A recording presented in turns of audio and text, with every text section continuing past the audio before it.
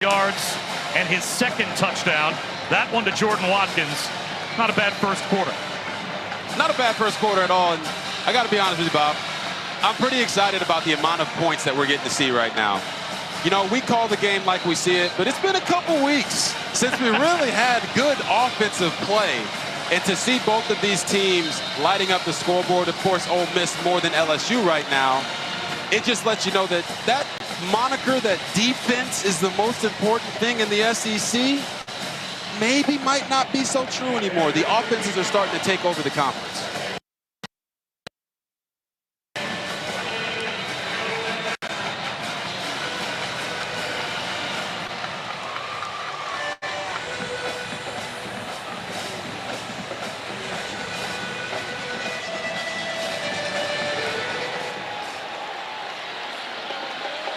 This kick down to the 3-yard line is returnable for Caleb Jackson.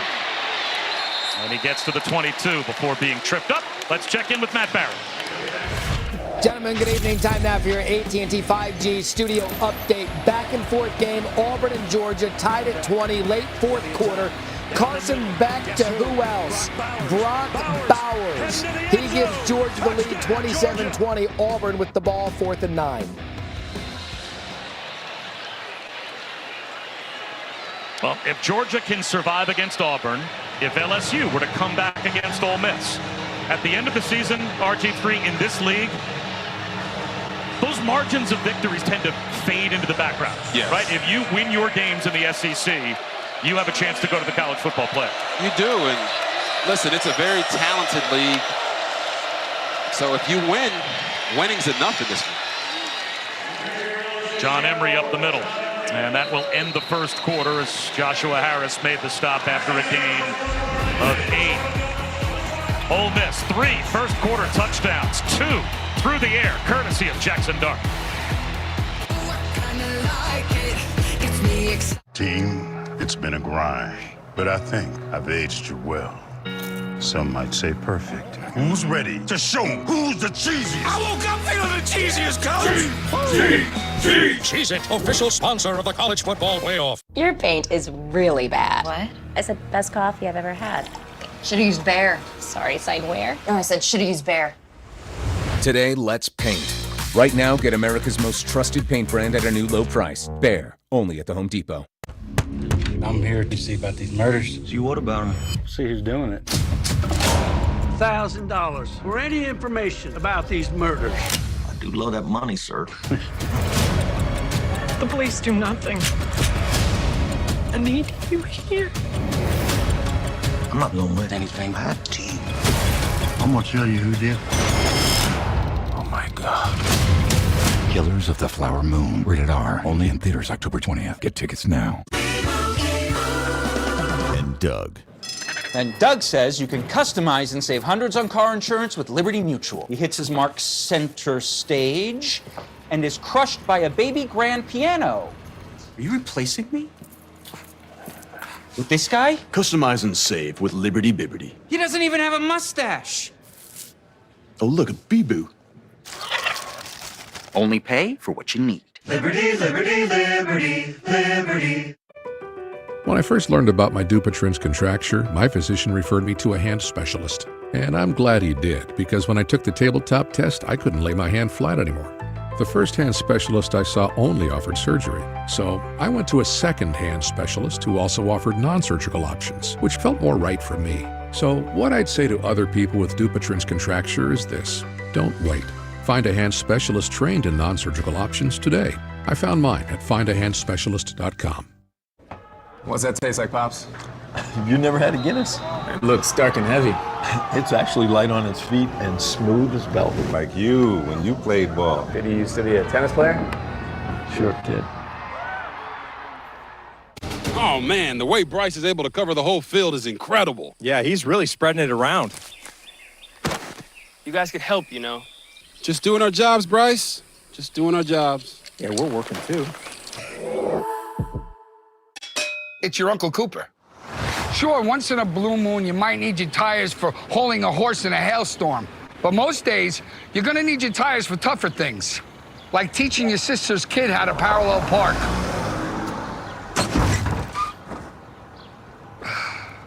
Thankfully, these Cooper and Duramaxes aren't just tough, they're everyday tough. Okay, there's a lot of improvement. Go with the Coopers. Cooper! The moment is here. The MLB Wildcard Series on the networks of ESPN. Start of the second quarter, 21-7. Ole Miss has the lead on LSU. And a moment ago, Brian Kelly spoke with Chris. Coach, you guys have come back from some slow first quarters before. What will you need in this next 15 minutes? Well, we got to execute. I mean, we missed a tackle on a counter play, and, you know, we don't insulate on a simple switch vertical. So, you know, we got to play football and you know, make the simple plays. We don't have to do anything outstanding. We just got to play football and make the corrections and come out here and obviously respond here offensively. Thank you, Coach. Thanks. Well, to Brian Kelly's point, off to a good start on this drive. They pick up a first down. John Emery, that's about as simple as a swing pass gets. Well executed. Exactly. They got the defense caught inside, outflanked them, and John Emery did the rest, getting a positive gain down the sideline. Ole Miss shows blitz. Are they going to come after Jaden Daniels? They are. Daniels tries to buy time in the pocket, and the blitz gets home. Kyrie Coleman gets the sack, a loss of 7. Pete Golden told us that he was going to have a show package, but right here he didn't just show, they went. And Kyrie Coleman does a nice job fighting off the offensive lineman's block, number 69, Charles Turner III, and getting to the quarterback. They really do believe that they can attack the center to the right side of this offensive line with Charles Turner III, Miles Frazier, and Emory Jones Jr. to make them have to block one-on-ones that aren't favorable. Now it's second and long. This time a 4-man rush. Quarterback run right up the middle. Goes Jaden Daniels. He's got the first down and more. Daniels hunting the pylon. Down the sideline into the red zone before he's finally run out by Zamari Walton. At the 10-yard line. He picks up 55.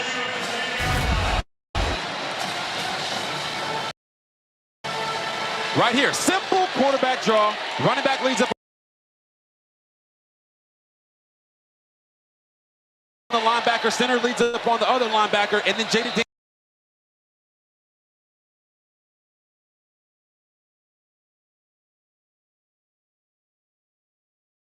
In Blacksburg tonight, two teams hoping the fog clears for them as Virginia Tech welcomes in Pittsburgh tonight in our ACC Network primetime game. Expecting a sellout crowd here at Lane Stadium. It's Parents Weekend. It's Military Appreciation Weekend. Lots of fun things coming, and the Virginia Tech faithful hoping to see their Hokies get back on track. We are about 6 hours away from kickoff. Week 5 is already underway as we say hello from inside Lane Stadium alongside our Hall of Famer, Coach Mark Richt, E.J. Manuel, Eric McLean, and Eddie Royal. I'm Kelsey Riggs. Great to be with you. We've got a big one coming up tonight between Duke and Notre Dame. Also, Clemson and Syracuse in action. We'll get to that in just a second. How we feeling back in Blacksburg again? You said Hall of Famer. I thought you was talking about me. Oh, I'm sorry. Bring him out. Bring him out. The Virginia Tech Hall of Fame. Just so you know. I was like, man, thanks for the welcome, Kelsey. You're welcome. Your day will come in. That's right. In Las Vegas. That's right. We're going to talk with Jeff Brom in just a little while as well. His team off to a hot 5-0 start after they took care of NC State last night. But right now, I mentioned that Clemson-Syracuse game. It just kicked off in the second half. Before we get to the highlight, this has been a good series the last 6 years. The last time, actually, that Syracuse won in this, it was in 2017. The Orange stunned previously unbeaten number 2 Clemson in the Dome. And Coach Babers and the boys, they were pretty pumped up afterwards.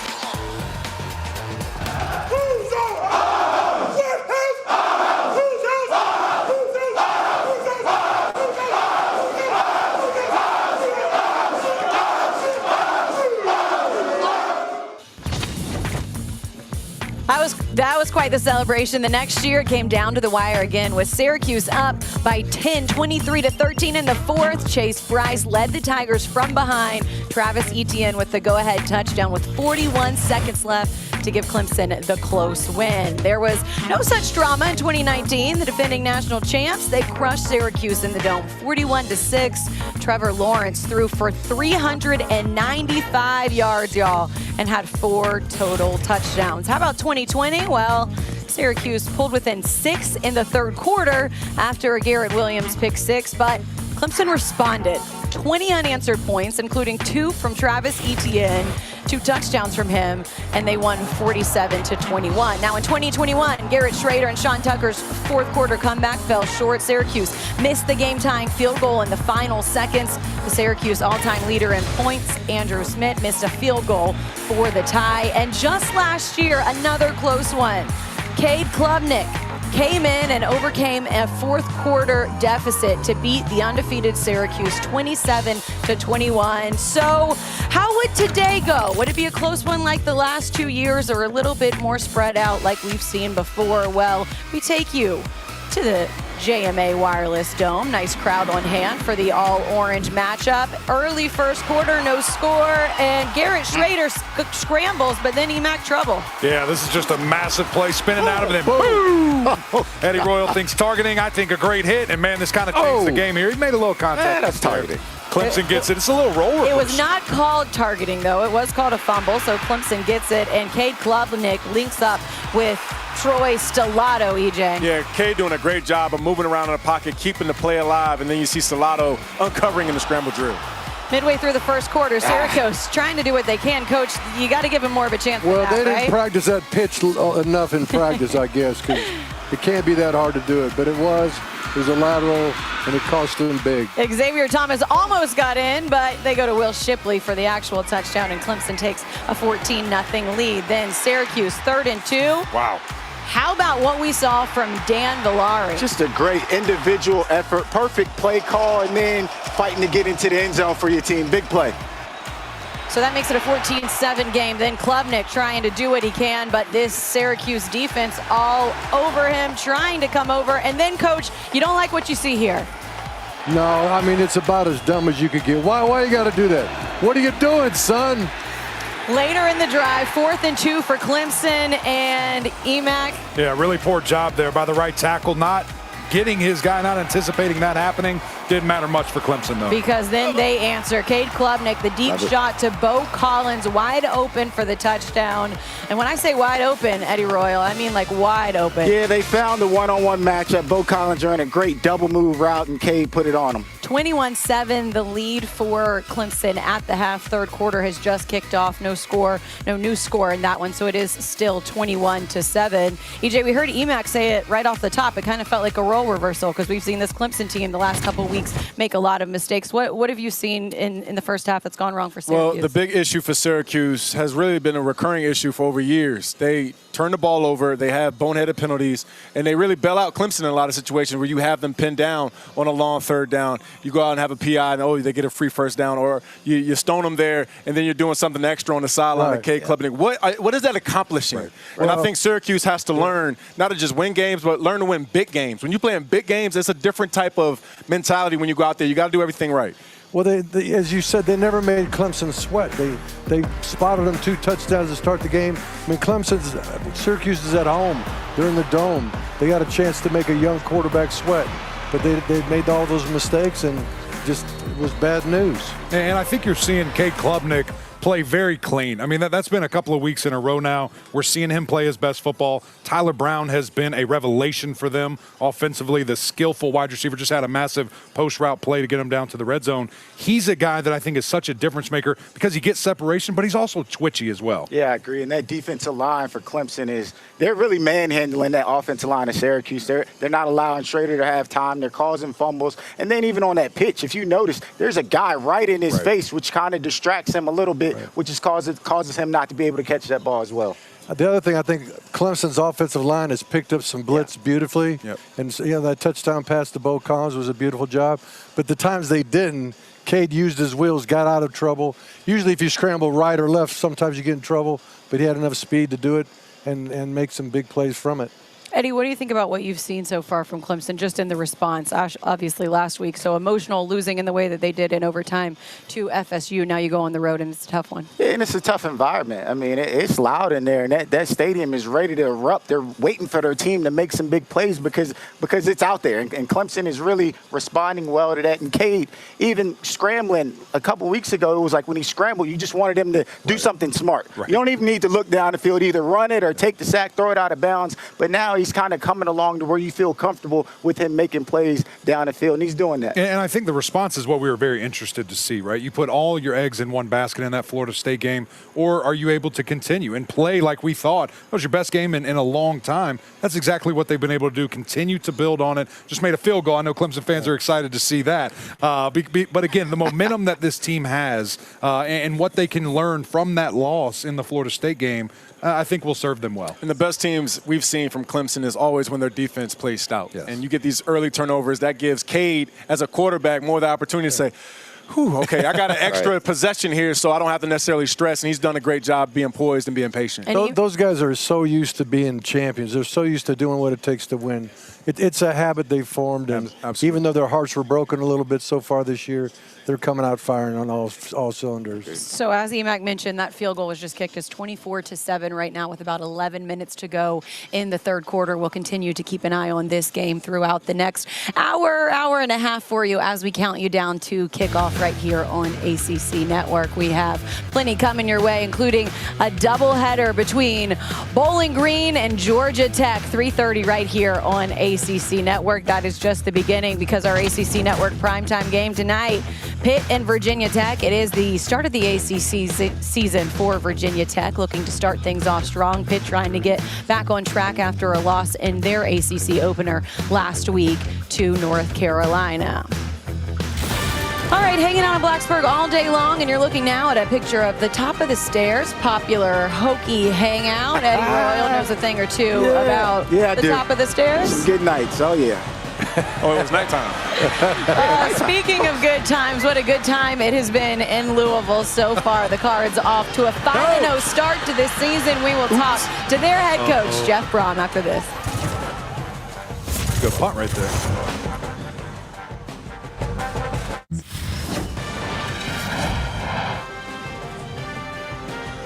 Welcome back into the ACC Huddle. You're taking a look at Burris Hall here on campus. The building was originally built in 1936. It's the main administration building on campus. You spent a lot of time there, too. You were at top of the stairs, and then you did a lot of academic work, too? I think I spent more time at one place than another. I'm not going to tell you which, but yeah, you can guess. It worked out, Eddie Royal. All right, let's take a look at what we had last night, because we got a Friday Night Lights ACC showdown for you between NC State hosting the undefeated Cards midway through the second quarter. Scoreless, Brennan Armstrong opens things up. Yeah, 4th and 1 call. I don't know that I loved it, but it worked out, and they executed the right way. Because Delbert Mims gets the carry on the very next time up the middle. He scores from 4 yards out. NC State takes a 7-0 lead in the second quarter. Jack Plummer trying to get it going, EJ, but not going to happen here. Yeah, just got to see the coverage is zone. You had a safety over the top, so you couldn't throw it deep. Better off just hitting the check down. Ensuing possession, it's Braden Narveson, the 49-yard field goal, and NC State has a 10-0 lead at the half. Third quarter, Brennan Armstrong. Coach gets picked off in the end zone. You hate it. You work so hard to get down, and then you throw it to the other team. What in the world is going on? Then how about this? Jack Plummer and Chris Bell. The catch, Eddie Royal. I love it. He had a career day, 3 catches, 85 yards. But right here, he coming up big for his team when they needed it, getting his hands underneath the ball, securing the catch. That makes it a 10-7 game. Next NC State possession. Emac trouble for Brennan Armstrong. Yeah, this has kind of been the trend here for NC State with these turnovers. Very costly, especially given the situation.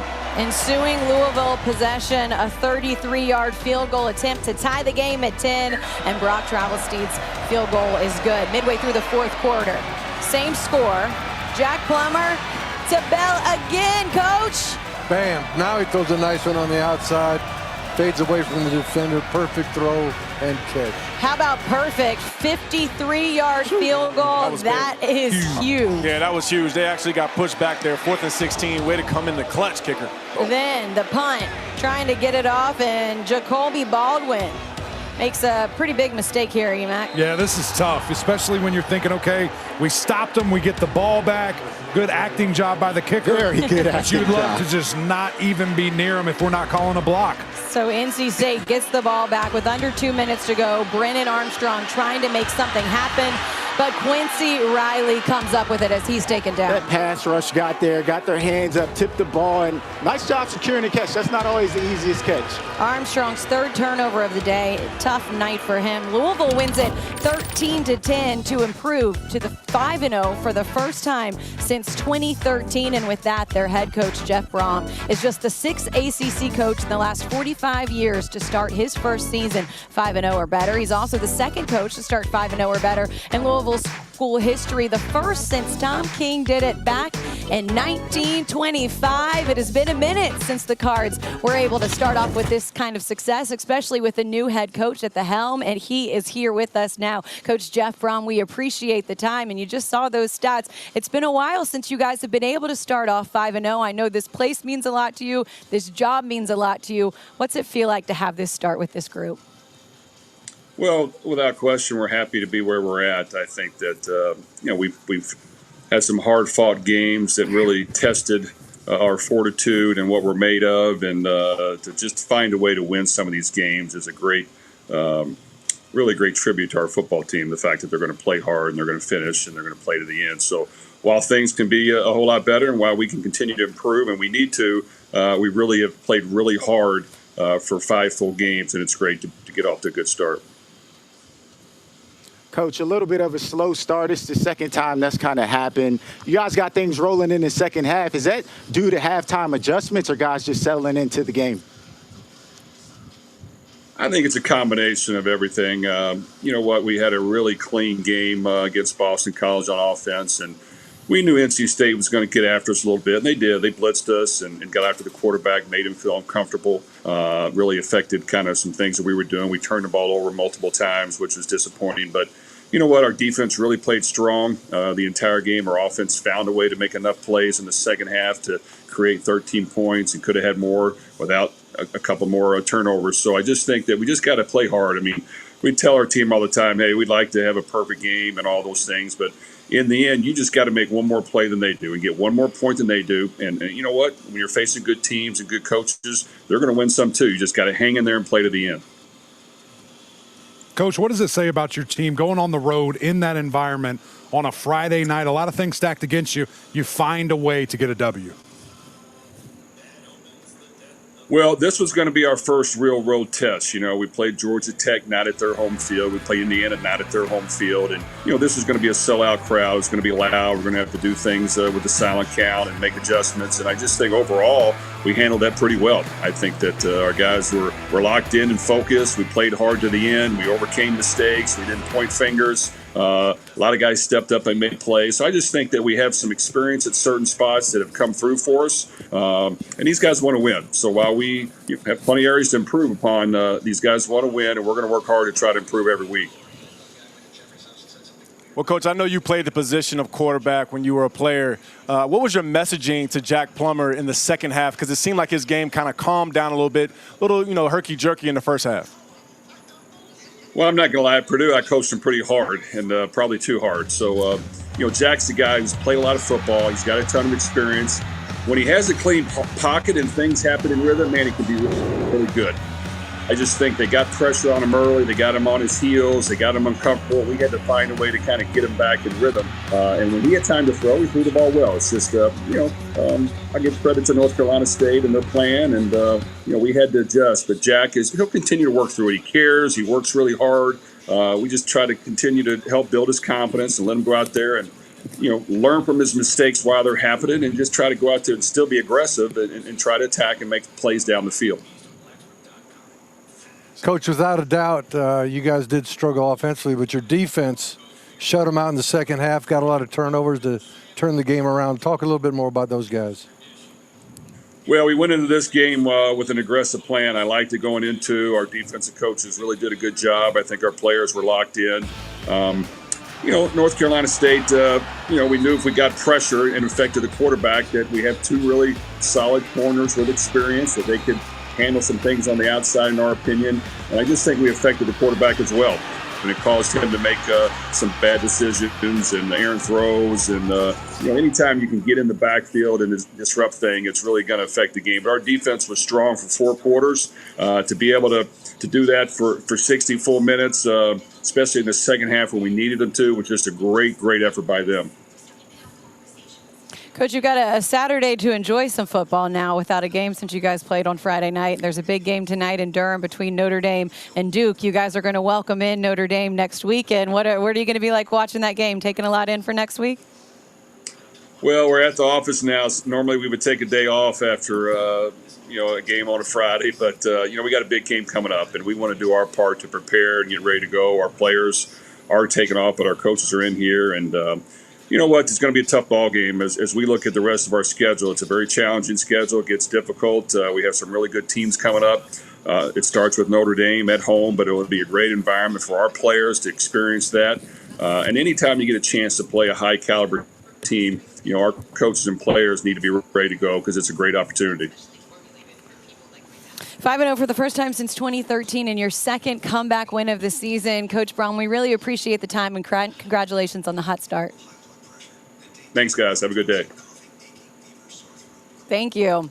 All right, you heard him weighing in on what they have coming ahead, and we'll talk a little bit about last night. But EMAC, I mean, what's it like when you're off to this 5-0 start? They'll obviously see what happens with Notre Dame, but they know what's coming. Yeah, first time 3-0 ever, in the ACC for these guys. What an opportunity they have now again this next coming week to just take care of business. And it's super fun because you get to see them. You get to see them tonight. You're not playing a game, so a little bit of an advantage for those guys.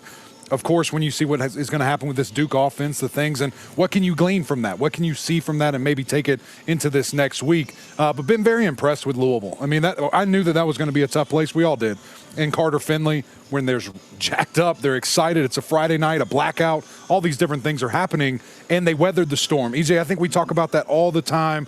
How can you stay calm? How can you let things happen and just win the game? Yeah, well, it was bigger than just the win because they won in spite of not playing their best. And Jack Plummer probably had his roughest game that he's had since he's been at Louisville, and he is an excellent quarterback. So when you see him kind of battle back for them, that's why I asked that question to Coach Braun. What was the messaging? Because he did calm down. He did take a deeper breath when he came into the second half and gave some of those receivers big-time chances to make big-time plays. Guys throw go balls all the time, and you saw Brennan Armstrong throw the same type of passes, but they were out of bounds. So a receiver can't catch it if it's out of bounds, Eddie. Yeah, look, I agree. And the fact that they only had 20 yards rushing, I mean, I was just going to bring that up. Yeah, the previous. Their fewest before. Yeah, go ahead. 184. So you assumed that they were going to be able to run the ball. So you got to give NC State a lot of credit for stopping the run. We talked about that. Something they needed to do. They did that. And in fact, Jamari Thrash has been the go-to guy all year long. You could count on him. We don't know what they did with him. They doubled him. They took him out the game. That's what you do. Good defenses are always going to try to stop the run and take away your best passing option. They did that, and somebody stepped up. It was Chris Bell. Yep. They called his number. He stepped up big. We saw the touchdown catch, and then the go ball you talked about. Adjusting to that ball. Because like you said, every receiver doesn't do that. To be able to smack the guy through and catch the ball, okay. All right. Speakers work here. I know. Right, well, Louisville's offense was getting all the highlights, was getting all the press early in the year, but their defense took care of business. Yeah. And if their defense keeps playing like that, they're going to have a shot to win the league. Yeah. We'll keep an eye on that. On the other side of things, though, guys, NC State has just struggled. It hasn't been the offense that we thought it was going to be with Brennan Armstrong coming back with Robert Ncaa, and knew we'd have some question marks about who would he have around him to help him. But, Coach, there were a lot of mistakes last night as well. What's your expectation of kind of what we've seen? A year ago when we're watching him, Armstrong play for Virginia, kind of feeling for the guy because things were falling apart around him, and obviously he was part of the issue, but now all of a sudden he's doing the same things this year that he's doing a year ago, and you thought he's a mature enough guy not to do some of those things. And part of it is just, trying to win a game, trying to do what you got to do to help your team. But part of, winning at quarterback is not losing the game, and he's got to do a better job of that. I think you got to give Coach Braum credit as well. I mean, to allow your kicker to try that 53-yard field goal. I believe he missed a 52-yarder early in the game. So to have faith in that guy, because if you miss that field goal, then you give them good field position. Well, plus it's a low trajectory kick, as you know. Easy to block. It was their longest field goal for Louisville in the last 20 seasons and ends up being, a 13-10 win for them. Meanwhile, we've got an update on another game that's going on, just kicked off at noon between Boston College and Virginia. And, guys, we're still in the first quarter, but how about Mike Hollins taking this one in, EJ? Yeah, I like the play call, too. You get Mike Hollins out on the edge, and once he catches this, it's really hard to try to get that leverage by the defense. So easy touchdown, Mike Hollins. 7-0 right now with about 7.5 minutes to go in the half. We've got more to get to here on the ACC Huddle, counting you down to kickoff between Bowling Green and Georgia Tech right here at 3:30 on the other side of this break. Coach is going to take a deep dive into the quarterback, Haynes King, who leads the ACC, tied for first anyways after what we saw with 11 touchdown passes. More on the other side.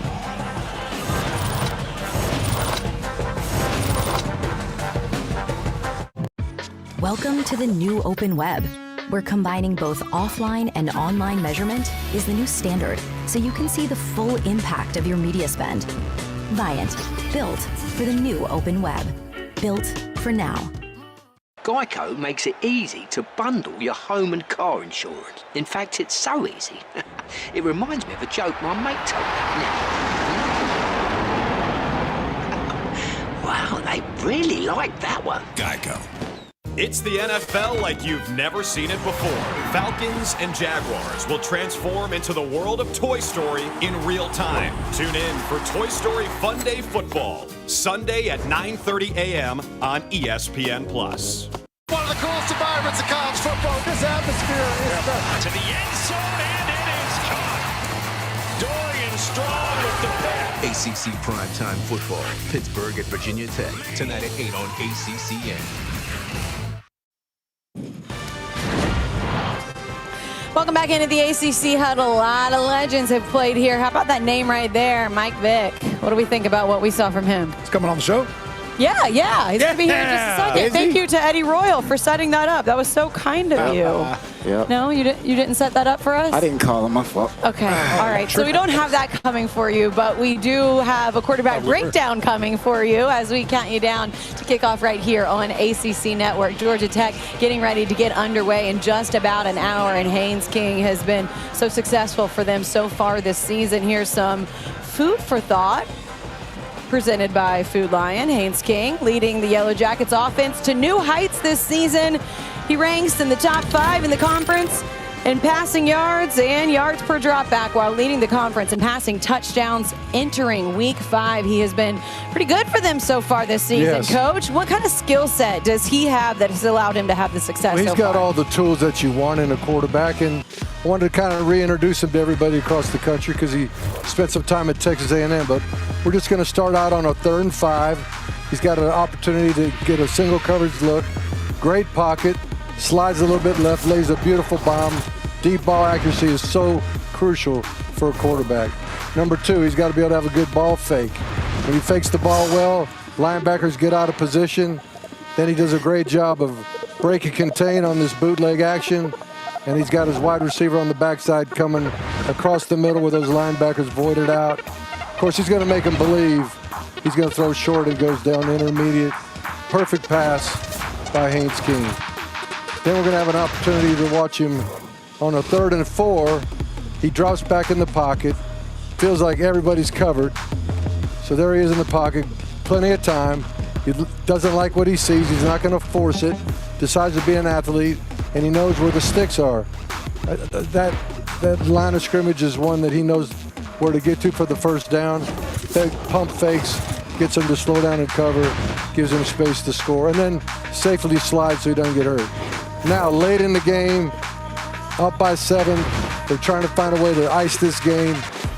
He drops back and has a chance to make this guy miss, work himself up the field, get enough yards to where there's no shot for Wake Forest to come back and win the game. So throwing on the move, throwing in the pocket, deep ball accuracy, and athleticism is part of his game.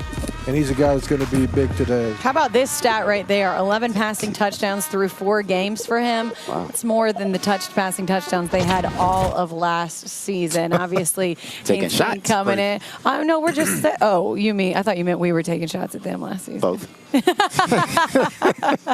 I see what you were actually saying there. Emac, what do you think about what we've seen from Haynes King? Well, I think it just goes to overemphasize how important a quarterback is. I mean, you get a guy, he can change everything. And to be able to stretch the field like they had, his athletic ability, everything that you just showed there, Coach, so impressive to see. And what's interesting to me is, when you guys were there, it was still a competition. It wasn't just he's the guy. Now, EJ, you did tell me they're leaning this way. Yeah. Haynes is probably going to be the guy. But I think that shows a lot from a quarterback to go somewhere new, to win the job from 2 guys that were there and had won games. It just goes to show that he truly not only is the best option, but continuing to be the best option and really being a good player. Yeah, and talking to their co-offensive coordinator, Chris Winkie, who was coached by Coach Richt here on my left, the biggest thing that he said about Haynes was that he's a coach's kid. Yep. And when you hear a coach say that about a player, that means that he has the understanding. He knows how to go through his reads. He knows how to get to his checks. He knows how to move guys around. And that's really what offensive coordinator wants. And I'm sure you could have doubled down on that, Coach. Like, you just want a guy, when you call a play, you can trust he's going to do the right thing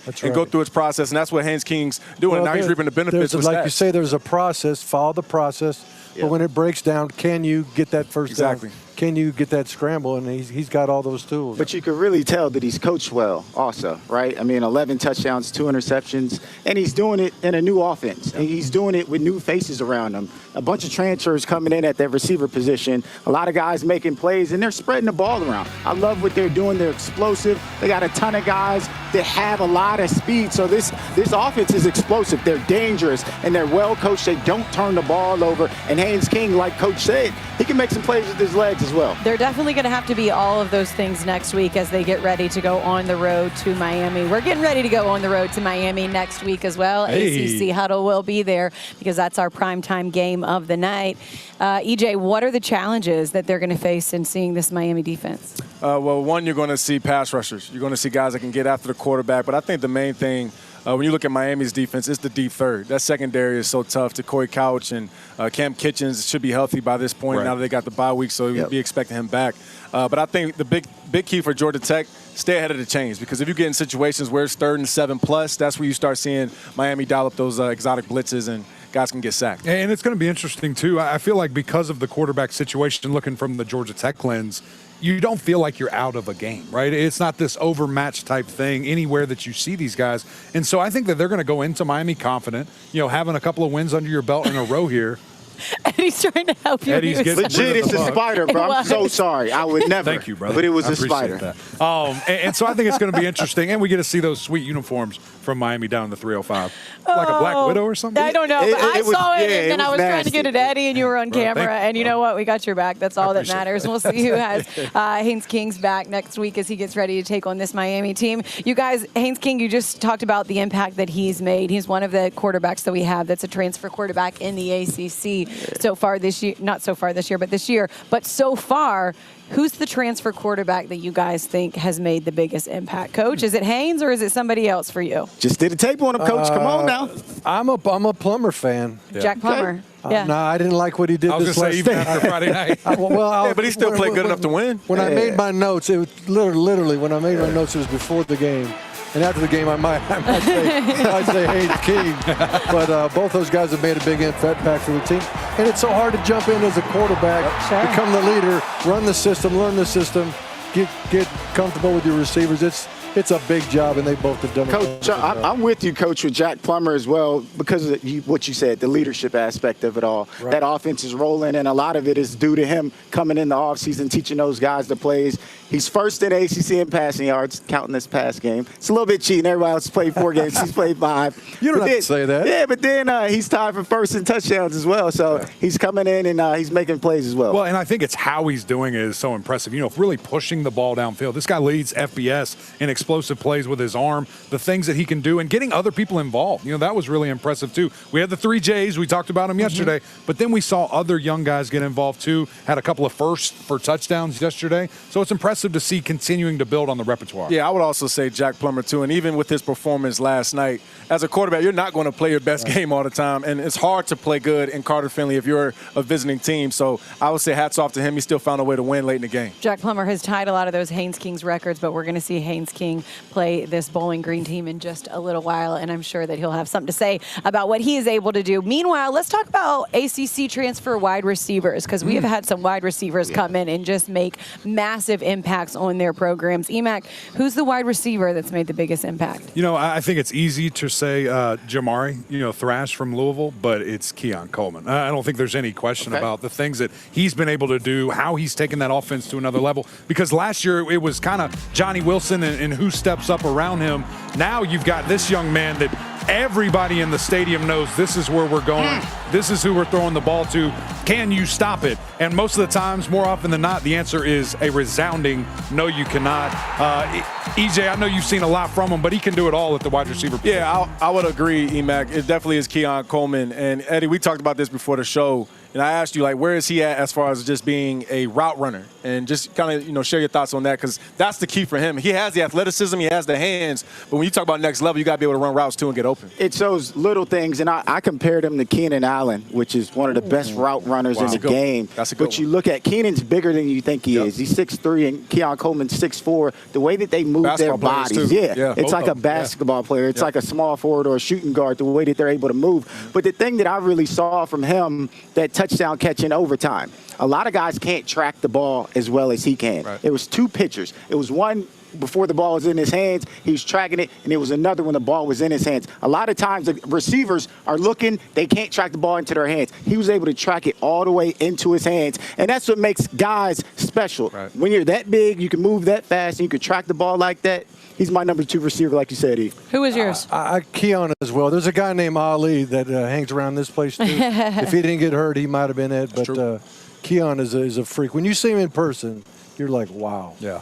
He's a good one. We saw him in person, and he made such an impact on that first game, has continued to do it since then. We'll see what he's able to do, not this week because Florida State's off, but maybe next week when they get back in action. Meanwhile, we got much more to get to here on ACC Huddle. When we come back, you just heard some of our top transfers. We're talking power rankings on the other side of this break. 1 through 5, it is not easy to pick. We'll get our guys' reactions and see how much those differ. Also, we're hanging out in Blacksburg all day long. We're inside right now, but for our halftime, we'll be out here with the activation set, and that seems like she put it right where she wanted to. Looks like a great throw, or either she has great friends helping her fake that great throw. More from the ACC Huddle after this.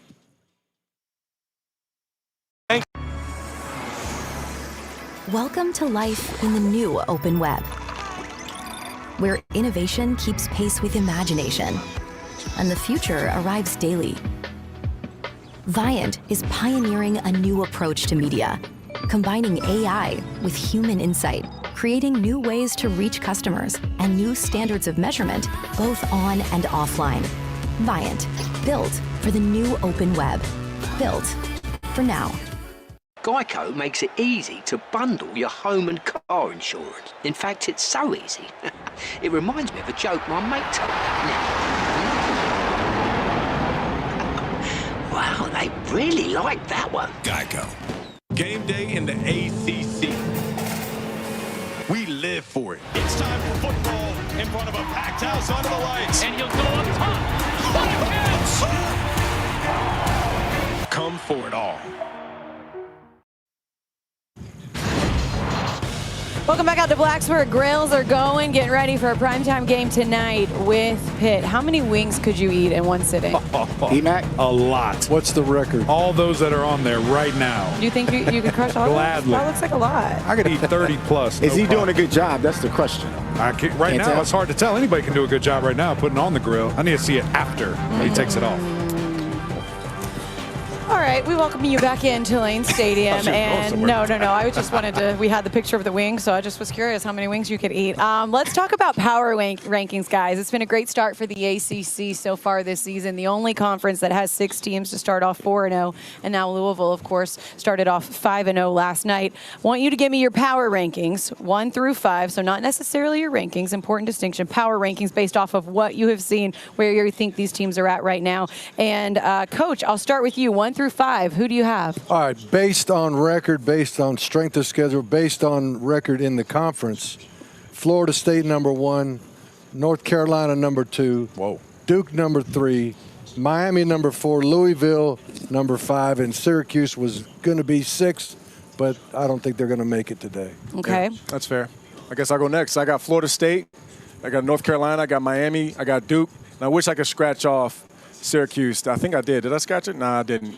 Not enough time. I would love to put Louisville as my 5th. No, you're good. You're good. Good looking out, Press. Okay. You got Louisville at 5th for me. He took care of business for you. Yeah, I got Press. Throw mine up there real quick. Mine changes by the hour, I feel like. Power rankings. Yeah, I mean, yeah, Florida State's #1. I know that. I believe I got Miami #2, right? Miami's been #2 for me for a long time. Yes, then you got Duke. Duke, Duke, yeah.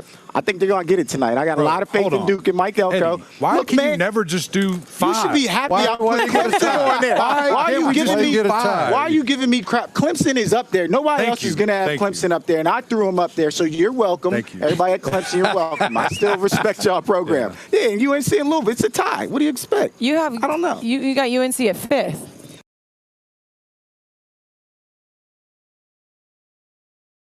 Huh?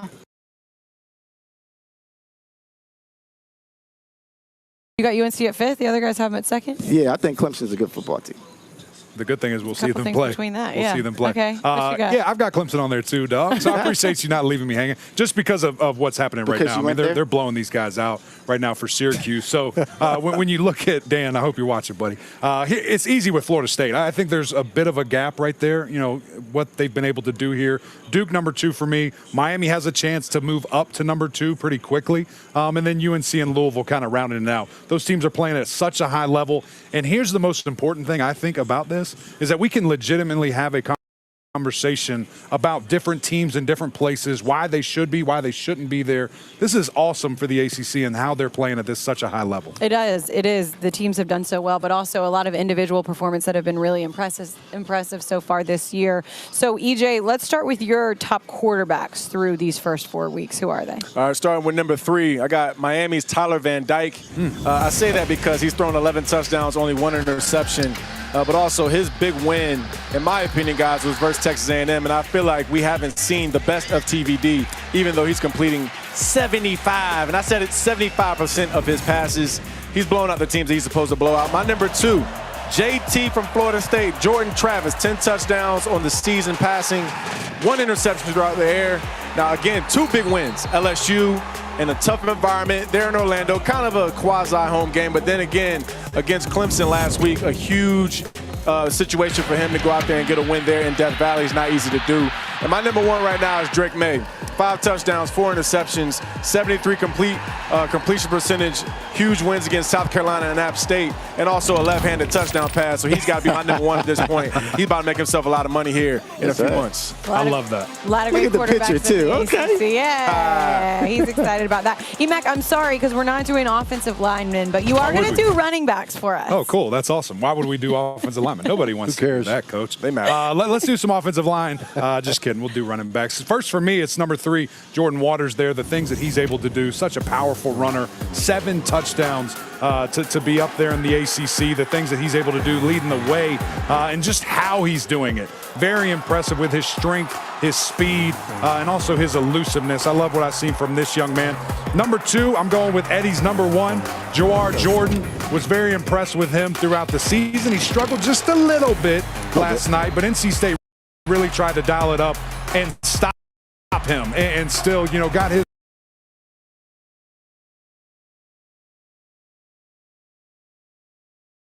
when he could.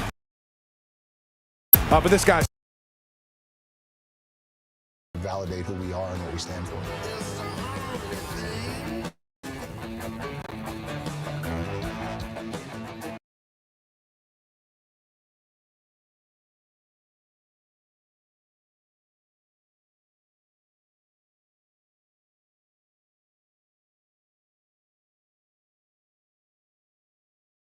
Devils trying to win a game as a ranked opponent against a ranked opponent, something they haven't done in almost 3 decades. Welcome to Saturday Night Football on ABC, presented by Capital One, and this presentation of the ACC on ESPN. They brought in just a few temporary seats. It's going to be a raucous crowd, and we can't wait for this one to start. Glad to have you with us. Reese Davis and Kirk Herbstreit, Chris Fowler on assignment calling the NFL game tomorrow morning. And Kirk, when you look at Notre Dame, there's not really any way to present the next game until you look at the last one, particularly the way the Irish let it get away late against Ohio State. 41 seconds to go. They're up by 4. Huge win probability. DJ Brown can't get the interception. Yeah, it sets up this 3rd and 19 up to 85%. I think most Notre Dame fans right now are turning away. Ohio State converts to see the win probability going down. They're under 10 seconds to go. 27% on the run play. If they would have known there were only 10 men on the field, probably much higher. Ohio State scores, and now we're left to wonder, how does Notre Dame respond to such a heartbreaking loss? On the field before the game, talking with Marcus Freeman, one of the things he said to me is he's worked hard. He told us all week he's worked hard to learn from last week. But he said, at this point, I have an angry football team. Not a team that feels sorry for itself, not a team that's worried about last week, an angry football team, which I think is a good sign for Irish fans. And they've got the steadying presence on offense, a 6-year quarterback, Sam Hartman, the transfer from Wake Forest. He's very familiar with Duke. And, of course, he led a players-only meeting for the offense to try to rebound from Ohio State. Anytime you hear that, you talk about accountability, you talk about players-only meetings, it means you know you have great leadership. And it wasn't just Sam, it was offensive linemen, some guys on defense. This team has veterans. So when you go through something like last week, it can really help you get ready for tonight. People have talked about how Notre Dame would bounce back all week, but let's not underestimate this stage for Duke right now and Mike Elko in his 2nd year as head coach. Boy, it's so impressive to see what he's been able to do just in, as you say, this 2nd year. I want to go back to last year. This guy won 9 games in his 1st year as a head coach, coming over from Texas A&M with Jimbo as a defensive coordinator. And he brings a defensive mind. It's an aggressive mindset. I think it permeates its way all the way to the roster, and these players, they have an attitude. They play with a chip on their shoulder. You would think they'd be intimidated by this. I think they're kind of welcoming the challenge of the Irish coming in here. That's sort of the mantra of their quarterback, too, Riley Leonard, who's played very well in big-time quarterback matchups. He's a dual-threat guy, elite athlete. Yeah, an elite athlete, and Mel Kiper and many feel that he's a first-rounder. And I think when you have a quarterback that can pull the trigger, make big plays with his arm, and especially with his legs because of his mobility, Notre Dame's got to take that aspect of his game away tonight. We're going to talk a lot about these 2 quarterbacks and what's at stake for both teams. A lot of electricity around Wallace Wade Stadium tonight. Duke and Notre Dame coming up. The Nissan pregame drive is next, after this message and a word from our ABC stations. Desmond Howard, here to see my college football collection. Impressive stuff. Carolina isn't just a campus, a team, or an alma mater. It's a place where inspiration takes flight and lands in far-flung corners. A place that isn't confined to classrooms, but mobilized by challenges. One that's because Carolina isn't just a place you go. It's a place you take with you. That's because Carolina isn't just a place you go. It's a place you take with you. We don't know any first responders. We don't know any first responders who only give 90%. Or farmers. The workers who build our towns, roads, infrastructure. They don't stop at halfway. And good luck finding a small business owner who's happy with an 80% effort. That's why they use Ford trucks. Ford F-Series, 100% assembled in America. Because we're all in on America. If you're filing a claim, it's urgent, and we treat it that way. Since we're here in Oklahoma, we can get agents and adjusters to you quickly, so you can get on with your most important business, your life. Whether it's 3 a.m. on a Tuesday or after a huge storm, we're here to help. We did it that way when I started 27 years ago, and we're still first on the scene today, because if it's urgent to you, it's urgent to us. Made of and made for Oklahomans.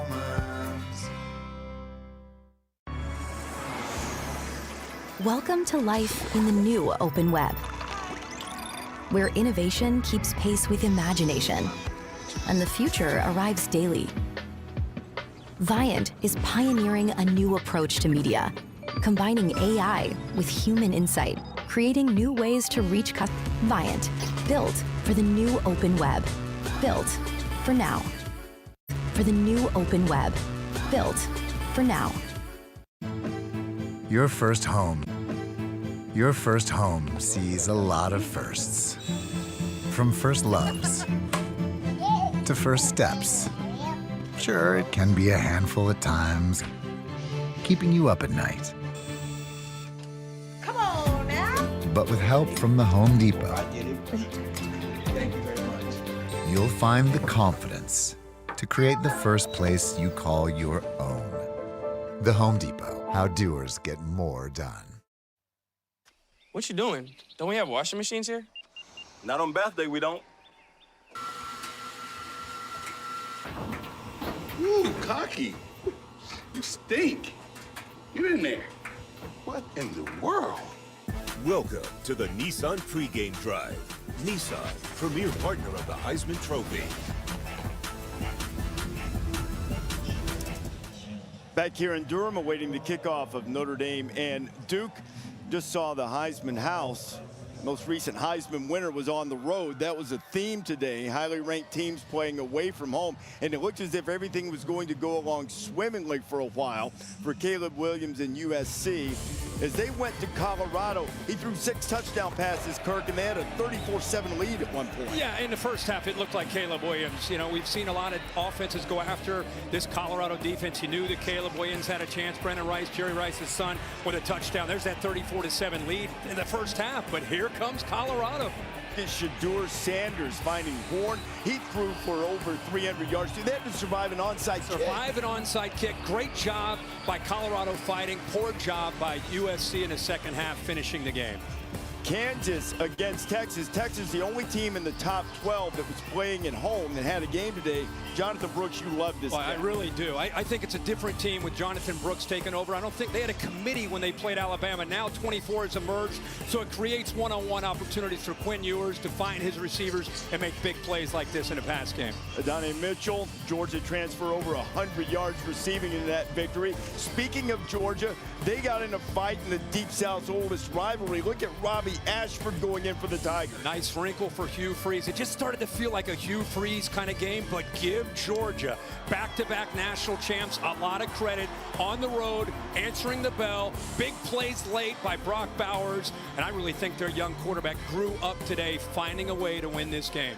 Made big plays. Auburn had one more chance.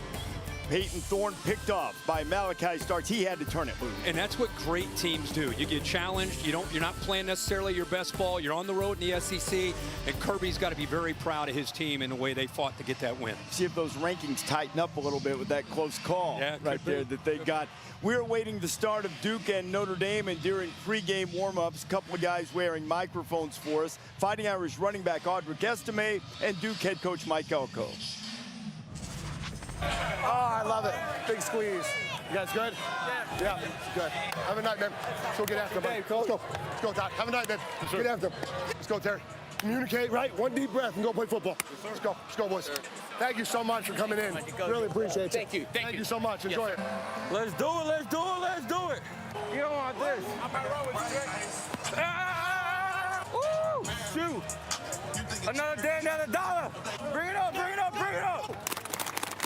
Right there. All during football. Woo! Duke's linebackers will have their hands full tackling that guy tonight. This has been the Nissan pregame drive. Kickoff from Durham is next, and now a look inside Nissan's Heisman house. People don't always know how to ask for help, but I believe if we can help, we should help. Okay, here we go. I got this. I'm good, Tim. Here, let me get some of those. Nope, I'm okay. I'll get the... Keep her coming nice and easy. Hey, we're gonna finish this thing, all right? Me and you together. I got you, buddy. I know you don't like the crust. I like the crust. I'll put it back. Sometimes people need help asking for help. Righty, tighty. That's not coming off. Hey, Tim, pickle jar stuck again. Do you need help, Barry? Welcome to the new open web, where Viant is pioneering a new approach to media, combining AI and human insight so you can accelerate return on ad spend with self-driving media buying. Viant, built for the new open web, built for now. Ladies and gentlemen, your attention, please. I just wanted to remind you that Geico makes it easy to bundle your home and car insurance. In fact, it's so easy. It reminds me of a joke my mate told me. Now, a knuckleballer and a catcher walk into a bullpen, and a knuckleballer turns to the catcher. Get it? Wow, they really like that one. It's easy to Geico, official partner of Major League Baseball. We don't know any first responders who only give 90%. Or farmers, the workers who build our towns, roads, infrastructure. Ford F-Series, 100 because we're all in on America. On America. That's why they use Ford trucks. Ford F-Series, 100% assembled in America. Because we're all in on America. A gut-wrenching finish. Touchdown, Ohio State. No time left. Wrenching finish. Touchdown, Ohio State. No time left. Just a heartbreaker for Notre Dame. This is when a gut-wrenching finish. Touchdown, Ohio State. No time left. Just a heartbreaker for Notre Dame. This is when leaders are needed the most for the Fighting Irish to rebound and believe. And yeah, it's on us. It's about next week, about bouncing back, and that's all we can do. The Blue Devils sense opportunity, a chance to stay unbeaten, while an early season statement still rings in their ears. Down goes Clemson. It's one of the biggest wins in Duke football history. Duke football, it's a thing now. So what's it gonna be? Regaining momentum? Touchdown, Notre Dame! Or sustained? Leonard, touchdown!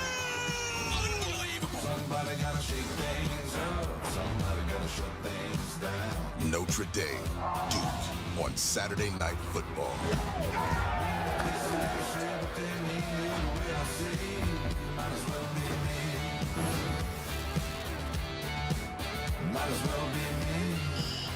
Welcome back to Durham. Kickoff coming Saturday Night Football as we go down to Holly Road.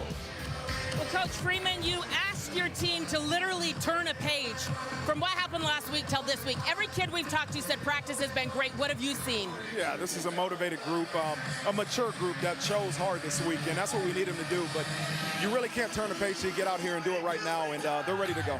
You're down a couple of wide receivers. Who can be your playmakers tonight? Well, we're going to have to tell those other guys to step up. You know, you got Rico Flores who's going to be playing a lot. You got Tobias Merriweather. You got Chris Tyree and a couple of other young guys that we're going to count on. So when the opportunity comes, you got to be ready to go. Thank you so much, Coach. Thank you. Holly, Marcus, thank you very much. You got a quick shot of Notre Dame wide receiver Jaden Thomas, who leads them in catches. He's not in pads, had a hamstring issue, will not play tonight. Duke won the toss, they deferred. Fighting Irish will get the football first. Charlie Ham ready to put toe to leather, and we are underway from Wallace Wade Stadium. Devin Ford on the return for the Irish, and the Blue Devils swarming down short of the 20-yard line. And that is where Sam Hartman will go to work in the top 10 career in both passing yardage and touchdown passes. And this season, he's been spectacular. Really has. And what is more impressive to me than the numbers is how he is fit into this roster. It's a veteran group, great leader, makes guys around him better. Just a kind of a guy's guy. Players will like to hang out with him, even though he's one of the older guys on this roster. Has just fit himself into this team and this offense very well. First snap, and this is what Notre Dame does. They want to run the football, and they do it with Audric Estime, and Duke's there to stop him for nothing. Yeah, Estime will have a big role tonight. You look at our impact players.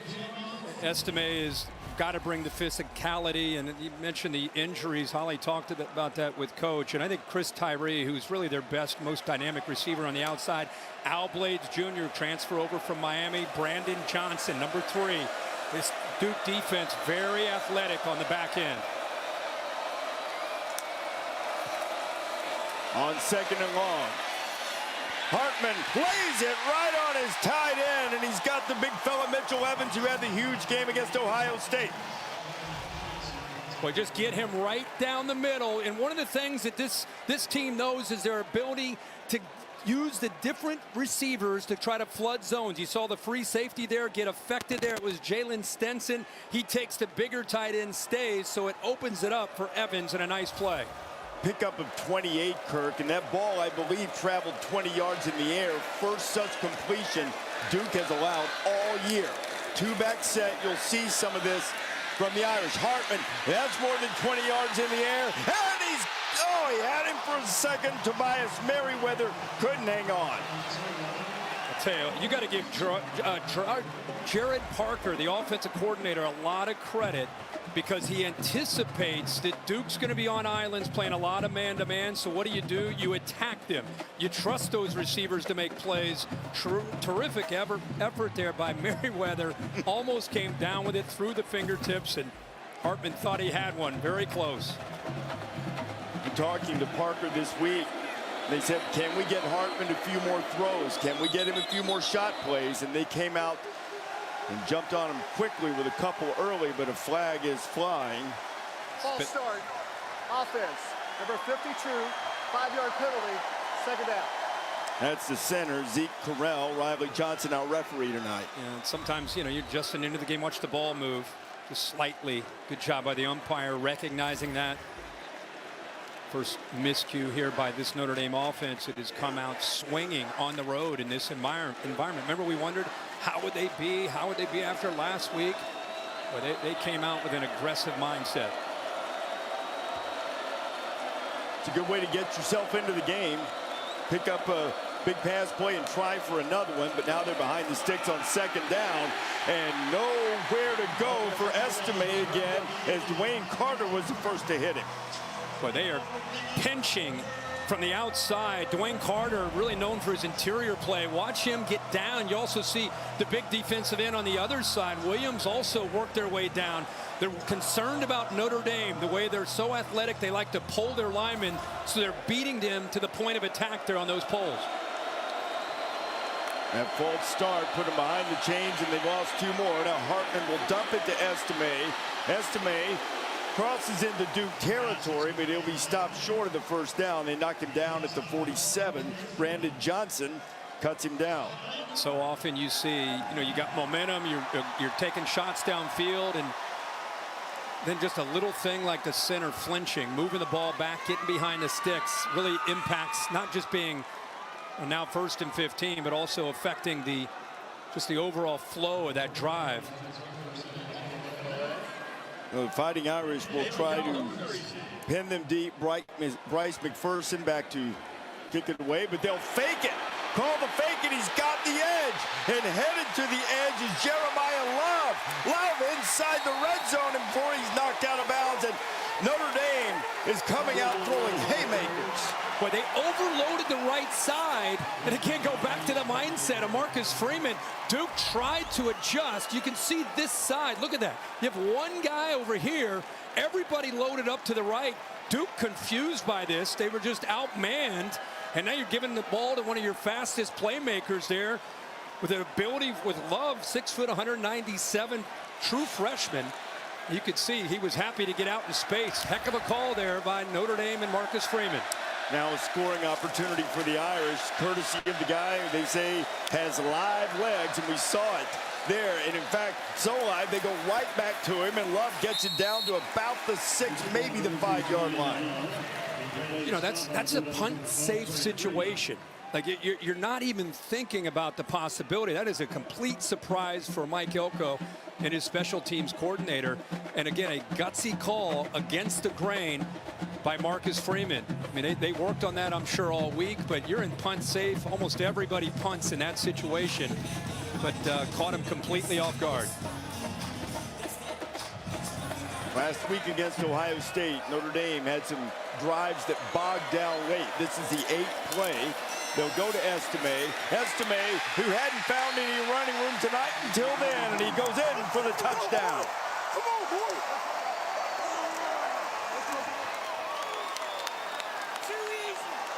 Audric Estime goes in for his 6th touchdown this season. Chris Reese, watch the offensive line play here.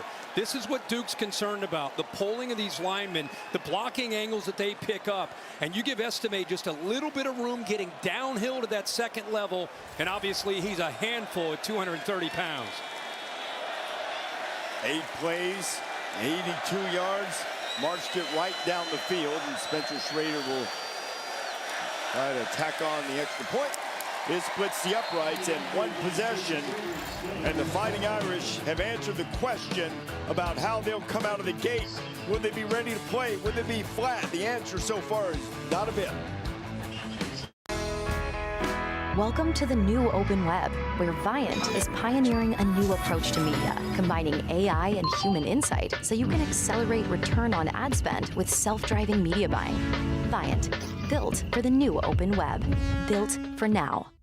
If you're filing a claim, it's urgent. Since we're here in Oklahoma, we can get agents and adjusters to you quickly, so you can get on with your most important business, your life. Whether it's 3 a.m. on a Tuesday or after a huge storm, we're here to help. We did it that way when I started 27 years ago, and we're still first on the scene today, because if it's urgent to you, it's urgent to us. Made of and made for Oklahomans. This October 10th and 11th, Prime Big Deal Days give Prime members exclusive access to 2 days of big savings, which means you're kind of a big deal. Prime Big Deal Days, October 10th and 11th, only for Prime members. We don't know any first responders who only give 90%. Or farmers, the workers who build our towns, roads, infrastructure. They don't stop at halfway. And good luck finding a small business owner who's happy with an 80% effort. That's why they use Ford trucks. Ford F-Series, 100% assembled in America, because we're all in on America. At Marshall's, our buyers hustle every day to get you great deals on all the good stuff. Like this stuff, and that stuff, and ooh, that's some really good stuff. We get the deals, you get the good stuff. Marshall's.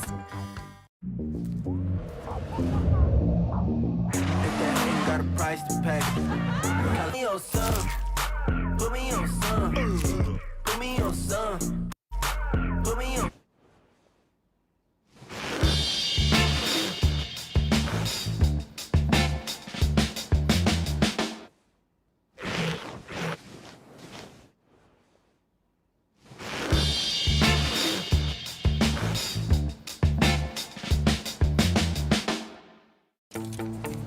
With the Home Depot app, the tools to keep the job moving are always in reach.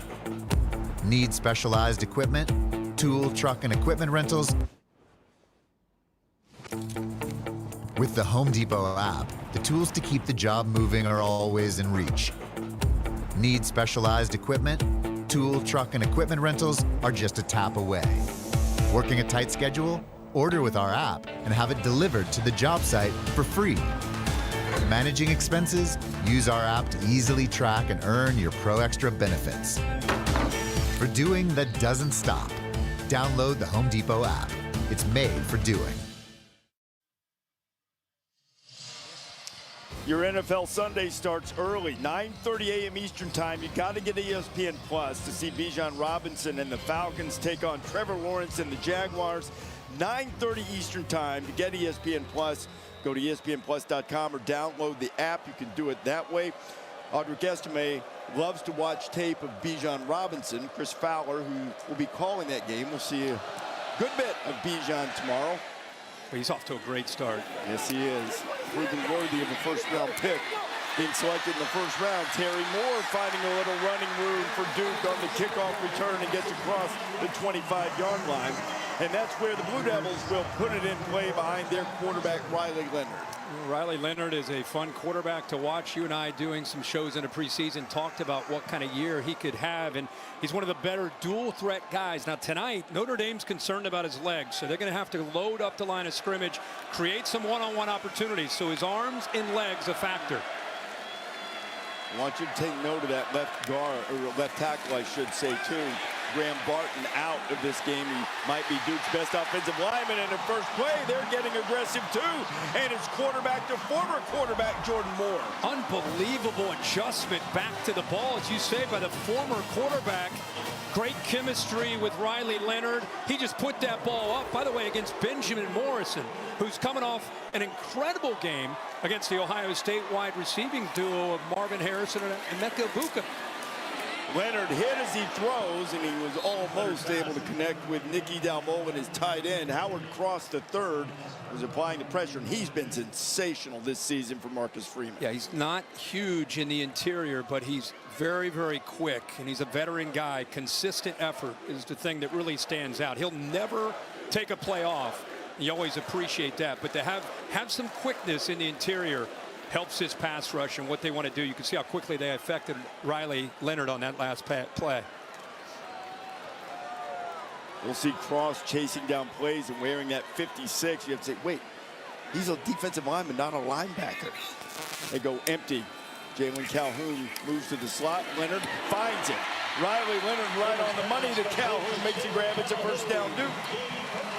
Great job motioning out the back, creating a lot of space in the middle.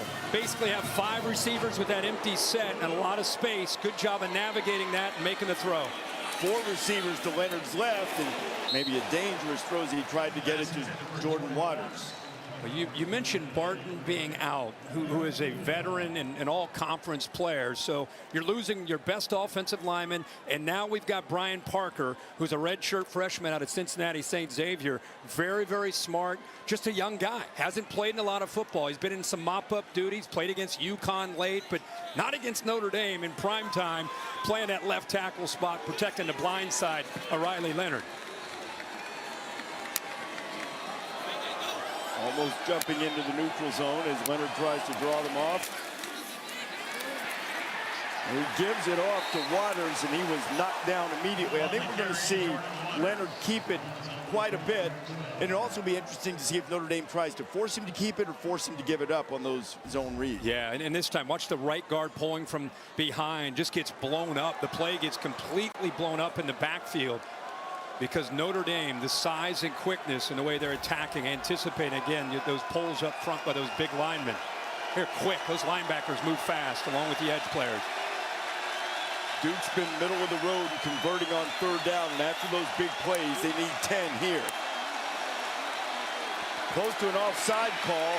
Leonard throwing toward the end zone and through the hands of Jordan Moore, but I believe this is going to be a free play because it looks as if the Irish jumped in the neutral zone. Yeah, free play.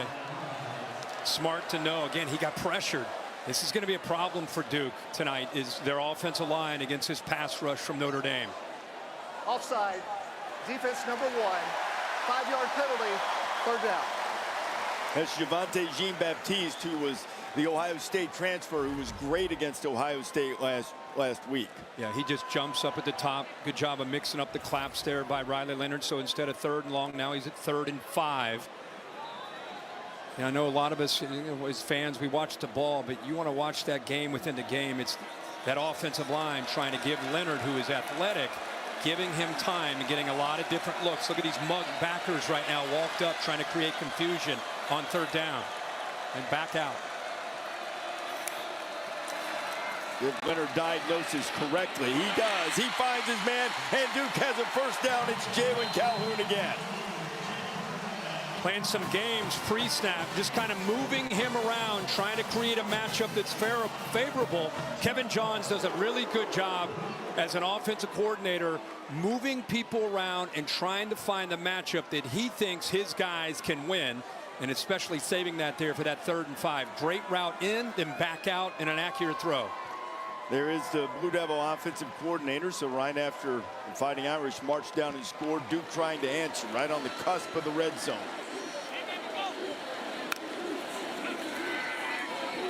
Leonard firing, and it is out of bounds and incomplete.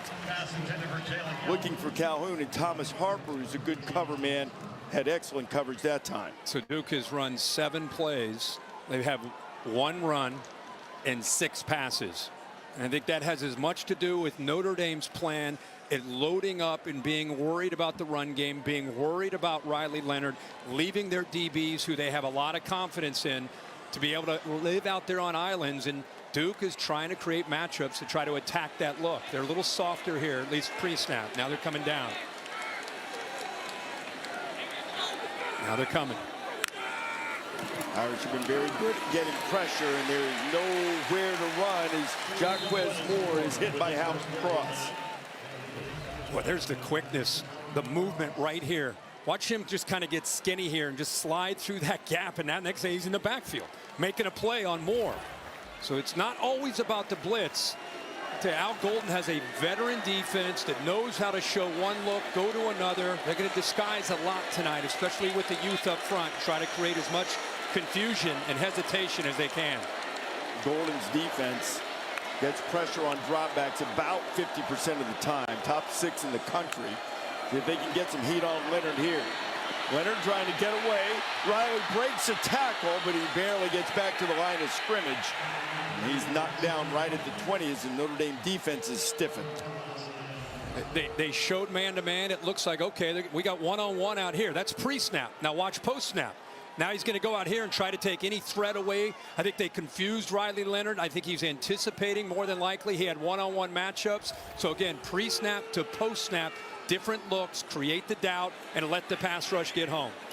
Todd Polino has been perfect from this range. It'll be a 37-yarder for the sophomore from Cornelius, North Carolina.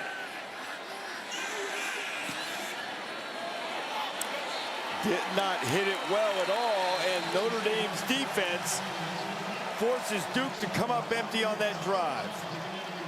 After the big plays, really strong stand by the Fighting Irish, and a miss hit on the field goal, and it's still 7-0 Notre Dame.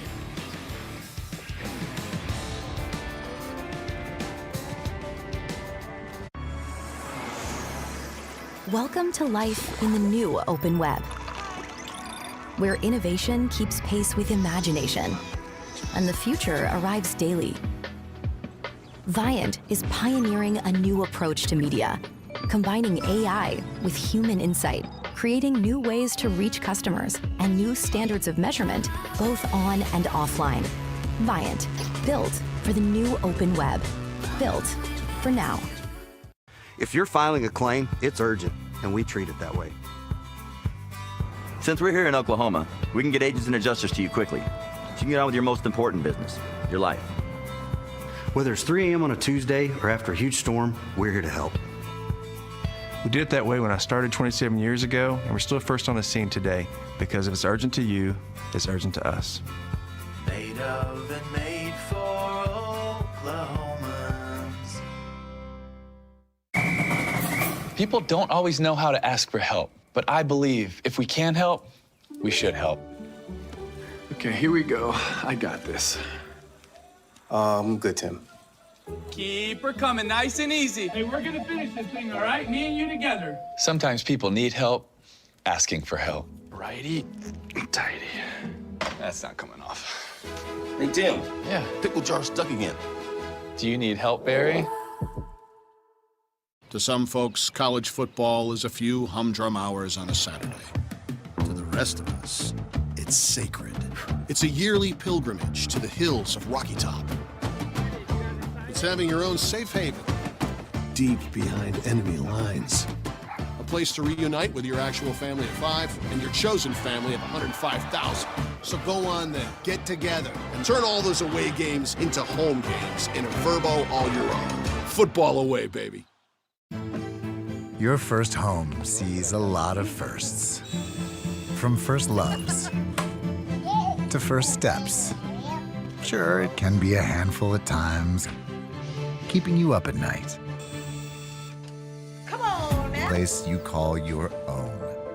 The Home Depot, how doers vote. You'll find the confidence to create the first place you call your own. The Home Depot, how doers get more done.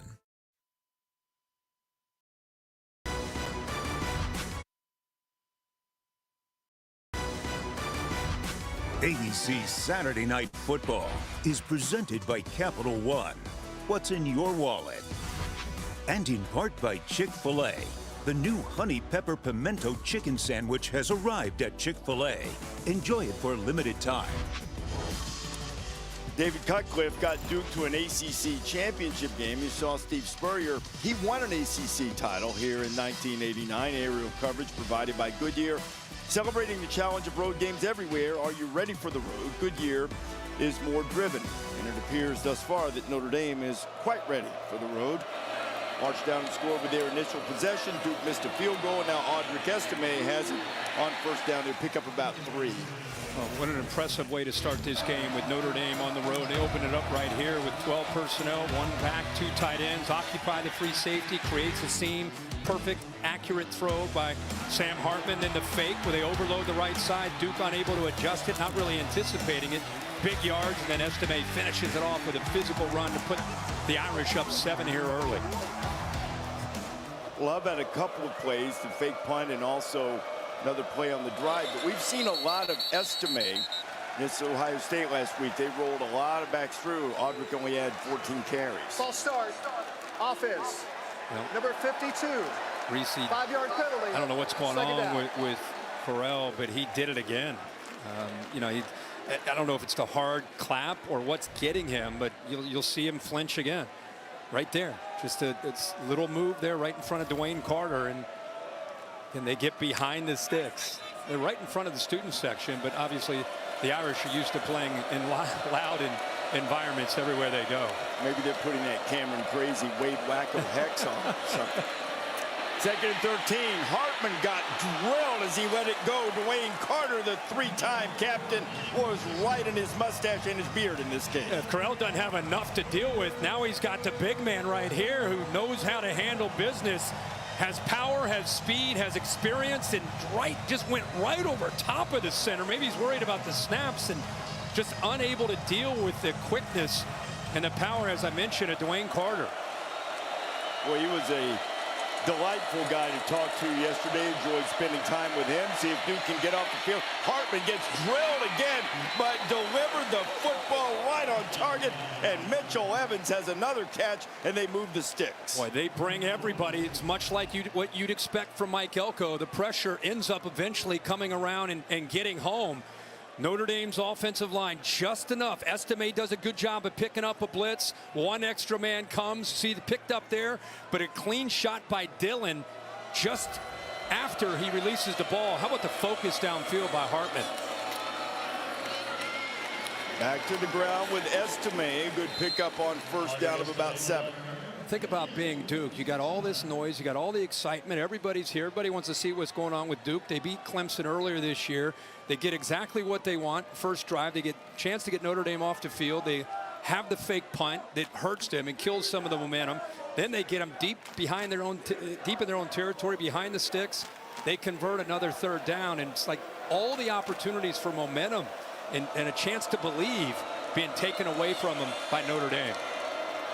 2 of those other backs in a 2-back set now as the Irish keep it on the ground, and they give it to Jabron Payne, and he's stacked up for nothing. 3rd down coming. I like that look. I like that changeup. They haven't shown it a lot, but I think it creates some matchup opportunities. It's a good job up front by Duke, but you can see those 2 backs having Price and Payne. You'll see that continue to be sprinkled in, and I think by Parker going to that, the offensive coordinator, they're eventually trying to set up other opportunities, whether it's a play action pass or even option game where you can fake one back and pitch it to get him on the corner to the other.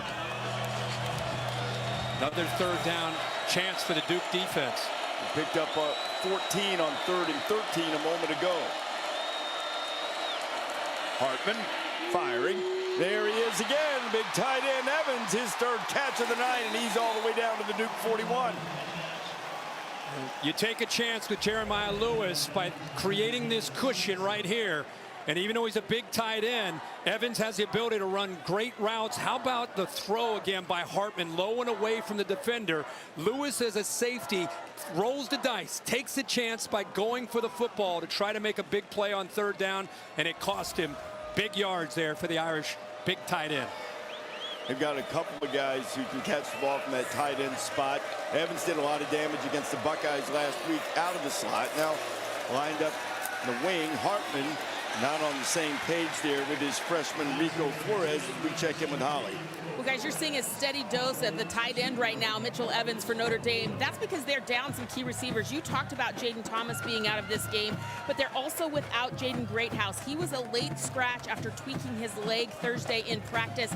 He's got 12 receptions. The freshman is one of their most dynamic playmakers. He will not play tonight, so only 3 guys really in the rotation for Notre Dame, but so far the tight end looks great. Yeah, Holly, it's a great point. They'll also look to Rico Flores when they need to get a few more receivers in there. Another true freshman. Hasn't played a lot.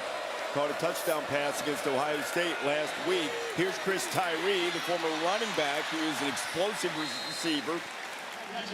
He'll be about 3 or 4 yards short of the first down. It's so impressive to watch Notre Dame's offensive line. How you've got a flag down, but how quickly they can get downfield. There is no flag. There's no foul. Second down. I think they were concerned about a legal man downfield, but I think he caught that ball just behind the line of scrimmage, so that's why they picked the flag up. Is that when we say good piece of officiating? Why does officiating always come in pieces? It is 3rd down and 4 here. Back to Estime, and Estime, they are ready for Audric tonight. It'll be 4th down and 4. Jamion Franklin, the Notre Dame transfer, there to make the stop. Good job of getting off of blocks. Franklin's got to be fired up tonight, right? And all these guys from Notre Dame he's friends with and buddies with. Boy, this is going to be fun to watch. This kicker is impressive, Spencer Schrader. He's got a big leg, make it from 61, 62 in practice. Of course, Marcus Freeman wants him to hit those mid-range field goals too, but this one's from 53.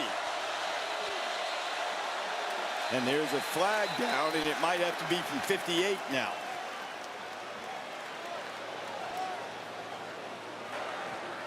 False start. Offense, number 74. 5-yard penalty. 4th down.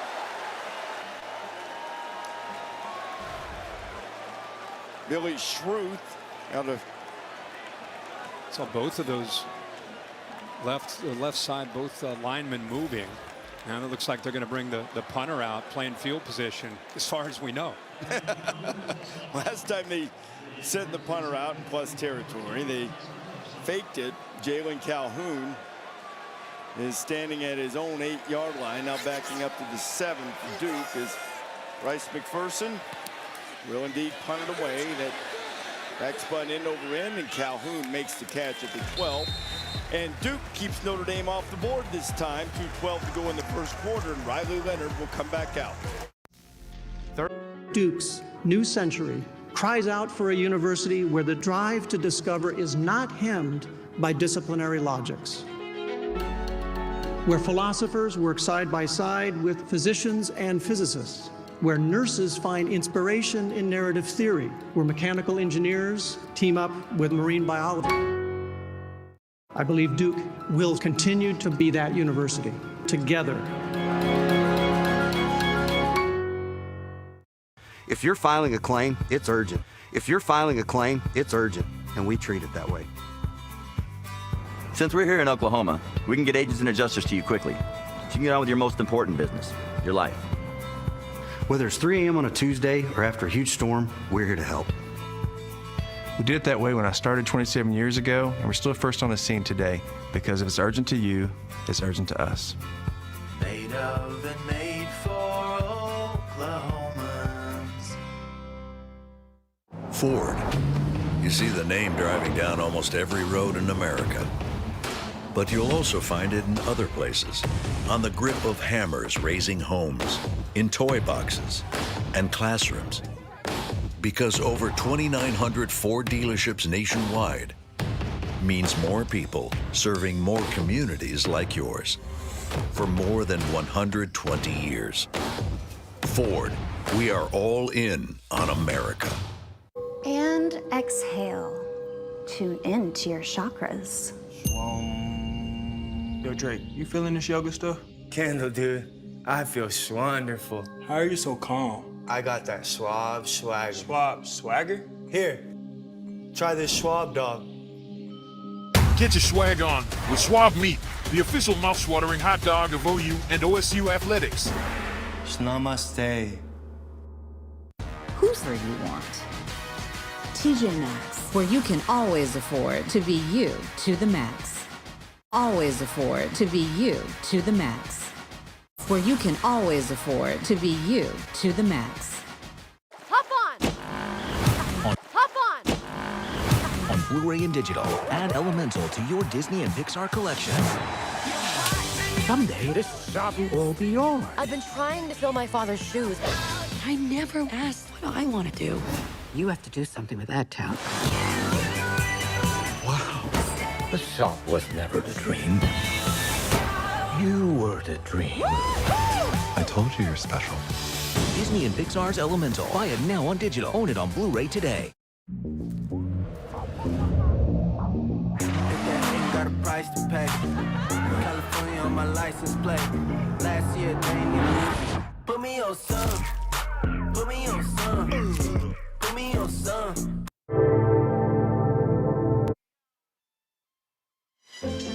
Duke football had really fallen on hard times, and then the Ncaa effect took over. You see, from 2019 to 21, no bowl appearances, poor record, getting blown out regularly.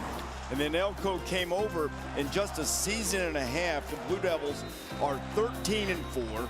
They're number 17 in the rankings, highest they've been since 1994, which was the last time they won a game matching ranked opponents. When they beat Virginia, it's something they have an opportunity to do here at home tonight against the Fighting Irish.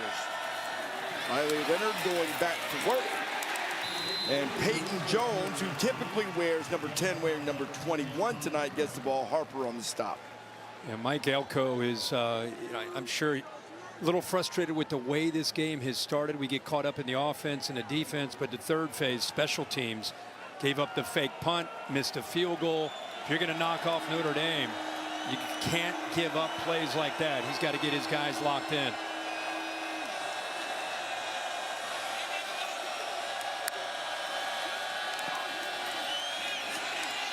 Leonard had time, and he threw an interception.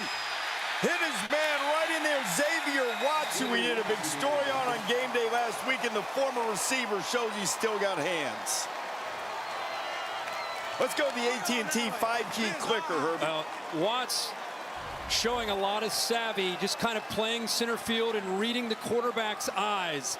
Does a really good job. He's just kind of sitting there, reading the route, trying to become a defender that can become a factor in hitting a crossing route. But next thing you know, he reads the eyes, the pressure gets there, and the ball is thrown right into his chest. And I think Riley Leonard's expecting him to sit back, dropping in coverage, but he's just kind of sitting in that robber, reading the eyes, steps in front of that crossing route, and he throws it late over the middle, which is always a no-no against a good defense.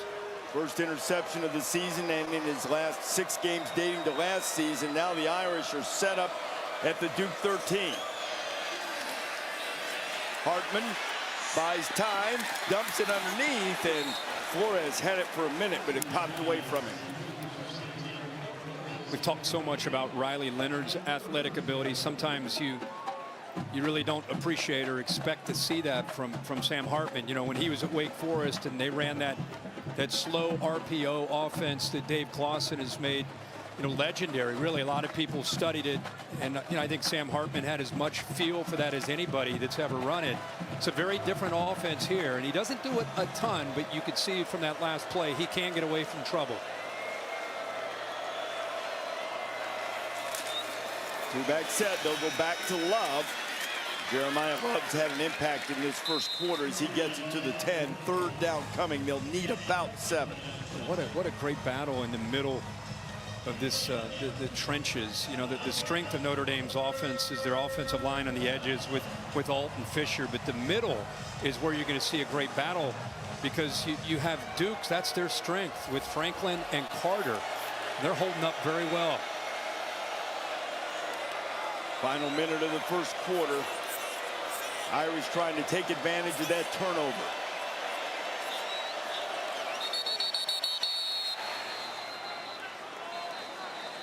Flags flying. False start. Offense, number 17. 5-yard penalty. Third down. Well, at least it wasn't the center this time. I was hoping it wasn't. But it is the young receiver, Flores, who is expected to play a little bit more. I think he was just trying to get the call right. A little bit confused, never quite got set up. That is their 4th false start tonight on the road. And their 5th penalty in the first quarter, and now Duke has an opportunity to mitigate and minimize the damage. Hartman had time, starting to run out of it, and now he's completely out of it. Jamion Franklin gets the sack. Duke sat back in zone this time and really does a nice job of taking away any receiver at all. You see the crosser right here is completely taken away. That's where his outlet would have been, but by then the pressure gets to him. So coverage really dictating things and allows that pass rush to come up with that sack. That's the end of the first quarter. First play of the second will be a field goal attempt, and at the end of the first quarter in Durham, we're back right after these messages and a word from your local ABC station. If you're filing a claim, it's urgent, and we treat it that way. Since we're here in Oklahoma, we can get agents and adjusters to you quickly, so you can get on with your most important business, your life. Whether it's 3 a.m. on a Tuesday or after a huge storm, we're here to help. We did it that way when I started 27 years ago, and we're still first on the scene today, because if it's urgent to you, it's urgent to us. Made of and made for Oklahomans. And exhale. Tune in to your chakras. Yo, Drake, you feeling this yoga stuff? Kendall, dude, I feel wonderful. How are you so calm? I got that Schwab swagger. Schwab swagger? Here, try this Schwab dog. Get your swag on with Schwab. Get the brands you want, the prices you want, whenever you want. TJ Maxx, where you can always afford to be you to the max. Get the brands you want, the prices you want, whenever you want. TJ Maxx, where you can always afford to be you to the max. Ford. You see the name driving down almost every road in America. But you'll also find it in other places. On the grip of hammers raising homes, in toy boxes. For more than 120 years. Ford, we are all in on America. Serving more communities like yours. For more than 120 years. Ford, we are all in on America. I wish for the amazing new iPhone 15 Pro. Sean. Do you mean? I wish for the amazing new iPhone 15 Pro. Sean. Do you mean this one, the one with titanium? Switch to Verizon. You can trade in any iPhone and get the new iPhone 15 Pro on them. Trade in any iPhone in any condition for a new iPhone 15 Pro on us, only on Verizon. Got a price to pay. California on my license plate. Last year, they ain't even put me on some. Put me on some. Put me on some. With college football on ESPN+, you get the defending champs, Boomer Sooner, the Horned Frogs, Death Valley, the Swamp. It's the best teams and the biggest conferences. Can you believe this? And so much college football action from across the country. So sign up. If what I saw is true, war is on its way. We've got to fix this, or Loki will be lost forever. Great. This entire place is going to be destroyed. They have one shot at this. Whatever we do, we're playing God. What could we have done differently? Loki Season 2, streaming October 5th, only on Disney+. Hey, wake up. The words in your head, you're the only one that can hear them. Say it. Yes, I can. Move. Feel it. Hold on to this feeling. Yes, I can. Yes, I must. Watch me.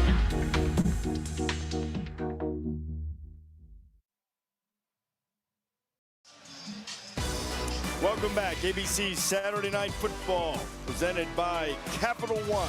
Starting the second quarter here in Durham, Notre Dame up 7-0, and Spencer Schrader on to try a 35-yard field goal. After the Blue Devil turnover, defense has mitigated the damage. Schrader, the grad transfer from USF, splits the uprights, and Notre Dame turns the turnover into a field goal, and they're up 10-0 as we check in with Kevin Nagandi. Reese, good evening. Time now for our Dr. Pepper Fansville studio update. 8-play, 85-yard drive here, Boog, for LSU. Yeah, the offense has been unstoppable. Jaden Daniels has made Heisman-like plays all night long, Kevin, and at the very end, they're able to punch it in with the brotherly push. Yeah, the brotherly shove, they say, I'll right? call it what I want to call 4 total touchdowns for Jaden Daniels. LSU up 35-34 on the road at Ole Miss. Back to you. Kirk, you saw an LSU shootout last week, too, and the Bayou Bengals in another one in Oxford. Yeah, you know, they're never out of a game because of Jaden Daniels, but, you know, I'm sure Brian Kelly would love to see his defense tighten things up. They're a bit vulnerable on the back end with some transfer portal guys still settling in, so they have to outscore people until that defense can play better. Boy, that has to be a bit of a lift, what the Duke defense just did right there after the turnover. Yeah, I mean, that interception and the way this game is gone, they're starting, that drive started at the 13-yard line. I mean, it felt like Estime or Hartman's going to make a play and put a touchdown on the board, but Duke's defense holds up. This will be Terry Moore returning for the Blue Devils, and Notre Dame has it covered very well. He crawled, squirmed his way up to the 22. Yeah, if you're just tuning in, you know, Duke came in with a lot of momentum at home, but here's a fake punt by Notre Dame on their first drive in plus territory. Roll the dice, it pays off. They end up scoring a touchdown. Duke's first possession, a good drive, a missed field goal, and then the last time out, he's pressured, throws late over the middle, and a big interception by Xavier Watts. We thought may set up a touchdown, but as we just talked about, Duke tightening things up on their side and creating that field goal attempt. Lucky to only be down 10, honestly. Blue Devils haven't been able to get anything going on the ground yet. Haven't seen a lot of designed quarterback runs, which we thought we would. And on the subject of miscues, they have another one as Jordan Moore as it bounced off his chest. That ball hit him right where, and again, in his defense, he's still, you know, learning how to be a great receiver. I mean, and good tight coverage. One thing about these Notre Dame corners, you know, even if you complete that, that's a gain of 3 or 4. I think they earned a lot of respect with how they played. Mentioned earlier against Marvin Harrison Jr. and Emeka Buka, just the way they held up on islands. And if the Ohio State did complete a pass, it was tight coverage. These 2 corners are legit. You saw Cam Hart there. Morrison, one of the best in the country. Pick up a few. J.B. Bertrand there to make the stop. Kevin Johns is a play caller for Duke right now, is trying to figure out how to avoid becoming one-dimensional. They cannot get anything at all going on the ground, just 5 yards rushing. And if they're going to hang in this game, they are a team that likes to run the ball to set up their pass. They want to be balanced, but the line of scrimmage is not working out in their favor. Missing a starter at left tackle. Pocket collapsing on Leonard, and Leonard goes down. That pressure from the Irish defense gets home. Javante Jean-Baptiste. Jean-Baptiste, and he's actually on the inside. Normally he's off the edge with his length. They move him in here, he works, and then ends up coming around with that length and with that closing speed. Again, good job with the coverage downfield. Riley Leonard's eyes, one of the things he would do last year when he'd get pressured, he looks down to try to scramble. He did that there. Hey, Notre Dame has the offensive line of Duke and a quarterback right now confused and very rattled. Chris Tyree will return the punt from Porter Wilson. Tyree driven back to his own 34. Tyree's got great speed. He's looking for the corner, and Duke does a good job getting him on the ground before he can hit that sideline. But this is going to be a big possession for the Blue Devils to try to hang tough down 10. Welcome to life in the new open web, where innovation keeps pace with imagination, and the future arrives daily. Viant is pioneering a new approach to media, combined both on and offline. Viant, built for the new open web, built for now. Line for now. For the new open web, built for now. If you're filing a claim, it's urgent. If you're filing a claim, it's urgent, and we treat it that way. If you're filing a claim, it's urgent, and we treat it that way. Since we're here in Oklahoma, we can get agents and adjusters to you quickly.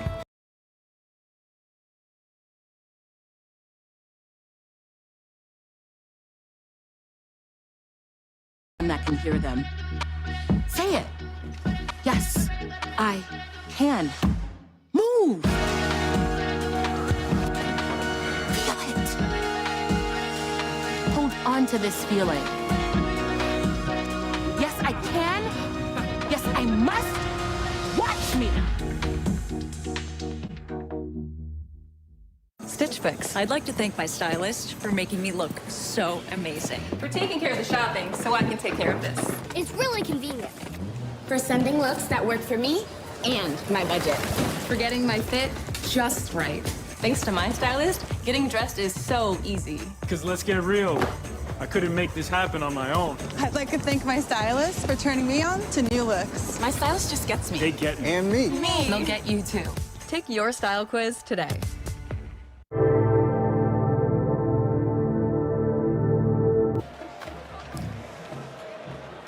All season long, student sections across the country competing to be the Taco Bell Live Más Student Section of the Year. And download the Taco Bell app to learn more. Call them the Wade Wackos, sort of like the Cameron Crazies. And they stormed this field after they beat Clemson on Labor Day night. Little electricity around this program, and now they're going to try to plug it in and bring some energy against Notre Dame. As the Irish have a 10-0 lead and have the ball back in their own 41. Sam Hartman stands in there in traffic.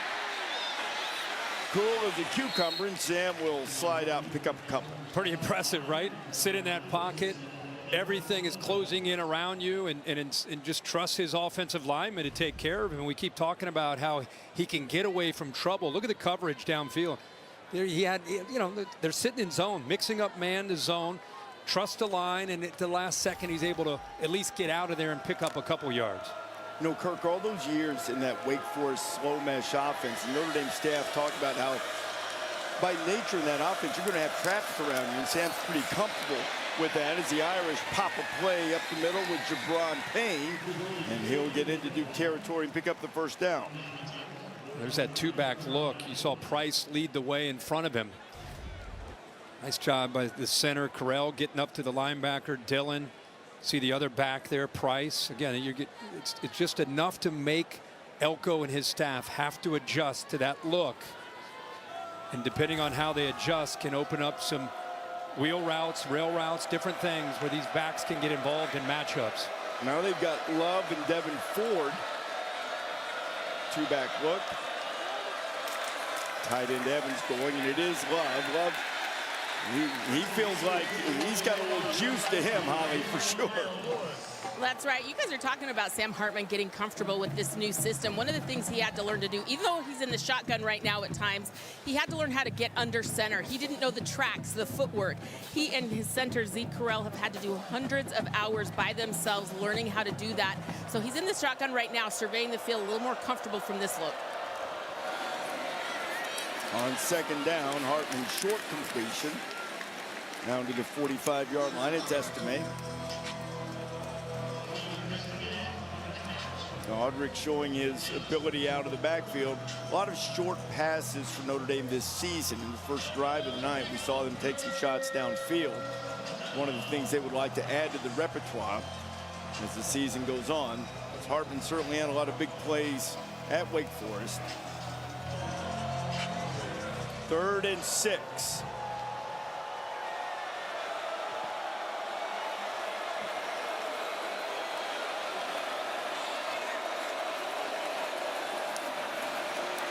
Move the pocket, fired out and incomplete. Trying to get the ball to hold and Stays. His other tight end, Stays, who has 4 touchdown catches this year. Trying to get the ball to the big tight ends.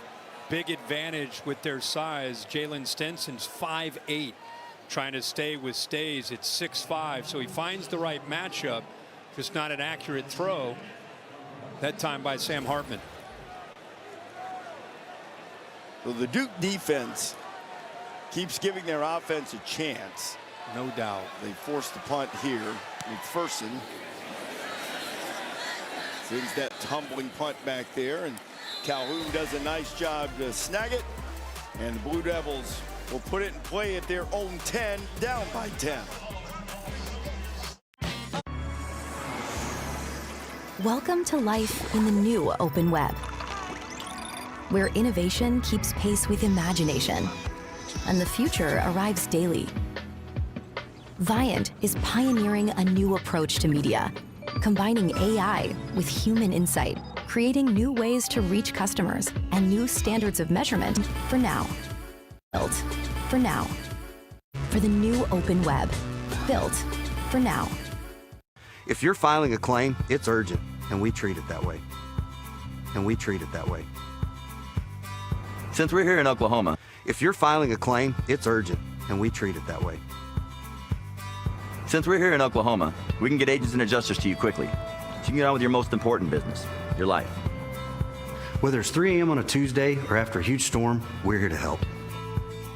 We did it that way when I started 27 years ago, and we're still first on the scene today, because if it's urgent to you, it's urgent to us. Made of and made for Oklahomans. 1 down, 9 to go.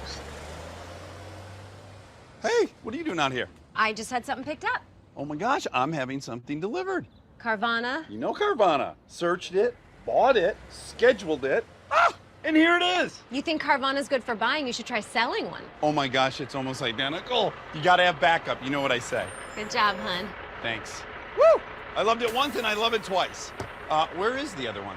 Buy or sell your car with Carvana today. Hey, wake up. The words in your head, you're the only one that can hear them. Say it. Yes, I can. Move. Watch me.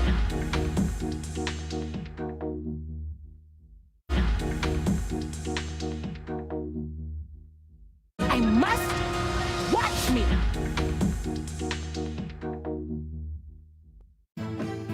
Your first home sees a lot of firsts. Sees a lot of firsts. From first loves to first steps. Your first home sees a lot of firsts. From first loves to first steps.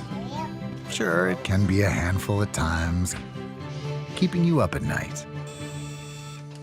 Come on now. But with help from the Home Depot,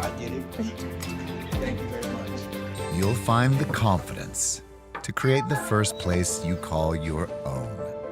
The Home Depot, how doers. ABC's Saturday Night Football, presented by Capital One, is brought to you by Target. Get ready for Target Circle Week, coming October 1st to the 7th. They've stepped up the facilities here at Duke, made a bigger commitment to football. Full staff here. Duke is ranked 17th right now, not quite in our top 10 Capital One college football rankings. Notre Dame just on the outside of that too. With Georgia's struggle at Auburn today, You already have Washington number. Yeah, I have Washington warm. I was really impressed with what Georgia faced. I think that's their best win all year, even though it was a close game, just because of how they were battling on the road. Riley Leonard kept it.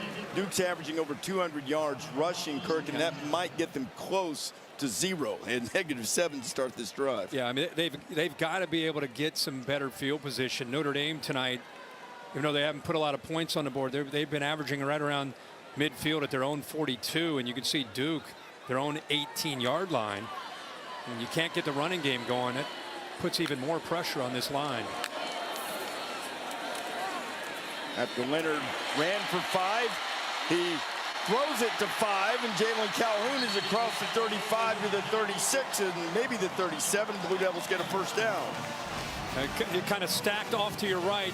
You'll see eventually Calhoun come into your picture. You see 2 Duke receivers and 2 defenders, but the softer coverage by Watts makes it a lot easier to navigate on one option route and work back outside.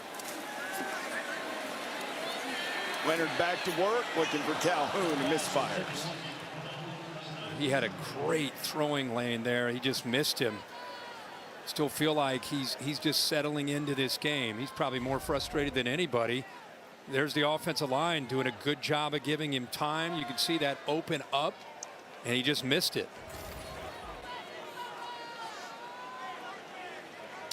Leonard typically very accurate, especially in the short game.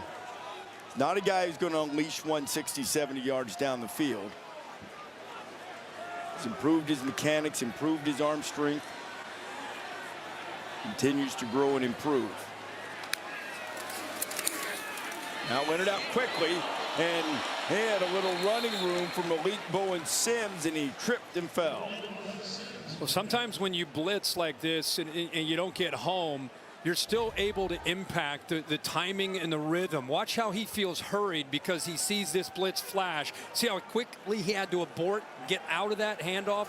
He wanted to get it outside where he had some one-on-one opportunities, but if you don't get it out in front of the receiver, you know, you miss a golden opportunity for yards after the catch. Duke just 1 for 3 on 3rd down tonight, and they need 13. Leonard dumps it underneath.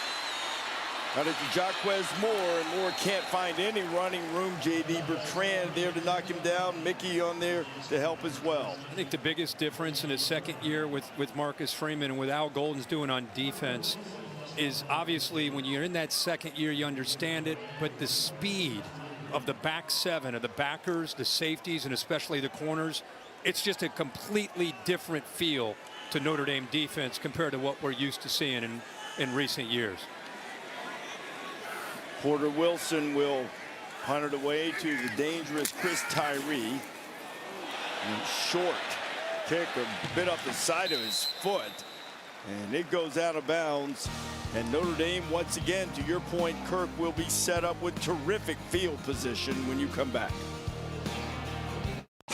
If you're filing a claim, it's urgent, and we treat it that way. Since we're here in Oklahoma, we can get agents and adjusters to you quickly, so you can get on with your most important business, your life. Whether it's 3 a.m. on a Tuesday or after a huge storm, we're here to help. We did it that way when I started 27 years ago, and we're still first on the scene today because if it's urgent to you, it's urgent to us.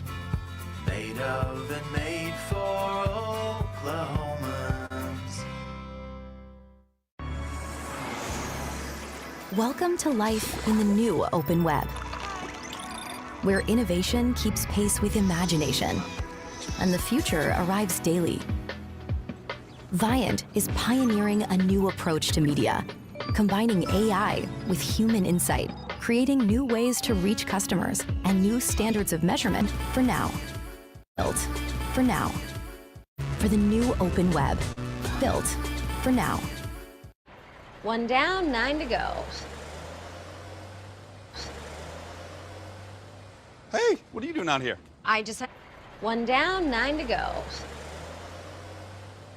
Hey, what are you doing out here? I just had something picked up. Oh my gosh, I'm having something delivered.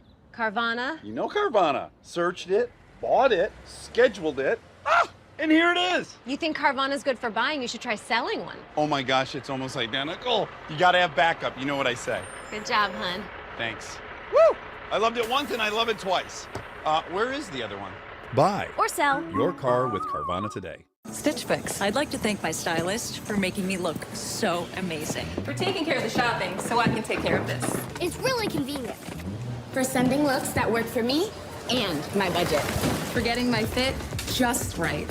Thanks to my stylist, getting dressed is so easy. Because let's get real, I couldn't make this happen on my own. I'd like to thank my stylist for turning me on to new looks. My stylist just gets me. They get me. And me. They'll get you too. Take your style quiz today. Everyone is ready for Monday Night Football. Everybody in the program. In this NFC showdown. Hey, let's go get one. Let's go get one. Seahawks and ABC.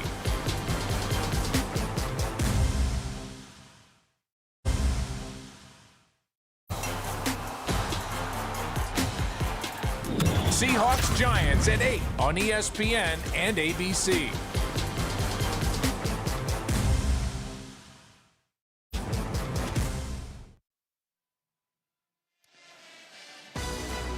There is the College Football Playoff National. There is the College Football Playoff National Championship Trophy presented by Dr. Pepper. Winner will claim.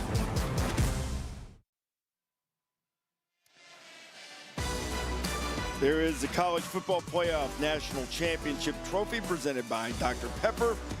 Winner will claim that prize Monday night, January 8th. National Championship game in Houston, the final one of the 14 playoff areas. So Duke has some national championship trophies in there for basketball. And next Saturday at noon, the Red River rivalry, Oklahoma and Texas. Texas pulled away from Kansas.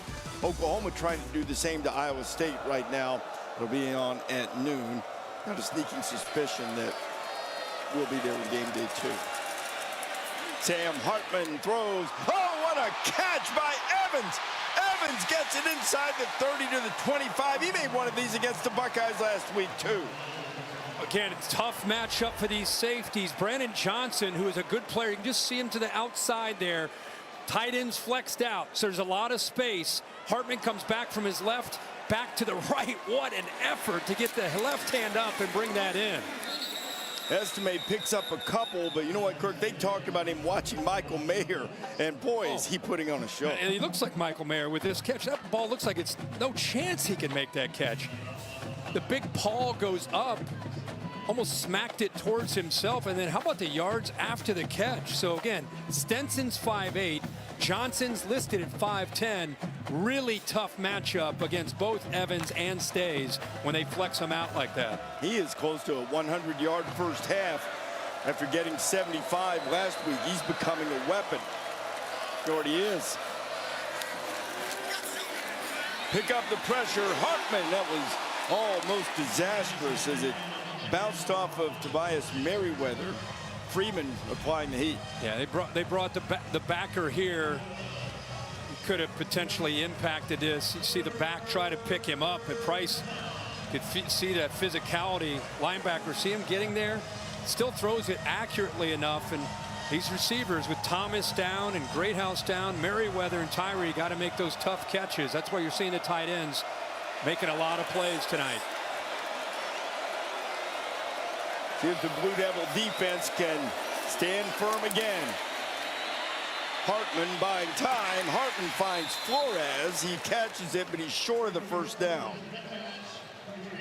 They do it again. The Duke defense is being asked to make a lot of plays tonight. Good coverage, good job of mixing up the looks by Mike Elko. And it's really been the creativity. Hartman, of all people, didn't come into this game expecting him to have to keep plays alive with his legs, but he did that again.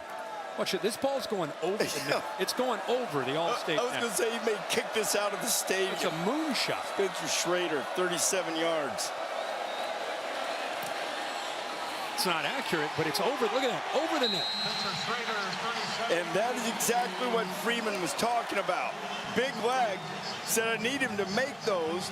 And Duke dodges another one, and they get the ball back down 10-0. Yeah, it's a 37-yarder. Obviously, we're kind of kidding about it. I mean, his leg strength, when I was down on the field, could not believe how far he kicks the ball. And just the consistency. That's the big issue with him. And somehow, some way, is if you've been watching this whole game, it's Notre Dame 10, Duke nothing.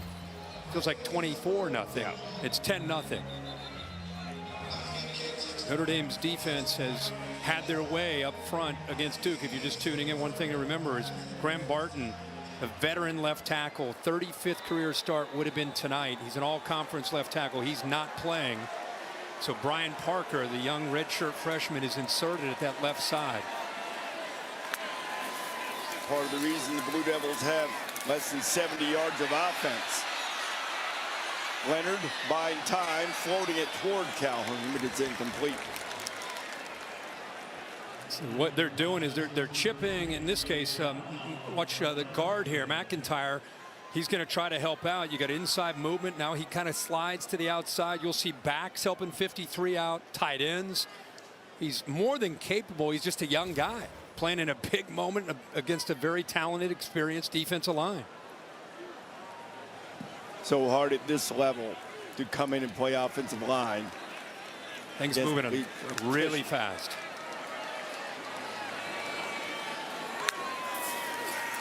Now Leonard, and that looks bizarre. That looks a lot like the Clemson escape, but he does not get loose. Maris Leofow there to haul him down. You see that it's a run pass option where the back wasn't there.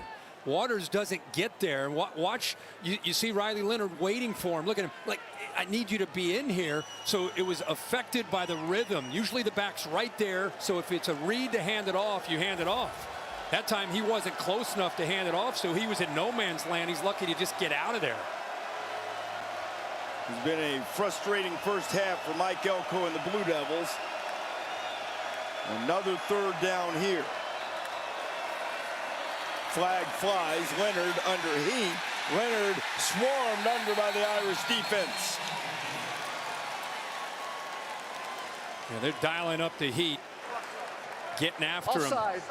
Defense. Number 12. 5-yard penalty. Third down. Reese, I was going to say, I think Patello may have lined up offsides. I don't think he jumped. He was down at the offense is right down at the bottom of our screen. I don't know if his. You just see him right here trying to get in that sprinter stance, but leaning across the line of scrimmage. So Duke catches a break. It helped him. You can see him turn the corner. We've talked about the Duke miscues. Notre Dame now has 6 penalties, and almost all of them false starts, lining up offsides, 30 yards. So Duke another chance on third down.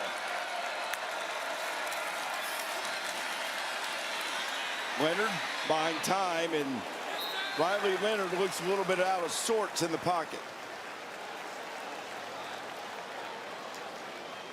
Another third down goes awry. Duke is now 1 for 5 in trying to move the sticks on third down. You see him kind of almost smirking like, man, they're getting me, especially on third downs. The different looks, they're 1 of 5 on third down.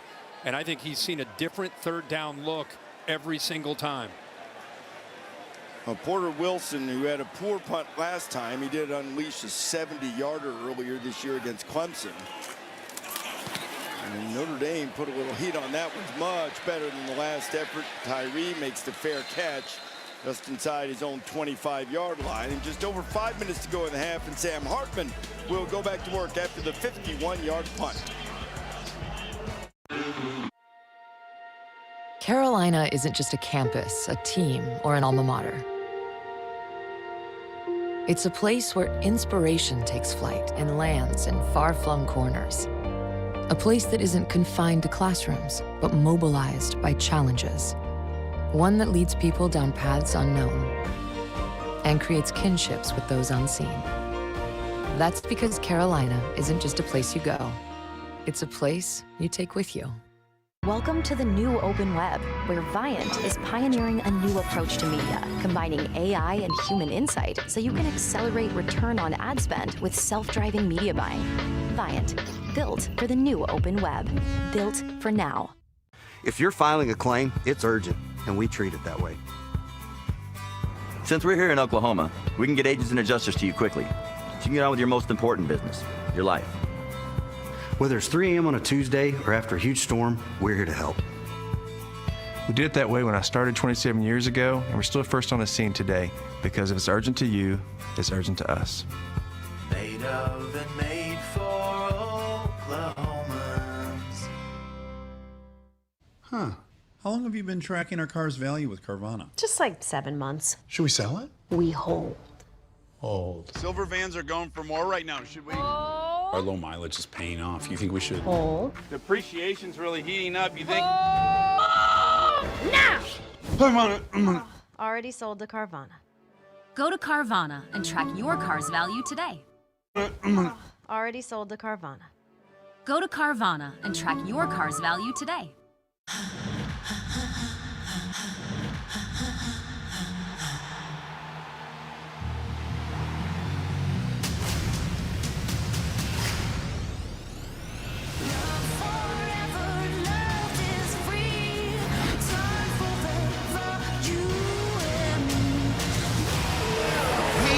Stateside. Fantastic Checo. Superb racing. Yes, guys.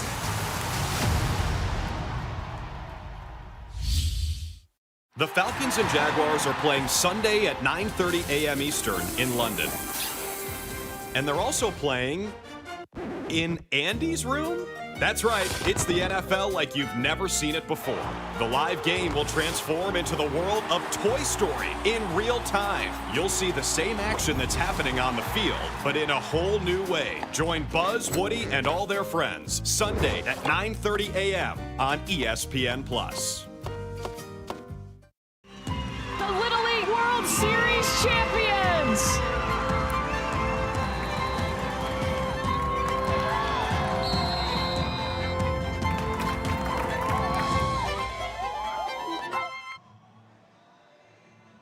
In my mind, I'm gone to Carolina. Can't you see the sunshine? Can't you just feel the moonshine? Ain't it just like a friend of mine to hit me from behind? Yes, I'm gone. The unmistakable voice of James Taylor singing the unofficial anthem of the state of North Carolina. You know, he grew up just outside of Chapel Hill. His dad taught medicine at North Carolina, which is, most are aware, just about 8 to 10 miles, depending on the path that you take from where we are here on campus at Duke. Inside 5 minutes to play here in the first half. And the one thing, the Duke defense has kept him in the game, and Audric Estime's found tough sledding for the most part tonight. Yeah, he has, but right now 30 plays in. It's a good job of being balanced. And there are 15 runs, 15 passes. Flag flies. Hartman buys time, and Sam's going to throw it away. And they're going to get a holding call on Spindler, the right guard. He lost his balance and he was falling. He pulled a Duke defender down with him.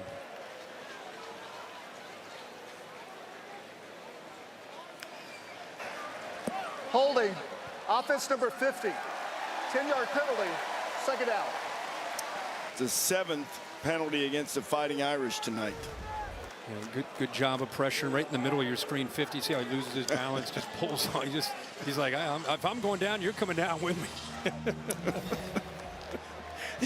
Look, either way, it was going to be wrecked. If he didn't do that, he was going to hit Hartman, right? It was not once the big fella started to go back. It was nothing was going to be good.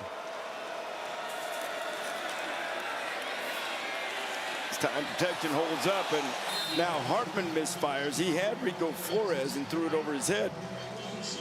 Again, I said it earlier, I'm going to say it again, but a big part of this turnaround with Duke is how athletic they are this year in the back end. They brought in a couple transfer portals. Miles Jones actually not playing tonight. He's from Texas A&M. We've seen Jeremiah Lewis from Northwestern, Al Blades Jr. from Miami. You know, they don't have a ton of portal players, but they were wise to upgrade on the back end. And you mix that with Brandon Johnson and Jalen Stinson, and you got a pretty good group.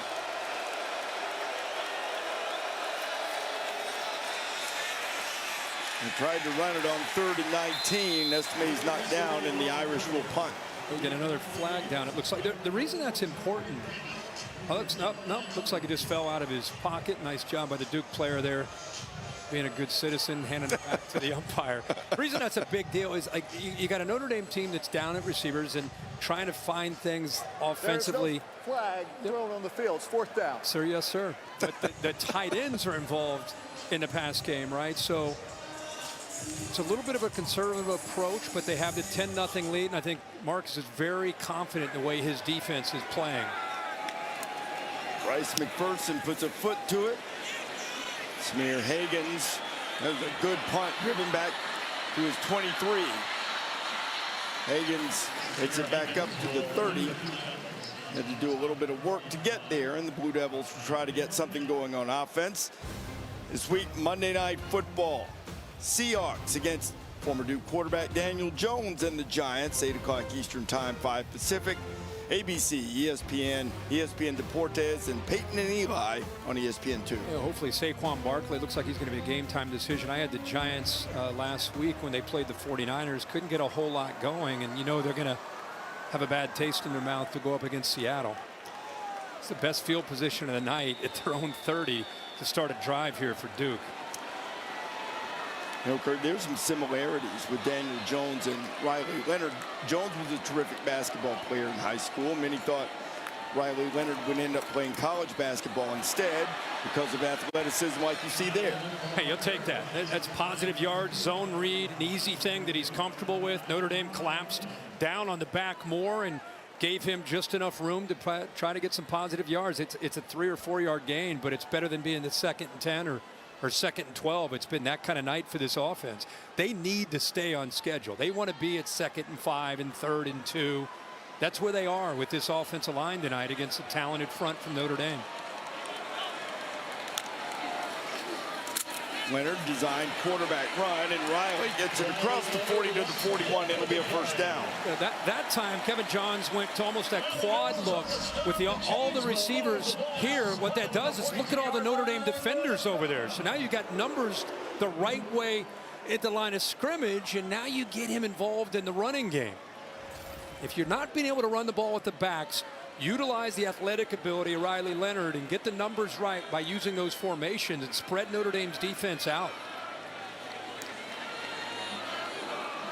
He's Notre Dame, or rather Duke's leading rusher tonight with 5 yards rushing. And not much there for Jaquez Moore as we check in with Holly. Well, Riley Leonard and Daniel Jones actually do have a great relationship. You see the similarities. Well, they kind of grew up doing the same thing with that basketball. They had the same trainer growing up. They speak on the phone, text on the phone. And Riley told me this summer that Daniel has been a great resource for him. He saw him do it, he had great success here at Duke, and he's trying to follow that mold, and he leans on Daniel for that great advice, and they do frequently communicate. Yeah, Holly, they work with David Morris down in Mobile, one of the better quarterback coaches in the entire country, does a great job with quarterback country, and he works with both of them. It's a growing stable down in Mobile too. Yeah, a lot of guys are flocking there to hone their skills with David. Yeah, Cutcliffe guy, former right. Duke coach. David, quarterback at Ole Miss.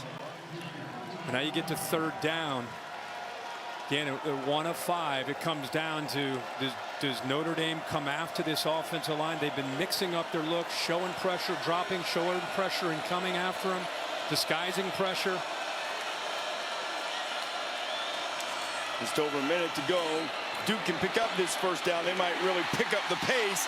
They can, and they do. Smear Hagens has the catch. Clock will stop inside 2 minutes and a half for the 1st down. You get some drops by this Notre Dame defense, so now you've got some openings underneath. Good job of climbing in the pocket that time by Riley Leonard to be able to locate his receiver. Quarterback draw. Leonard is loose. Can he make a man miss? No, he'll step out of bounds at the 22, and Duke is threatening. Well, when you blitz and you play man, you've got to be accountable for an athletic quarterback, and there's nobody left in the middle. What you love is Riley Leonard did not hesitate. He saw man-to-man because of that blitz, didn't wait around to try to find an open receiver, just took off and got great yards there by recognizing that blitz. Kevin Johns told us this week they would incorporate quarterback run into the throw game if he saw it. They wanted him to be able to do that. And see how well he's run the ball this year. I mean, it's 56 seconds to go. You got 3 timeouts. It's 10-0. If you get a touchdown here and you're a Duke fan, wow, that would be huge. After this half, you bet. Leonard, right on the money, all the way down to the 10. It'll be another first down for the Blue Devils as Jordan Moore makes the catch. They move Waters out of the backfield. The linebacker ran with him. Good job of getting the pre-snap look there by Riley Leonard. He knew he had his favorite target matched up in the inside against the safety, and really good route and separation to make that an easy throw. He's got a good relationship with Moore, the former quarterback. They work hard together, and that's a favorable matchup against that Thomas Harper, the backup safety. All right, so Duke trying to get something on the board in the final minute as we check in with Kevin. Reese, Boost Infinite halftime report moments away. Booger McFarland, Kevin Ncaa here. #1 Georgia tested today. But Brock Bowers pulled them through. Yeah, we're seeing defense in Durham. Not seeing that in Oxford, Boog. Defense is optional. Whoever has the ball last between LSU and Ole Miss, they'll probably win. Cannot wait to show you the highlights there and why Booger has a different #1 than the voters. We'll show you that list coming up. Back to you, RD. I can imagine that Booger is a little nauseated by what's going on defensively in Oxford. Booger, come on, man. What's going on with that LSU defense? We saw it firsthand last week against Arkansas. The offense, that's a playoff caliber offense with Jaden Daniels. But, man, they pride themselves with great players like Booger McFarland of being one of the best defenses in the country. Just a lot of new faces on the back end that teams have been able to exploit. Saw Duke's top receiver, Jalen Calhoun, walking off the field, and he's not in the lineup on this 1st and 10 play. Final minute to go from the 11. Riley Leonard, he's hit his through, and it'll be 2nd down and 10. Here's Heather Leonard, that's Riley's mom. Probably see that bracelet there that says, "You suck." I will explain that because Riley got tired of all the praise, so he told his mom, "You need to keep me level-headed." So she sends him text that say, and made a wristband briskly, and she brought us some on game day. Yeah, I wore it the whole show. The thing was, she didn't mean it with Riley. She might have with us. For sure. Absolutely. Here's Leonard.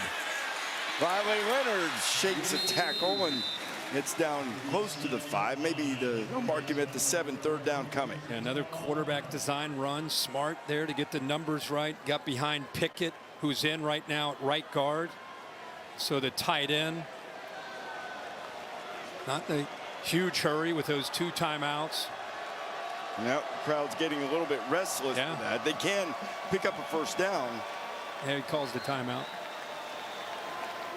And make sure they get this 3rd and 5 play right. So here is Riley and Heather Leonard, who grew up in Fairhope, Alabama. And see, there's the text that Mom sends him all the time.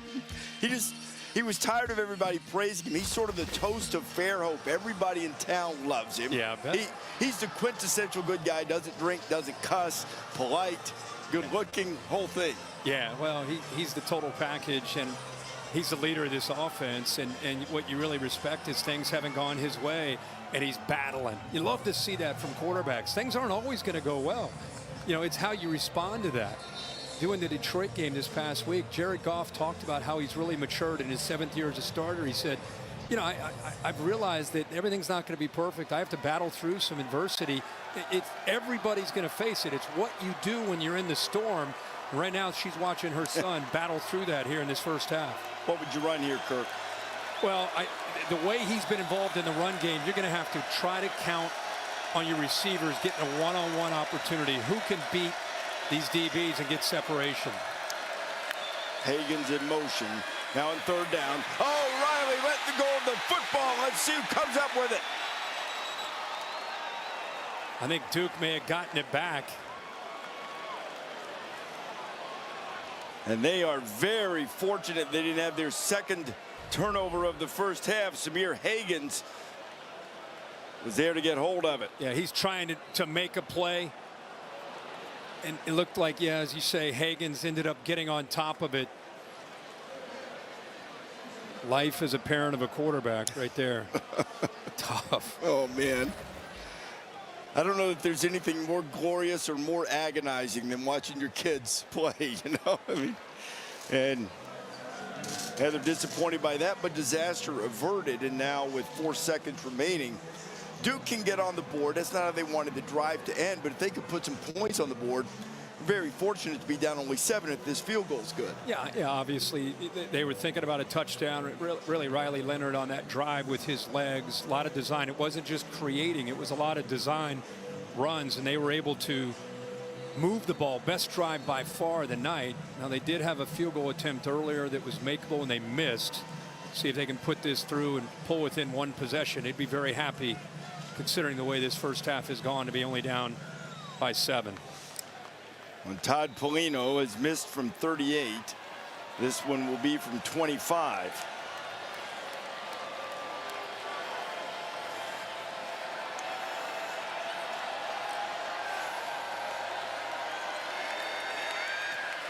And Polino missed it again.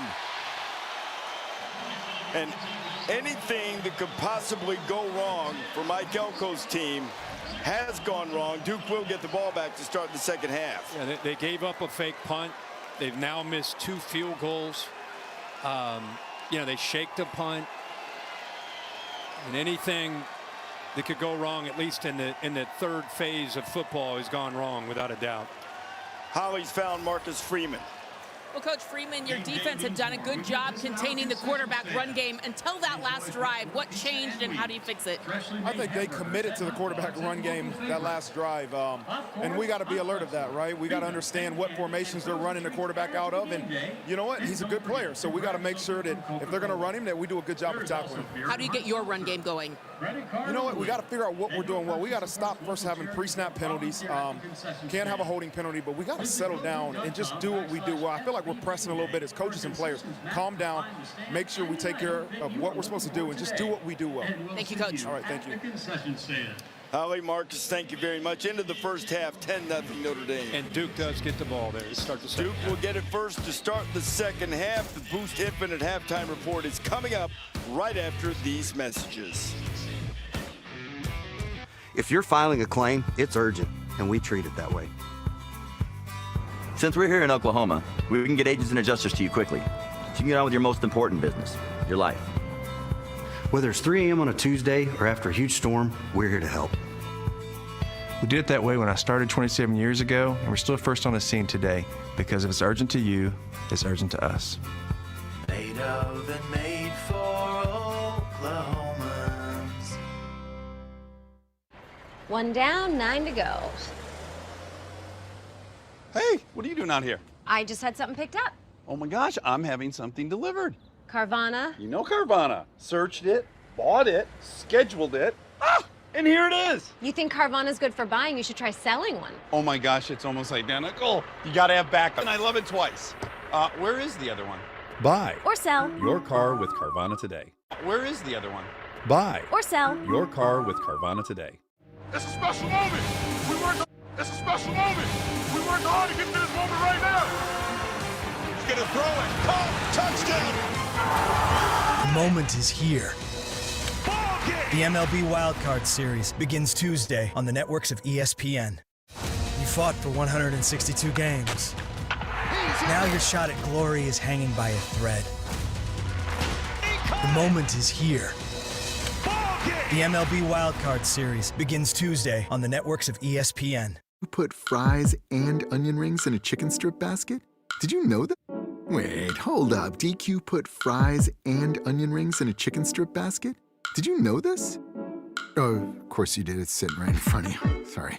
I mean, you got fries and onion rings together. Is this for real? Hey, baby, wait. Oh, yep. That just got really real. Grab a chicken strip and fry rings basket.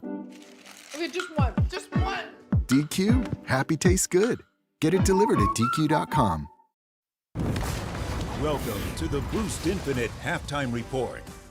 Audric Estime, the lone touchdown in Durham tonight. Right now, it's just ball control and defense and mistakes by Duke's special teams. Yeah, and that Notre Dame offensive line. I just love how they come off the ball. Hey, the opposite of all the things we just said, that's what you have in Oxford. LSU Ole Miss, you were nervous, and there's a big reason why. Where is LSU's defense, Boog? It's still in Baton Rouge. Yeah. Yes, it is. Jackson Dart and Dayton Wade, they're up by 2 touchdowns. But here comes Jaden Daniels. Has the time to Kyron Lacey. Nice catch. We talk a lot about all these other quarterbacks. Quiet as it's kept, Jaden Daniels is having a Heisman Trophy type season in Baton Rouge. And then the brotherly shove there. Daniels gets in, and LSU takes their first lead of the night, 35-31. Then Logan Diggs up the gut, the power. Yeah, the Notre Dame transfer Logan Diggs up the gut. And more power here. Quinshot Judkins coming in and feel this power. Again, where's LSU's defense? Oh!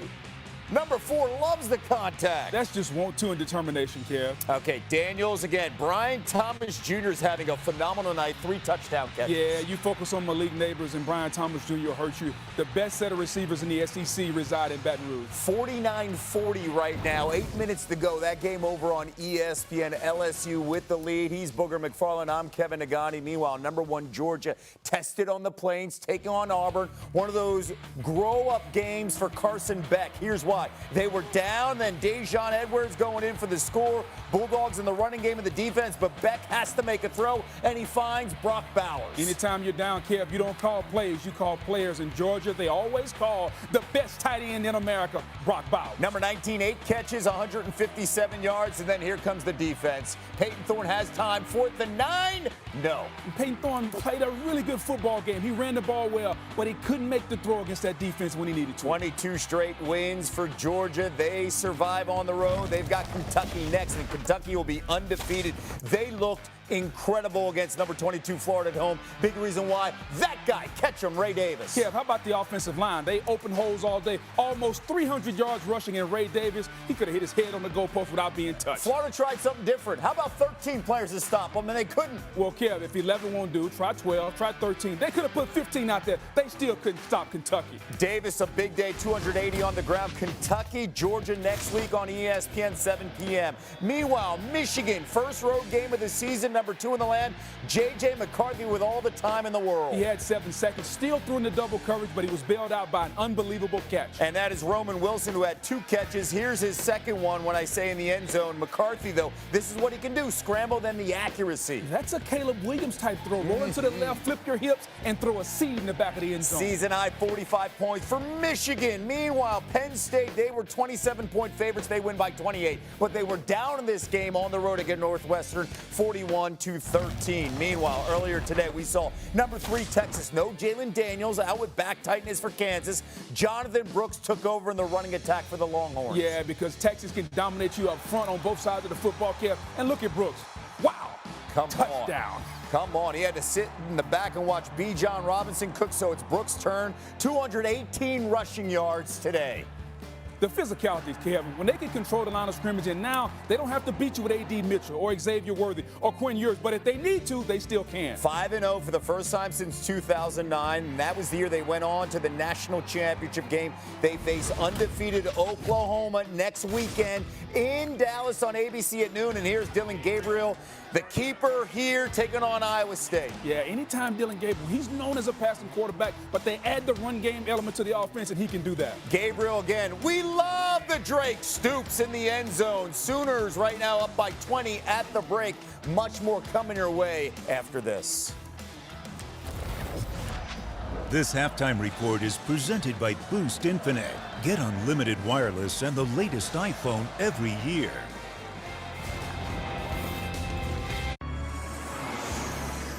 Welcome to life in the new open web, where innovation keeps pace with imagination, and the future arrives daily.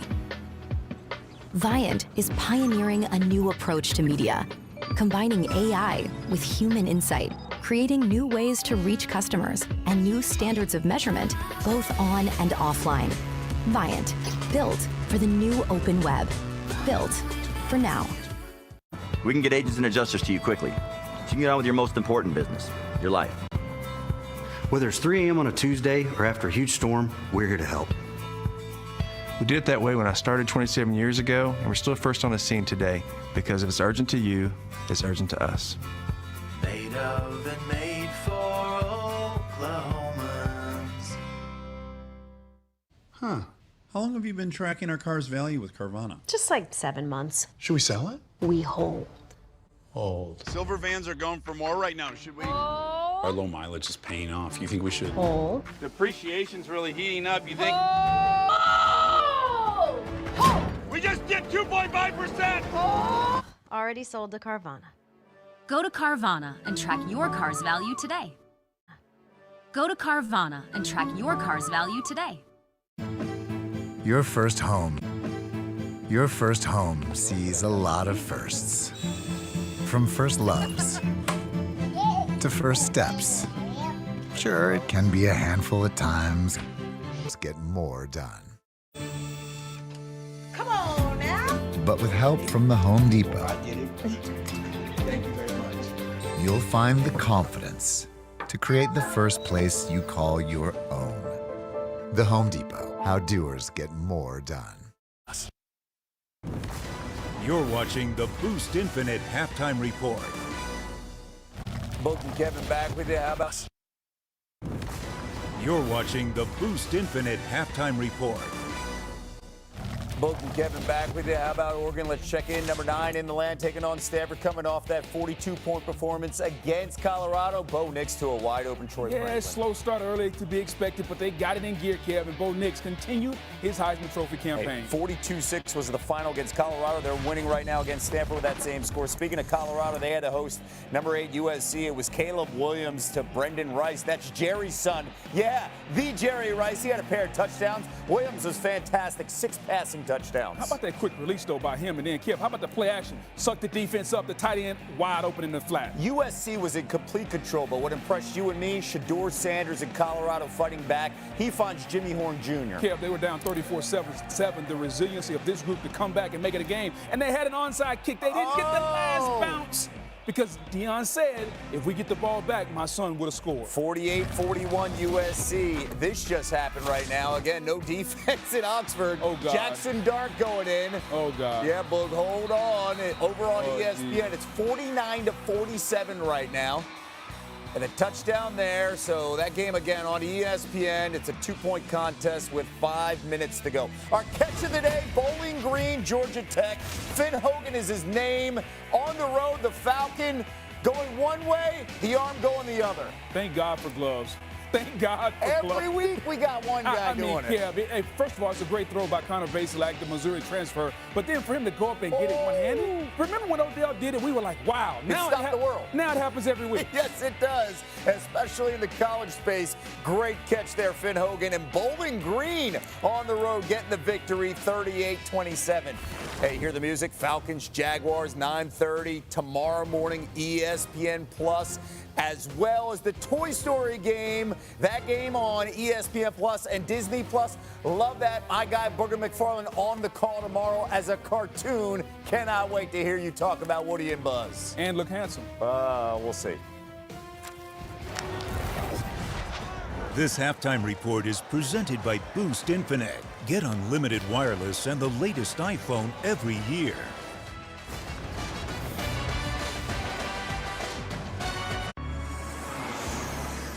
Welcome to life in the new open web, where innovation keeps pace with imagination, and the future arrives daily. Viant is pioneering a new approach to media, combining AI with human insight, creating new ways to reach customers and new standards of measurement, both on and offline. Viant, built for the new open web, built for now. Your life. Whether it's 3 a.m. on a Tuesday or after a huge storm, we're here to help. We did it that way when I started 27 years ago, and we're still first on the scene today because if it's urgent to you, it's urgent to us. Made of and made for Oklahomans. Every year, thousands of athletes disappear in clutch moments due to falling hydration levels. They've been told how you feel yourself doesn't matter. Then just like that, they're gone. Get yourself back in the game. Get yourself a Gatorade. Rehydrate, replenish, refuel. We're Carvana, the company who invented car vending machines and buying a car 100% online. Now we've created a brand new way for you to sell your car. Whether it's a year old or a few years old, we want to buy your car.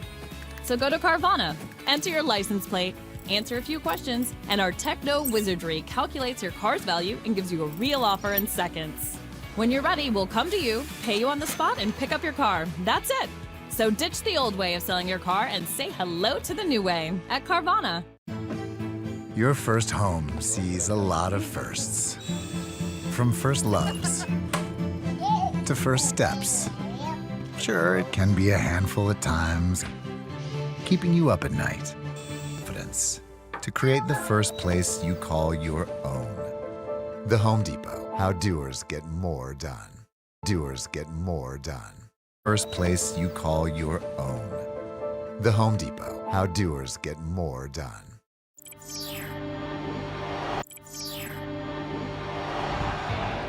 From the intensity of the pitch A clinching moment in the title race. to the beauty of the tiki-taka, Massive moment. from city rivals He needed something special to El Clásico. to separate these two corners. Here's where legends are born, and every match is a spectacle. A celebration like no other. For the love of football, for the love of La Liga. You got? Kev, I'm going with Kentucky running back Ray Davis. Rushed for 280 yards and had 4 touchdowns in the Wildcats' big win over Florida. Davis had the 3rd most rushing yards in a game in program history. Kev, he nearly outgained the entire Florida offense by himself. He was outstanding. Kentucky off to a 5-0 start. Next game on the road in Athens against #1 Georgia on ESPN. My primetime performer, the Heisman winner who looked outstanding. That is Caleb Williams. 6 touchdown passes, 1 pick on the season, 24 total touchdowns.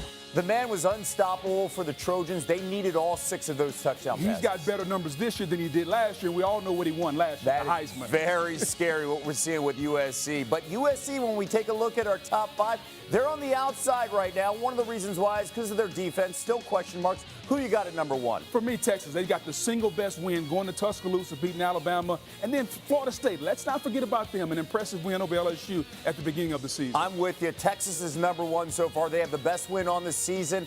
I think our question mark here, why you have Georgia at 2, because you like their defense. Why I have Michigan at 2, I like their quarterback, and that's why we flipped that. Florida State, we're on the same page. How about you got Oregon at 5? I love what they're doing. Bo Nix is playing consistent, and I love that Oregon defense. I love the Buckeye victory in South Bend. I have them at 5 on a bye right now. More after this.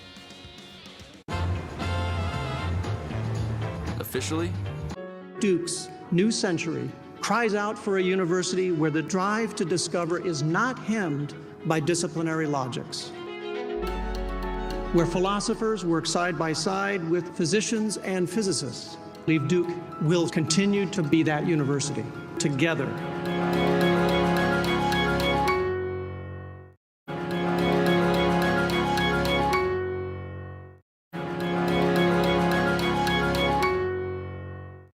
If you're filing a claim, it's urgent. If you're filing a claim, it's urgent, and we treat it that way. Since we're here in Oklahoma, we can get agents and adjusters to you quickly. So you can get on with your most important business, your life. Whether it's 3 a.m. on a Tuesday or after a huge storm, we're here to help. We did it that way when I started 27 years ago, and we're still first on the scene today because if it's urgent to you, it's urgent to us. Made of and made for Oklahomans. I'd do anything for you, dear, anything. When you buy a service, like training or grooming, along with anything. Anything for you. PetSmart. Anything for pets. Anything for the ones who mean everything. Anything for you. PetSmart. Anything for pets. That's a special moment. We worked hard to get to this moment right now. That's a special moment. We worked hard to get to this moment right now. I've been in football for 60 minutes. Let's go! He's downfield. It's caught.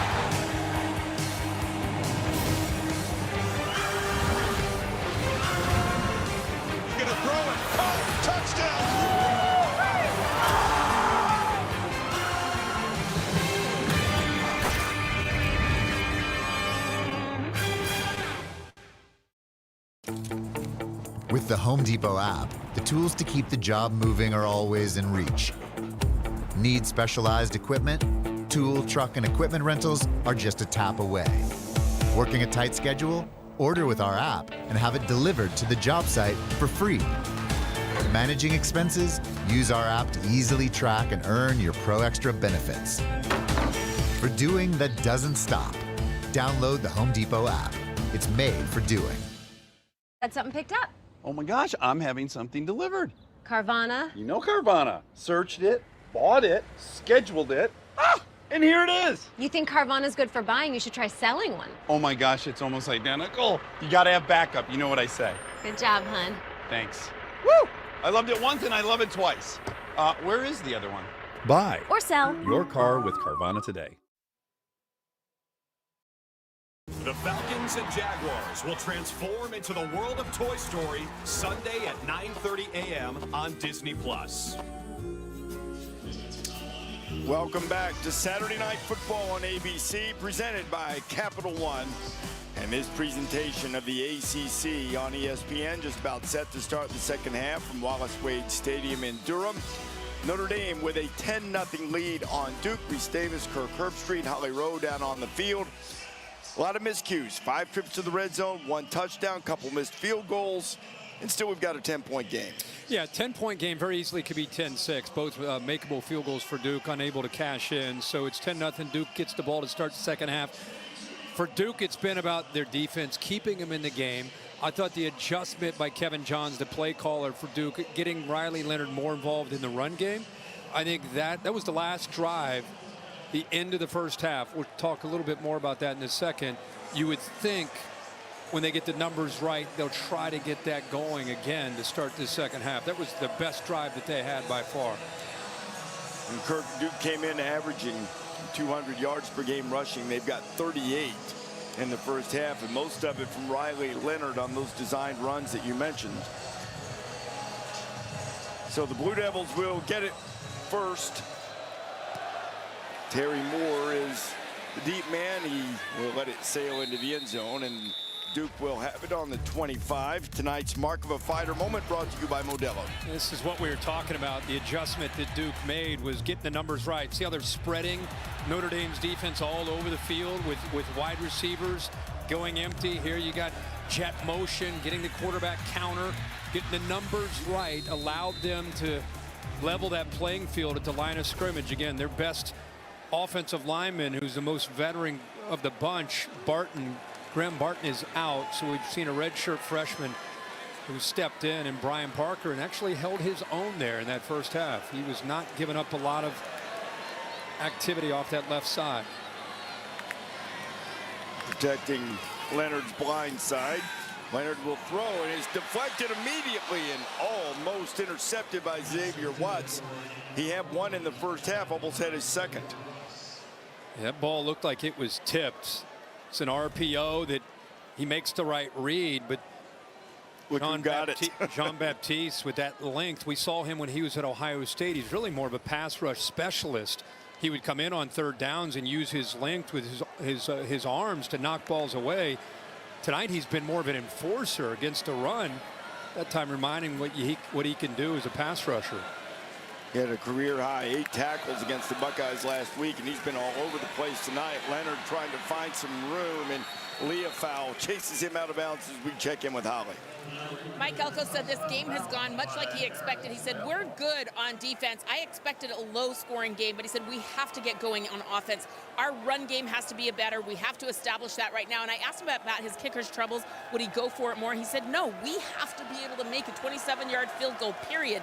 So they will continue to kick. One other note, number 5, Jalen Calhoun, who has been very active in this game, went to the locker room early, got IVs, but he is back out here lining up.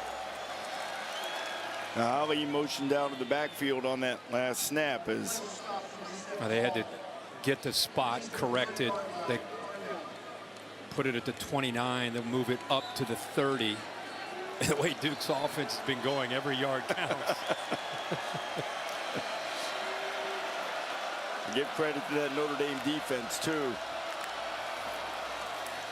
Pressure coming. Leonard takes a hit and gets rid of it, and it'll be 4th down. Maris Leofau, who just made the previous tackle, applied the heat.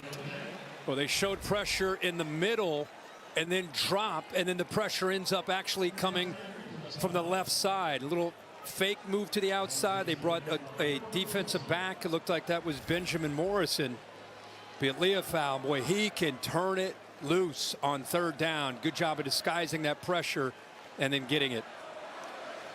Mentioned in the first half, Notre Dame among the top teams in the country and getting pressure on the quarterback. Been a little bit of a mixed bag with the punting for Duke. Good one and bad one, and that is an ill-advised play by Tyree, and somehow it squirted away from the Blue Devils, and Notre Dame averts disaster. There were two Duke players that were right there. It looked like Curtis Cooper, the snapper, was all over it. Finally, Mike Elko said, we got a chance to catch a break. We didn't catch one break in the first half. I was shocked by this decision. Yeah, this is the odds of being able to take that. Tyree makes a poor decision. Now the ball, it's a free-for-all, and this ball goes everywhere. You'll see earlier, it looked like 57 pounced on it, but it came out. Ramon Henderson saving the day for the Fighting Irish by jumping on an Estime. Breaks a couple of tackles, but still just picks up 4. Like I said, I mean, look at this poor decision, but Cooper, 57, right in the middle of your screen. He's right there with a couple other Duke players. They're already starting to put their arms up like we got the ball, but in fact they didn't. Notre Dame catches another break. Kirk, I understand punt returners wanting to keep the thing from rolling, but that ball was not going to bounce like that. He's a veteran guy, too. Inexplicably bad decision that he gets away with. Sam Hartman has to fire it, and boy, he had R.J. Oben in his face, and now Tyree trying to make up for the near mistake with a big play to get into Duke territory. Boy, unbelievable job. Watch the pressure off to his right, and he just somehow, it's almost like he avoids the pressure as he's in his throwing motion, and Tyree makes up for that poor decision with a good job of making the catch and then nice yards after the catch. And Sam Hartman is about as calm and cool as any quarterback we've seen this year when there's pressure around him. Hartman now over 150 yards passing. Irish with their first possession of the second half. Back to the ground with Estime. St. Dwayne Carter was the first to hit him. He's been busy for the Blue Devils tonight, too. Just leading on that Duke defense. It has had to make a lot of plays. You know, I think you'll see Duke rotate some more bodies. Going to have to do the best job that they can of trying to not get worn down by Notre Dame and Estime. That offensive line and the power running, and Notre Dame's rotating backs. Duke's defense has been out there and had to make a lot of plays to keep him in this game. Heat coming. Hartman lets it fly deep, and he overshoots Rico Flores. It'll be 3rd and 6. You know, Estime came into this game as one of the top backs that we've seen in the country at yards after contact and missed tackles for us. In that first half, Duke played lights out. Tough to get the ball thrown downfield against this Duke secondary. They got good speed, good awareness. Eyes are very disciplined. And that's not a strength of Notre Dame's, especially tonight with the injuries that they have with Thomas out and the freshman Greathouse. Hartman on 3rd down. He's in a lot of trouble. Nias Peebles is after him, but Hartman gets away. Can he get to the sticks? And he cannot. It's Chandler Rivers. He puts the hit on him. He'll be a couple of yards short. It tells you a lot about who Hartman is. I mean, he was right by the boundary. I thought he might just tiptoe out, but instead he lowers his head. I mean, he actually took care of the ball. It was out away from his body, and then right before contact, he decides to lower the shoulder, and because of that, he picked up maybe another yard and a half, and now they're going to go for it here on 4th and short. Remember those clutch 4th downs last week that the Irish could not convert. Heat coming from the Blue Devils. Hartman running for it.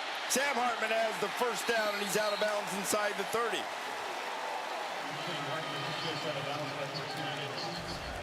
Really good job by the receivers getting involved and making a nice block. You see Payne, the running back, off to the right there. He's on a route himself. He occupied the linebacker 8, Moesey, and so just like that, Sam Hartman not having a huge night with his arm, but these last 2 plays reminding folks he can get it done with his legs when he has to. Big conversion there for Notre Dame. Well, Lewis came from the secondary and had a chance to keep Hartman bottled up and let him escape contain. Now to the ground in Estime, and Notre Dame will try to lean on him with that offensive line, especially on the left side behind Big Joe Alt and Pat Coogan.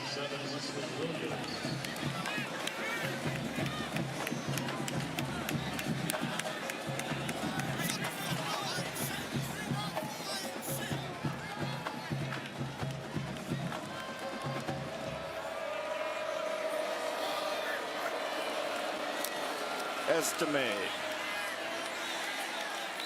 They'll bring up 3rd and about 3. You know, these are body blows.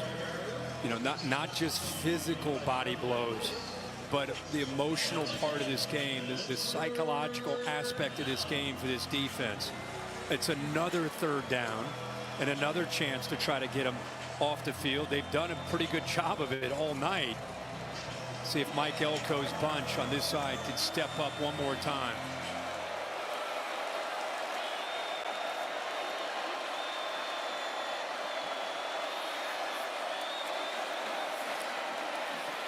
Hartman, protection broke down, and it'll be 4th down.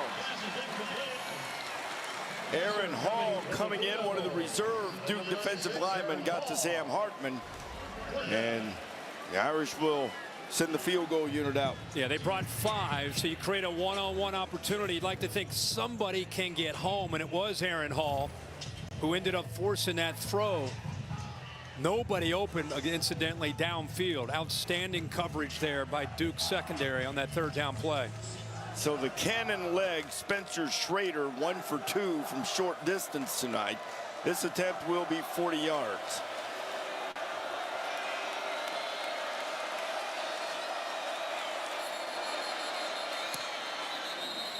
And whistles.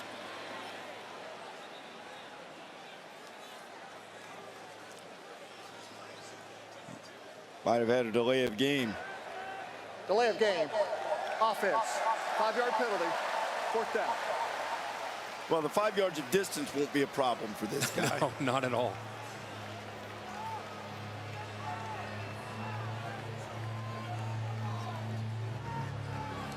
But he is 0 for 2 from beyond 40.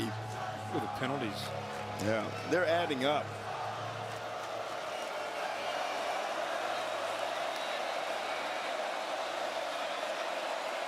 Now from 45. Schrader puts a foot to it.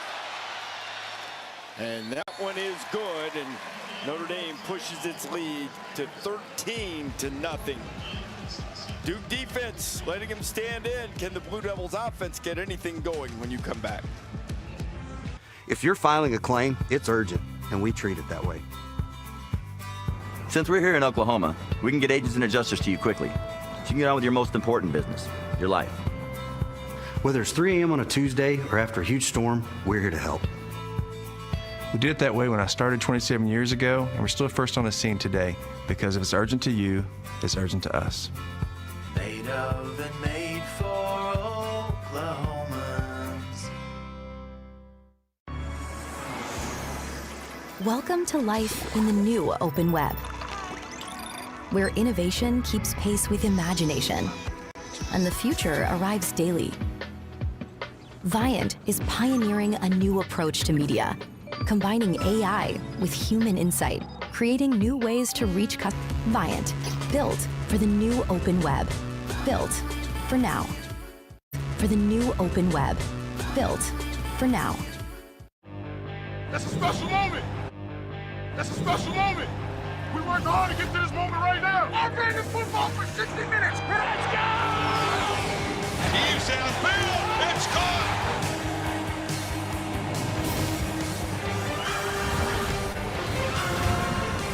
He's gonna throw it. Oh, touchdown!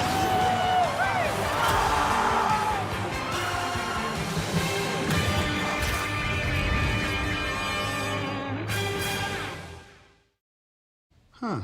How long have you been tracking our car's value with Carvana? Just like 7 months. Should we sell it? We hold. Hold. Silver vans are going for more right now. Should we? Our low mileage is paying off. You think we should? Hold. Depreciation's really heating up. You think? We just did. Go to Carvana and track your car's value today. Now! I'm on it. Already sold to Carvana. Go to Carvana and track your car's value today. It's the NFL like you've never seen it before. Falcons and It's the NFL like you've never seen it before. Falcons and Jaguars will transform into the world of Toy Story in real time. Tune in for Toy Story Fun Day Football, Sunday at 9:30 a.m. on ESPN+. Looking downfield, 40-yard strike. Van Dyke, a Gambra strip against the footing. ACC Primetime Football, Georgia Tech at number 18 Miami, next Saturday at 8 on ACCN. Everyone is ready for Monday Night Football. Everybody in the program. In this NFC showdown. Hey, let's go get one. Let's go get one. Geno Smith and the Seahawks are ready to take over the Big Apple. Boom! While Daniel Jones and the G-Men are ready to make a giant statement. Seahawks Giants at 8 on ESPN and ABC. Aerial coverage provided by Goodyear, road tested and game ready. Are you ready for the road? Goodyear is more driven. Bright and early tomorrow morning, 9:30 Eastern Time, exclusively on ESPN+. NFL action from Wembley Stadium, Falcons and the Jaguars. It's only available on ESPN+. You can get ESPN+ going to ESPNplus.com or download the app. That's where Chris Fowler is. He'll be calling the game tomorrow. That's right. And the Jags got off to a slow start. 1-2 after 3 weeks. They need a win. That's causing some consternation in the Davis household as we check in with Kevin Nagandi. RD, time now for a Chick-fil-A move on the field. It's Jackson Dart to Trey Harris with under a minute to go. 2-point conversion is good. Ole Miss retakes the lead 55-49. LSU has the chance now inside the 30. Jaden Daniels scrambling, no time on the clock. He has time across the middle, and it's no good. Go figure. Ole Miss's defense finally showing up. At least somebody did. And they get the win. And Boog is hurting, guys. 55-49. Oh, man. 7. Jeez. Can you imagine? We got 3 games up here on while we watch the game that we're calling. Got to keep up to date. By the way, Alabama looks great. Just back on, recalibrated, back on track, up early 14. Oklahoma up on Iowa State. Can you imagine that? I mean, LSU playing with fire with their defense, and it catches up to them. Almost did last week against Arkansas. Tonight it does. Really thought that they were going to be strong defensively this year with I think we all, Mason Smith, Harold Perkins. So far, not so good. Duke trying to get that running game going. It's been good for them all year as Jordan Waters has the carry. Great patience that time. Let the blocks establish themselves, and then when the few times we've seen it back have a little bit of running room. It's been that kind of night for the Duke offense and the offensive line going up against a physical veteran group from Notre Dame. Got to think Riley Leonard is a threat here, right, to run the football. You'd think. They've not been good on third down, just 2 of 8. Leonard leaves it with his back. A good, strong run. Pick up the first down as Waters drives the pile and the sticks move. You're actually seeing the right side of the offensive line get a nice push, and I think more importantly than that, the back running with some purpose on 3rd and short. Leonard, the most reliable receiver they have is Jalen Calhoun, and he wanted to take off before he caught it. Yeah, he's just looking around. He is very reliable, works very hard. Watch this. He's got a nice soft space zone. Ball's put right on him, and he just looked over his left shoulder trying to find out where Xavier Watts was. There's been a little, I don't know if it's anxiety or pressing because of the stage. Fair. That's fair. Duke has seemed a little out of sorts on offense. Of course, that'll help you get back in rhythm. As they got the ball to Jaquez more and more with the best run of the night for Duke. Nice job here with a kick-out block right on the outside, and then you'll see a seal from the right guard, Jacob Monk.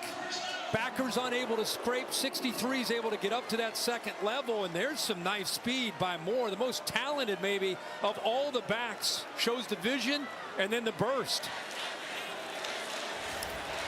Running behind Jake Hornibrook, too, the younger brother of Alex Hornibrook, the former Wisconsin and Florida State quarterback. Now 1st and 10 inside the 30. Leonard on the wheel, and he overshoots his tight end. Nicky Dalmolin was the intended receiver. Good coverage there. Tight coverage by Xavier Watts. You know, you start getting that running game going. That's what we're used to seeing with Riley Leonard and Duke's offense is they run the ball and it sets up their play action. Look at that, stride for stride, right in his hip there by Watts. But when they run, those safeties, their eyes start to creep and start to have to respect those backs and even Leonard in the run game. And then it can create those opportunities off play action. We've not seen that at all tonight. Get Jordan Waters. Waters keeps the legs churning. He'll pick up about 4. Another good block by Jake Hornibrook. He was pulling that linebacker blitzed. He was able to get him just before Waters as he got the football in his hands. I thought that play might get blown up. Watch the backer, watch 73. Got him right there. And it gave a nice inside crease for Duke's offense.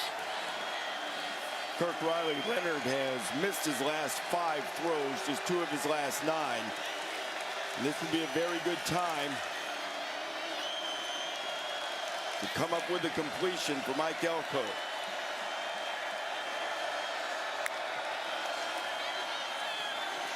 He'll keep it on the ground and move it about a yard or 2 short. I'm impressed with these backs. This again, the first time we've seen him get out in the open, show some speed. We've seen some short yardage, running and getting some tough yards. This time it's Waters. This is obviously a play call to set up the 4th down and short. And he got more yards than maybe they expected. Now it's 4th and 1.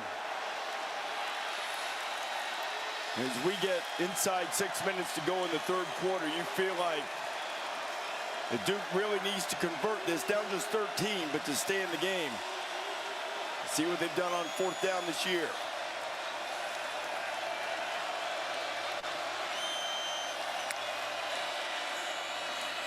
Leonard flips it out in the RPO. It's complete to Higgins, and they get the 1st down.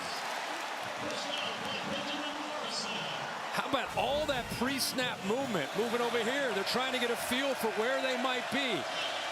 What are they going? How are they going to respond? He gets the lead back, man-to-man. Good inside move there on the slot by Higgins. Gets the separation. I mean, he could have pitched it. He could have thrown it, depending on what the defense did. They took away that little shuffle pass. Athletic ability keeps it alive. Almost like an option play. They're just stretching it out, stretching that defense out, and waited for Higgins to clear. They might have been fortunate not to get a man downfield call from the offensive line, too. They'll go back. They burst into the secondary, and Moore with another strong run, and the Blue Devils are on the doorstep. How about this offensive line? Hornibrook, the right tackle. Jacob Monk, the right guard, pulling around. We've seen Waters, we've seen Moore. That time it's Moore accelerating right into the teeth of that veteran Notre Dame defense. It has been just dominant most of this game. 1 yard away from their first touchdown of the night, and that would put a little game pressure on Notre Dame. 11th play of this drive. They'll go back to the ground, and Moore won't get there.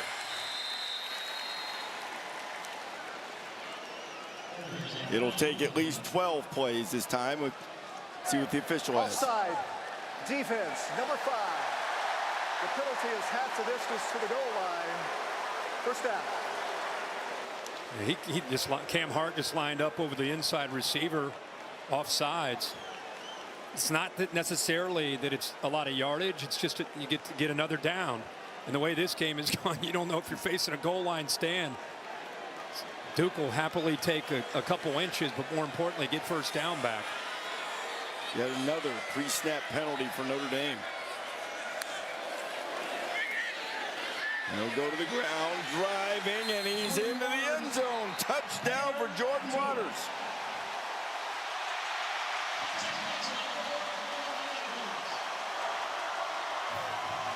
What a drive by Duke.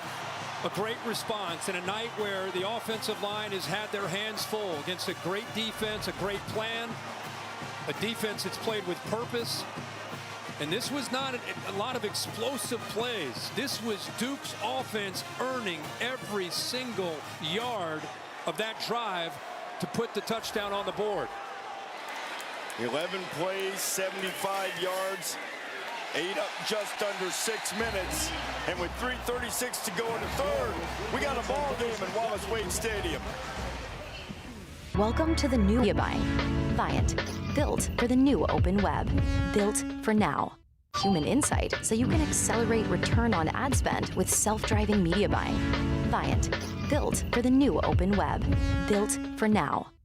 If you're filing a claim, it's urgent. If you're filing a claim, it's urgent, and we treat it that way.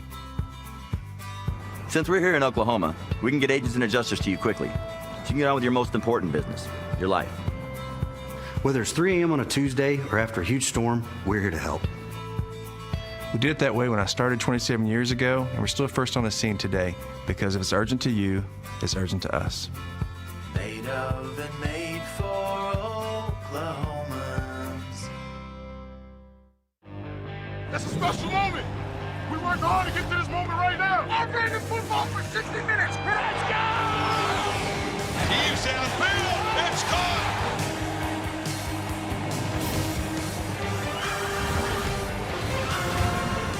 He's going to throw it. Oh, touchdown.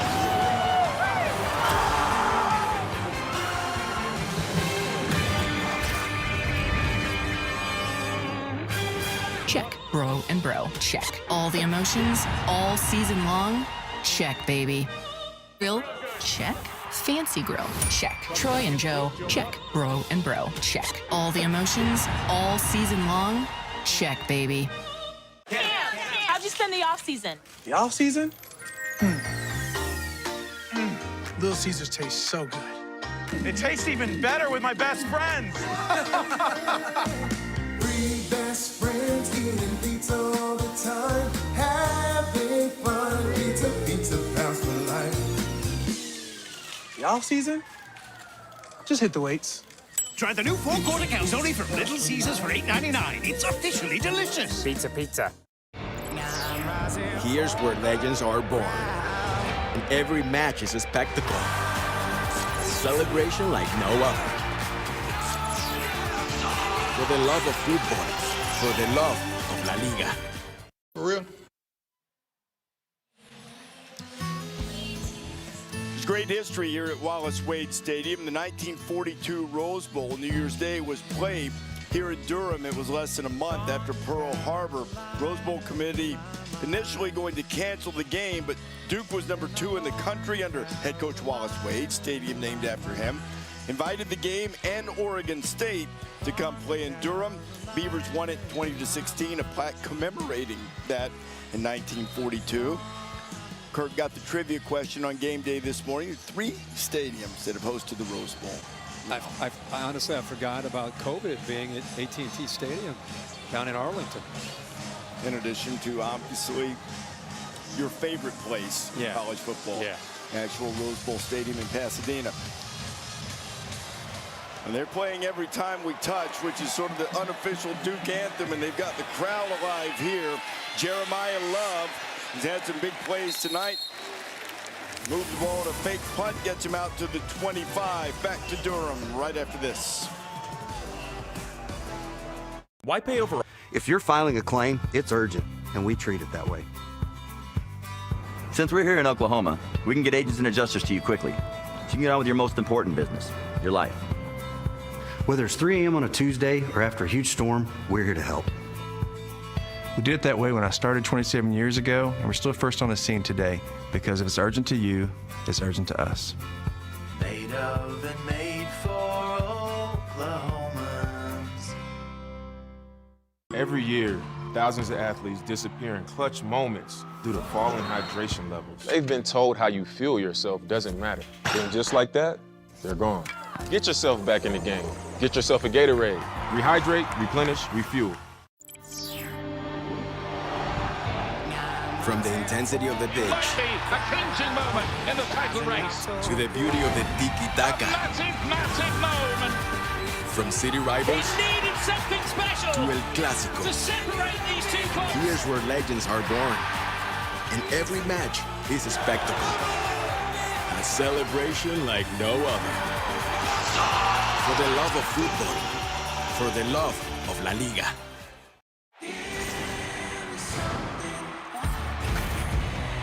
With college football on ESPN+, you get the best teams and the biggest conferences, and so much college football action from across the country. So sign up now at ESPNplus.com. Here we are, the best seat in the house every single Saturday. Guys, it is a privilege to cover the ACC. I could not sleep last night. I'm so jacked up. It's obviously a big game. Come on, show everybody what you're about. This crowd is worth it. This crowd is awesome. Wolfpack's gonna be howling all night.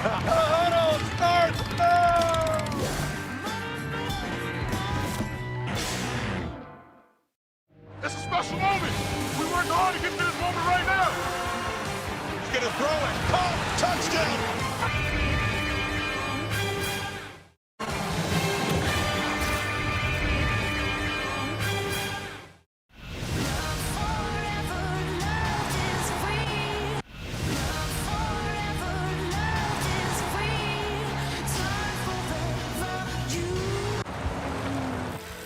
You are not related. There's no ancestry connecting you. But look how similar you are. You work at it. You keep going. You may not be brothers and sisters, but if tough were a gene, you would be.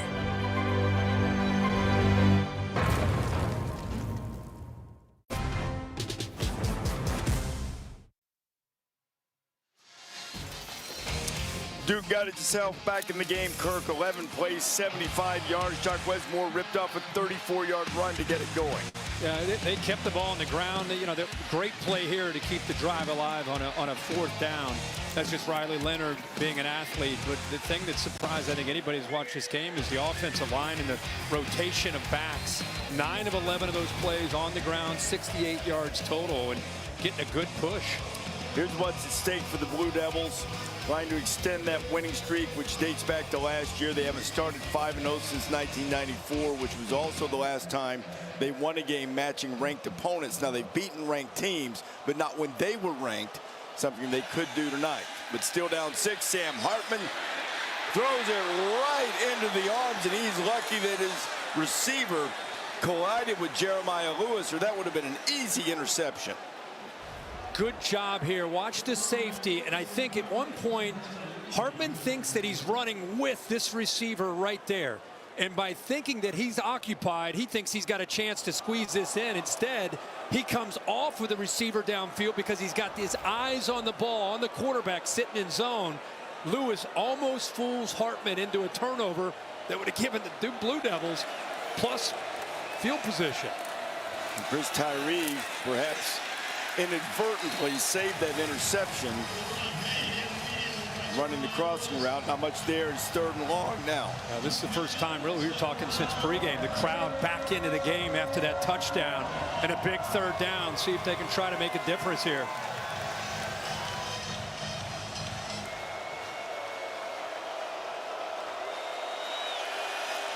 Duke starts up front. Hartman tries to get away, and he does not. Trey Freeman wrapped him up. Coverage sack. They did have the stunt, a little twist up front, but really it was, you see a little bit of movement here, but really look at downfield. You're Sam Hartman. Who are you going to throw this ball to? Good job of mixing and combination of coverage, some man, some zone, nowhere to go with the ball, and he just has to eat it. 2nd first sack of the night for Duke. Samir Hagans, who caught that 4th down pass earlier, will return the punt. And it's not a particularly good one. And the Blue Devils are going to have terrific field position. Coming off that touchdown drive, they force a 3-and-out and get it right back. Riley Leonard getting a little elevation. Time now for our Athletic trivia question in their respective common draft eras. The NBA, it's 1966, NFL 1967. Which program has more first-round draft picks?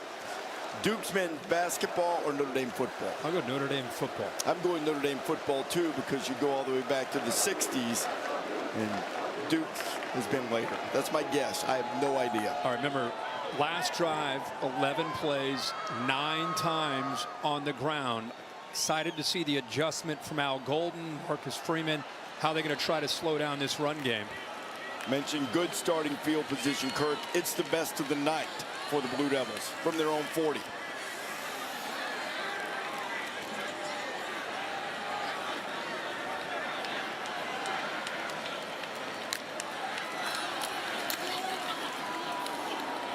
Moore has it, and Jaquez is going to pick up 3.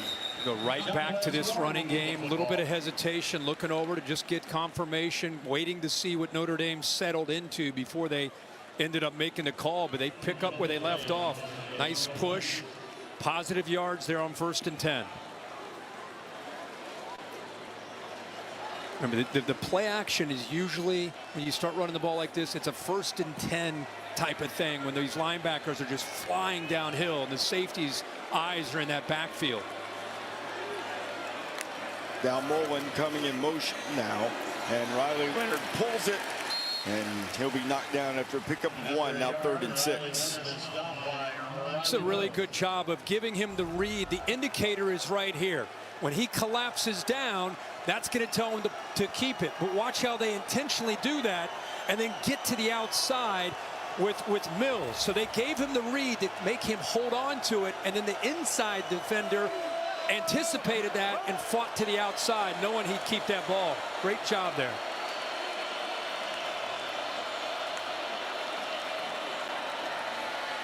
Leonard down the middle, fires into traffic. He was looking for Hagans. It's incomplete.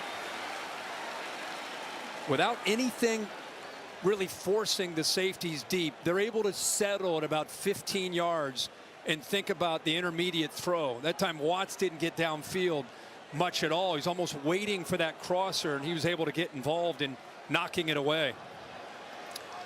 Riley's had a tough night throwing the ball, just 9 of 23 for 100 yards, and Hagans, who's made some plays, looks as if he's holding that shoulder as he heads to the sidelines.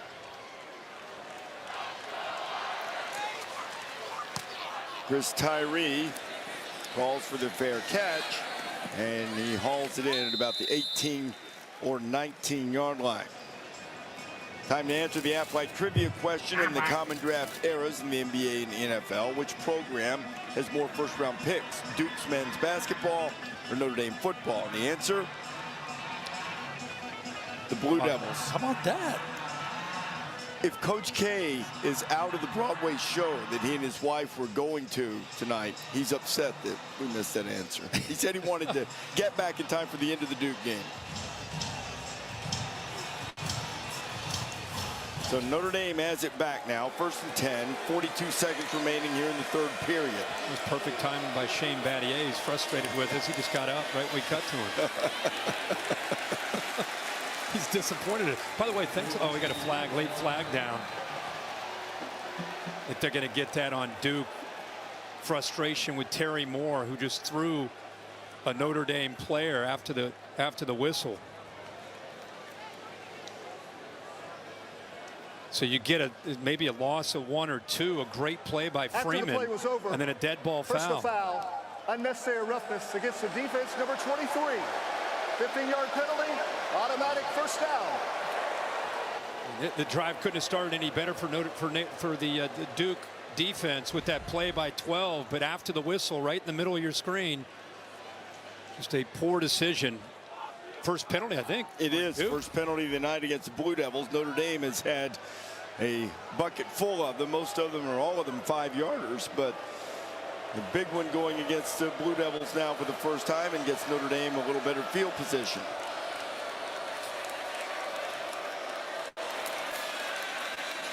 Hartman, that's a really good idea to throw the ball to Mitchell Evans, and he's already had a career night, and now he's over 100 yards. So we get to the end of the quarter, and he gets it to midfield. Let's see what happens on the rest of this drive, but that could be a pivotal play, that dead ball foul. Instead of 2nd and 12, they get good, better field position and a chance to get some offensive rhythm going here on this drive. Evans was hobbling to the sideline. That's the end of the 3rd quarter. We'll be back for the 4th quarter in a tight game from Durham after this message and a word from ABC. On a devastating. Welcome to life in the new open web, where innovation keeps pace with imagination and the future arrives daily. Viant, both on and offline. Viant, built for the new open web, built for now. And new standards of measurement, both on and offline. Viant, built for the new open web, built for now. The Little League World Series champions!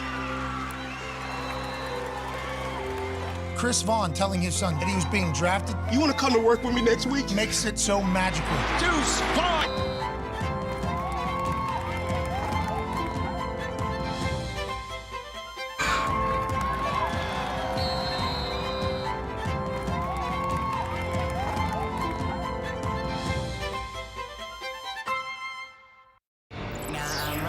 Here's where legends are born. And every match is a spectacle. Celebration like no other. For the love of football, for the love of La Liga.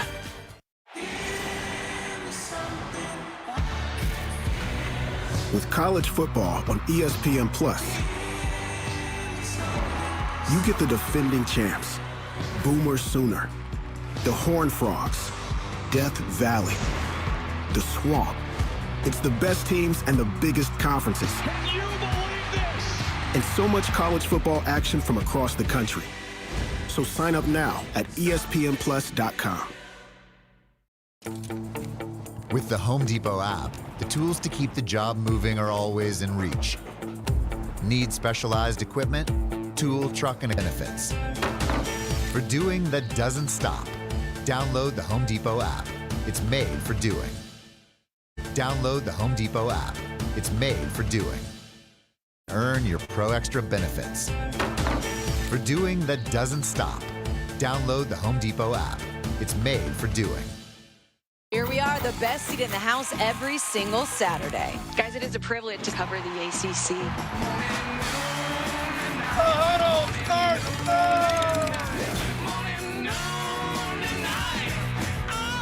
It's a special moment. We worked hard to get to this moment right now.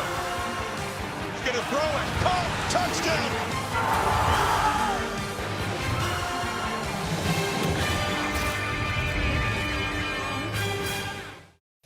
You fought for 162. Moment is here. The MLB Wildcard Series begins Tuesday on the networks of ESPN. Here. The MLB Wildcard Series begins Tuesday on the networks of ESPN. BK Royal Crispy Wraps. Eat it with the meal or have it as a snack. Only $2.99. It's a hunger hack and it fits in one hand. At BK, have it your way.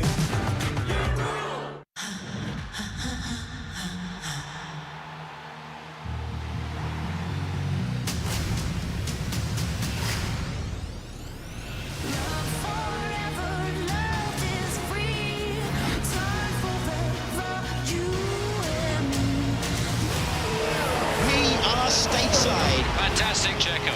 Superb racing. Yes, guys.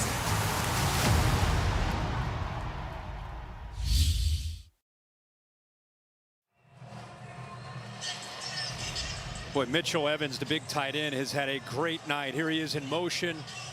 See Duke sitting in zone. See the receiver to the inside, receiver to the outside. It opens up. Great catch. Now look at this. Look at the big fella. Rumbling, fumbling, stumbling. He is hard to bring down. That's 10 extra yards after the catch. That was the AT&T 5G clicker as we open the fourth quarter. Notre Dame picks up a couple with estimate as we check in with Holly. Well, guys, you see how big Mitchell Evans has been for them tonight for Notre Dame. He just got injured, though. He came to the sideline. They put tape over that right ankle. He spatted it up, and then he is pushed off, worked on it. He is moving pretty well. I saw him fist pump a couple of guys that he is good to go, but he is not out there right now. Keep your eyes on that right ankle. We will, Holly. All 5 of his catches have given the Irish a first down tonight. Estime lost his balance about as soon as he got the football. Powers ahead, it'll be third down. Yeah, he's going to come back into the game. He's fighting through this. He's had just a great night. Not just the 5 catches, over 100 yards. I mean, it's one of his best games of his career. And you and I were talking at the break. I think over the years, all the Notre Dame tight ends that are just prototypical of what you look for. This guy's 6'6", 250 pounds, showing tonight what kind of receiver and what kind of threat he is in a pass game. Hardman chased, fires it deep. Merriweather's down there, but the flag is going to come out. Bill, I'd love to ask Bill. I mean, Bill's with us. There was contact, Bill, but there's no way he had a chance to make this catch. They're going to just judge whether the ball was catchable or not. And the officials are getting together having a conference on it now. Bill, what do you think? I'm just telling you, I see contact. I just don't know how that's a. Yeah, there you go. And he just throws this, and there's no chance the receiver could get to that football. Yeah, they deemed it uncatchable, so the contact is not a foul. Contact is late. Now, if he's working back, if he was working back, the receiver back to the ball, and then the corner was in his way, then that's a different story. That ball was just thrown downfield. Exactly, Kurt. That would be pass interference if he was working back to it. And a great job of officiating. I like when they come together and talk about it and wave the flag. Mike Elko was glad too. Chandler Rivers might have gotten away with one. Merriweather couldn't work it back, and the Irish will have to give up the football. Beautiful kick. Put it right in the corner at the 1-yard line. You cannot do it better than Bryce McPherson just did it. Wow. Can you imagine Pat McAfee in Indianapolis watching that kick right there? That is perfection. The progressive pylon, Cam right over top, just a little to the right. They're going to put that ball inside the 1-yard line. That's for the brand. That's for the brand. Where'd you? And exhale. Tune in to your chakras. Yo, Drake, you feeling this yoga stuff? Kendall, dude, I feel wonderful. How are you so calm? I got that Schwab swagger. Schwab swagger? Here, try this Schwab dog. Get your swag on with Schwab Meat, the official mouth-watering hot dog of OU and OSU athletics. Namaste. Welcome to life in the new open web, where innovation keeps pace with imagination, and the future arrives daily. Viant is pioneering a new approach to media, combining AI with human insight, creating new ways to reach customers and new standards of measurement, both on and offline. Viant, built for the new open web, built for now. We worked hard to get to this moment right now. I've been in football for 60 minutes. Let's go! He's downfield. It's caught.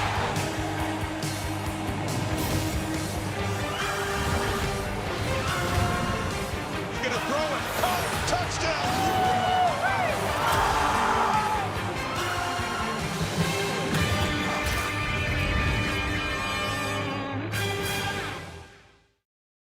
Football is back. Got your check, bro and bro. Check. All the emotions, all season long. Check, baby. Bro, check. All the emotions, season long. Check, baby. The Falcons and Jaguars are playing Sunday at 9:30 a.m. Eastern. The Falcons and Jaguars are playing Sunday at 9:30 a.m. Eastern in London. And they're also playing in Andy's room? That's right, it's the NFL like you've never seen it before.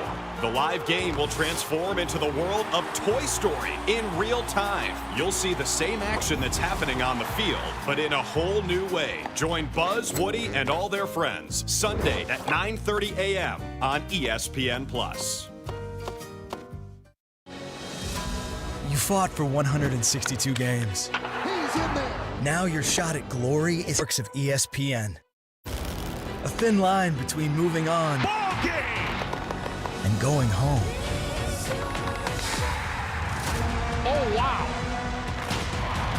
He caught The moment is here. This is the MLB Wild Card Series. Begins Tuesday on the network. About the punt, but they looked at it again and said it went over the pylon. It's a touchback. What a break for Duke and a bad break for Notre Dame. We got all excited about the punt, but they looked at it again and said it went over the pylon. It's a touchback. What a break for Duke and a bad break for Notre Dame as Jordan Waters gets to carry. Let's go back to it and bring Bill in. Bill, what do you see here? Well, the rule says that if the ball goes over or inside the pylon at the goal line, it's a touchback. This ball goes right over the top of the pylon. We have that good pylon shot that showed it go right over the top. Oh, you like the progressive pylon cam right there, right over, that went right over the top. Right over the top, touchback. Good job by replay.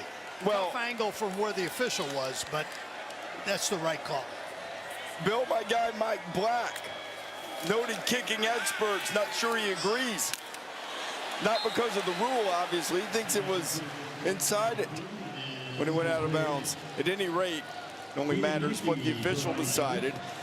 And rather than being backed up on their own 1 yard line, Duke is out at the 25, but now a third down.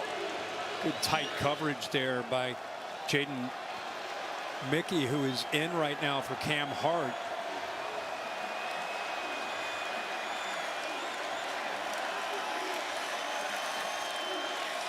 Tough night throwing the ball for Riley Leonard.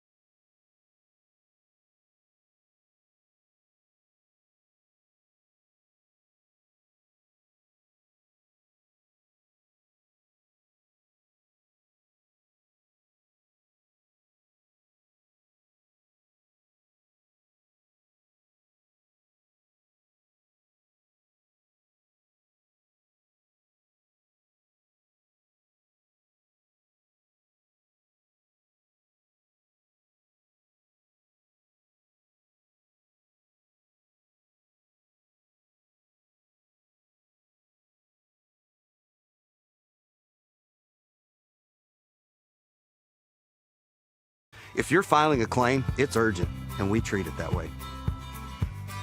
Since we're here in Oklahoma, we can get agents and adjusters to you quickly, so you can get on with your most important business, your life. Whether it's 3 a.m. on a Tuesday or after a huge storm, we're here to help. We did it that way when I started 27 years ago, and we're still first on the scene today, because if it's urgent to you, it's urgent to us. Made of and made for Oklahomans.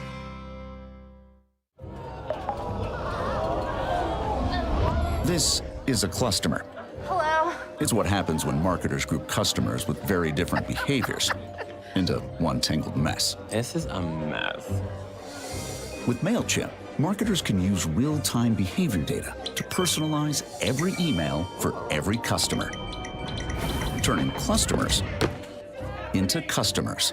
Intuit MailChimp, the #1 email marketing and automation platform. You fought for 162 games. He's in there. Now your shot at glory is hanging by a thread. A thin line between moving on and going home. Oh, wow. He caught The moment is here. This is the MLB Wild Card Series. Begins Tuesday on the networks of ESPN. Everyone is ready for Monday Night Football. Everybody in the program. In this NFC showdown. Hey, let's go get one. Let's go get one. Geno Smith and the Seahawks are ready to take over the Big Apple. Boom! While Daniel Jones and the G-Men are ready to make a giant statement. Seahawks-Giants at 8 on ESPN and ABC. Football is back. Got your new fantasy team name? Check. Grill? Check. Fancy grill? Check. Troy and Joe? Check. Bro and bro? Check. All the emotions? All season long? Check, baby. ABC's Saturday Night Football is presented by Capital One. What's in your wallet? And in part by Jersey Mike Subs. Be a sub above. Wallace Wade Stadium is alive, hurting that guy's ears in the middle of the student section. Duke just took the lead, 14-13. Charlie Ham kicks it off. Now see if Notre Dame can answer. Jeremiah Love looking for room. Love still on his feet as he gets up to about the 30-yard line.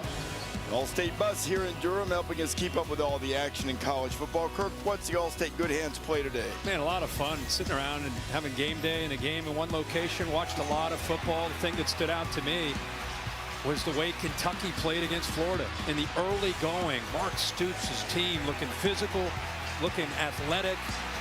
Ray Davis, what a day he had. What, he had 280 on the ground. I mean, Kentucky, not just today against Florida, but all of a sudden you start to look in the SEC, start to look at who looks real, who has a chance to maybe make some noise. Those cats look for real.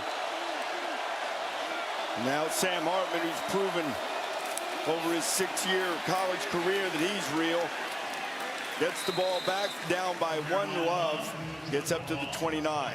Well, after the week they had, losing in the fashion in which they did against Ohio State, where they felt they outplayed the Buckeyes, only to have the game taken away from them. Give credit to Ohio State, but it was a tough week. And now here they find themselves in a game that really they have dominated, and yet they're down by 1.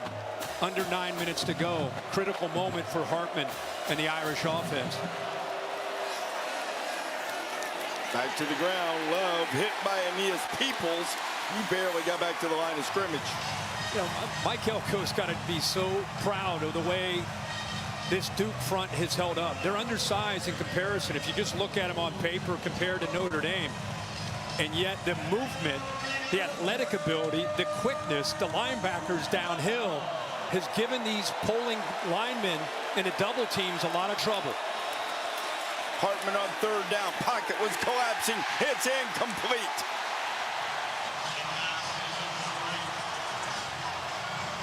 Well, Cam Dillon ends up coming right here, but they're showing a lot of different pressures affecting the communication. He wins on the outside there just with straight speed with R.J. Oben. And another good job on third down by Duke's defense getting after. Notre Dame is now 2 of 13 on the night on third downs. And how about Oben beating Joe Alt? Out there to get the pressure. Right. One of the top left tackles in the game. And now McPherson's going to have to punt it away again.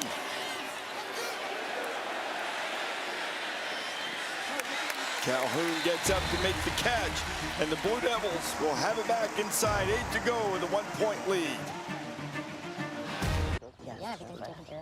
Hey, Jamie. So, what am I up to? Just visiting a special secret client. I can't say who it is, but let's just say she bundled her dream house and her dream car for round-the-clock protection with Progressive. Oh. She has another house in Malibu. She's been an astronaut, an architect, a CEO. We're in front of her house, dude. Well, I'd love to tell you who her boyfriend is, but I don't think I can.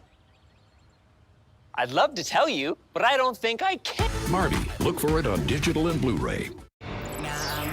Here's where legends are born. And every match is a spectacle. For the love of football, for the love of La Liga. For the love of football, for the love of La Liga. The Little League World Series champions!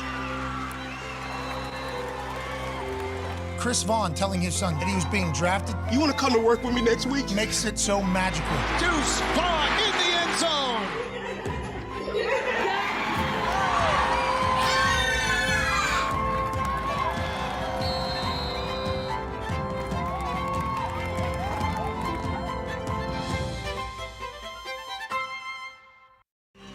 The Little League World Series champions!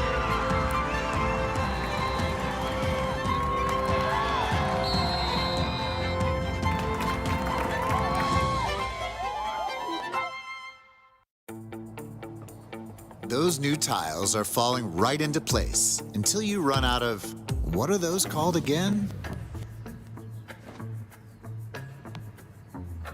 Oh, right. The Home Depot app is made for doing that doesn't miss a beat. So you can find what you need fast and keep things moving in the right direction. For doing that doesn't stop, download the Home Depot app. It's made for doing. Football is back. Got your new fantasy team name? Check. Grill? Check. Fancy grill? Check. Troy and Joe? Check. Bro and bro? Check. All the emotions? All season long? Check, baby.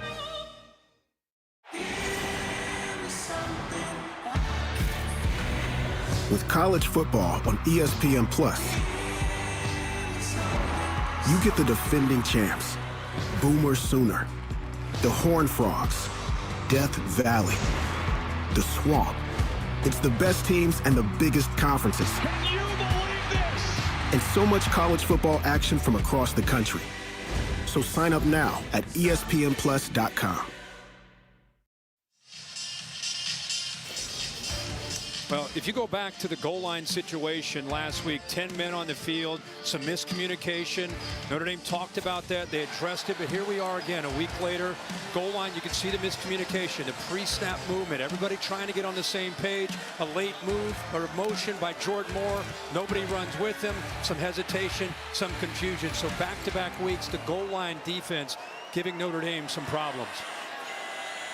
Now the Irish will try to get off the field and stop this Duke running attack, which suddenly surged to life in the second half. Jordan Waters on the carry. Let's see if Kevin Johns, as a play caller, what he elects to do now in a one-point game. He's really put together a great plan here in the second half. You want to be careful of becoming too conservative and taking your foot off the gas. You know, they've been aggressive. They've been attacking, even with the urgency. He told us they would mix tempo up. Said he learned that from Kevin Wilson years ago about not just going fast, but mixing it up and how that affects the rhythm of a defense.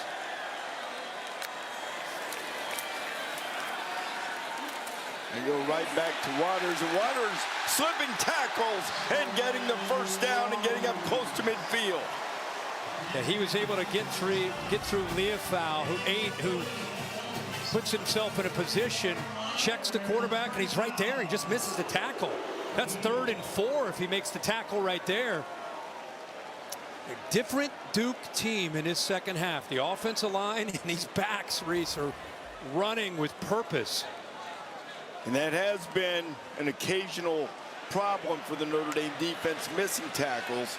And they've missed some here in the 4th quarter. And they need to make them the most. Now Riley Leonard pulls it and keeps it, and this time he does not fool the Irish defense. Riley Mills was there.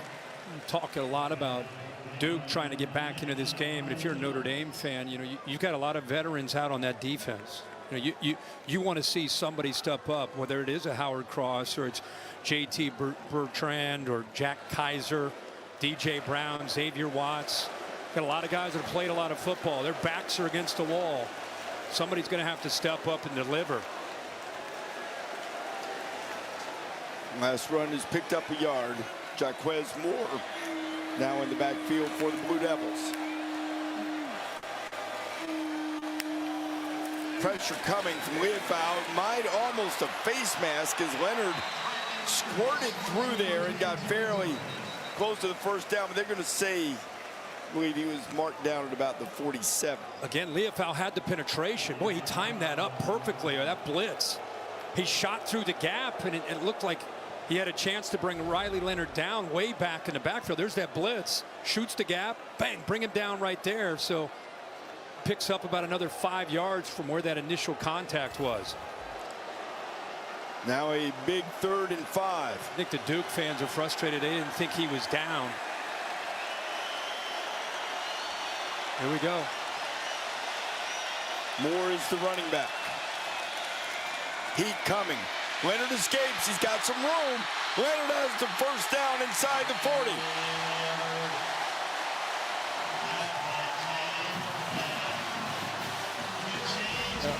They bring pressure. You see 2, DJ Brown. They brought the middle linebacker, also Bertrand, but nobody able to account for the quarterback. We saw that earlier in this game. When you have an athletic quarterback, you know you have to squeeze him, but when you bring the house and you don't get to him, that's a problem because the secondary's in man coverage and no one's able to bring him down short of the first. He's up to 85 yards on the ground. The junior quarterback from Fairhope, Alabama. Moore is greeted immediately. It'll be 2nd and long. Marcus Freeman holding on to those 3 timeouts. We're at the 4-minute mark at this point. Each first down that Duke gets, it's not just about the first down. It's obviously a new set of downs, and they just keep grinding on that clock. You know that the internal pressure is ratcheting up on the Irish after the week they've had, after having a 13-0 lead in this game. Now desperately needing to get off the field and get their offense another chance. Leonard, that was a run all the way, and Riley gets it down to the 31-yard line. He'll need about 4 more for the first down. Yeah, and again, when they are motioning, you put the quarterback in empty. You got a big tight end in there. You've got 6 central offensive linemen. You're just looking at the numbers. All Notre Dame had in that box area were 5 defenders. You got 6 blockers. That's what the threat of the quarterback run does to a defense. Gives you that extra hat. Much better on 3rd down in the second half. That has been a major problem, as you pointed out, for the Irish when they've had the ball.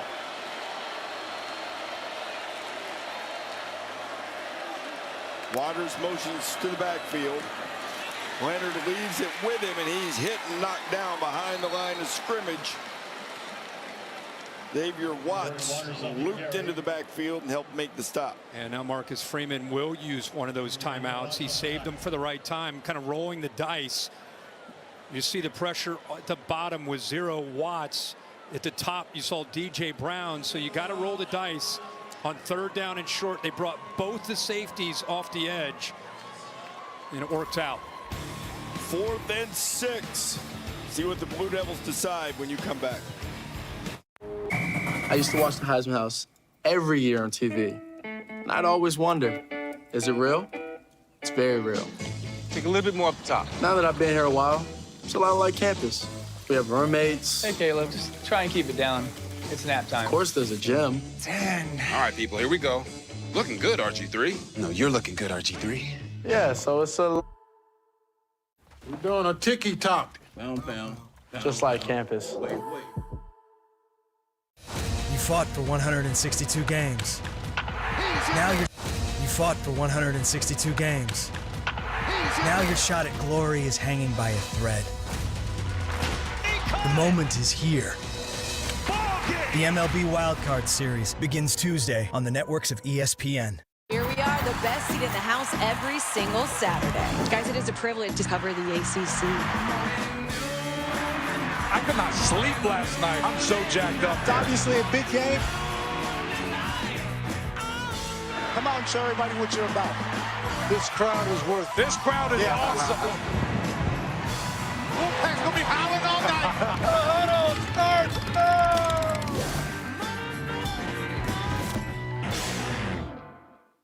It's the NFL like you've never seen it before.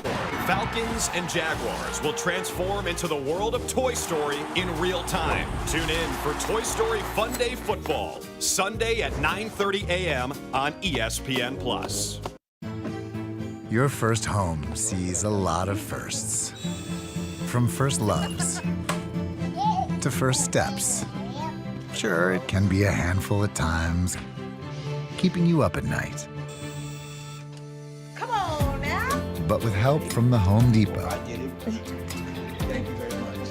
you'll find the confidence to create the first place you call your own. The Home Depot, how doers get more done. Here's where legends are born. And every match is a spectacle. Celebration like no other. For the love of football, for the love of La Liga. From the intensity of the pitch A clinching moment in the title race. to the beauty of the tiki-taka. Massive moment. From city rivals Needed something special to El Clásico. to separate these two clubs. Here's where legends are born. And every match is a spectacle. A celebration like no other. For the love of football. For the love of La Liga.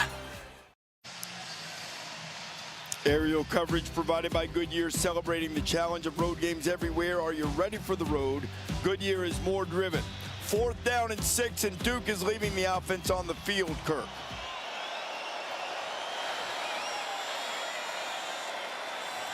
Now let's see, are they going to try to draw him off and get closer?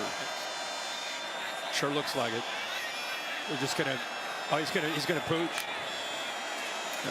Now Riley Leonard with the pooch punt. Can Duke get down and cover it? And they do. The kid does it all. 360 dunks, he can run, he can lead, he can throw. Now he gets a pooch punt, puts it inside the 5. And his mom's wristband comes into play there. Yeah, let's go back and talk about, Bill, if we could bring you in, that was a big review that I guess should not have actually been allowed to be reviewed, right? Going back to look at this, they're pinned him inside the 1-yard line. Yeah, the official ruled it out at the 1 because the ball, I mean, we can see the ball went over the top of the pylon, but by rule, for replay to get involved in that, it had to either touch the sideline or hit the pylon, which it didn't do. So Bill, they made an error in replay in that situation. They made an error. I made an error too in my initial comment, but not reviewable by the current replay rule. So with that in mind, that ball would have been inside the 1. Instead, they moved it out to the 20, and they went 8 plays and 80 yards and a touchdown. So significant sequence. Difference in 19 yards. Now, while we were sorting that out, Notre Dame got called for another false start. They're right down there in the midst of the Wade Wackos, but this is why you got Sam Hartman. Hartman's in trouble and gets away in the end zone. Now lost it down, incomplete, but a flag flies in. Boy, how about him just keeping that play alive?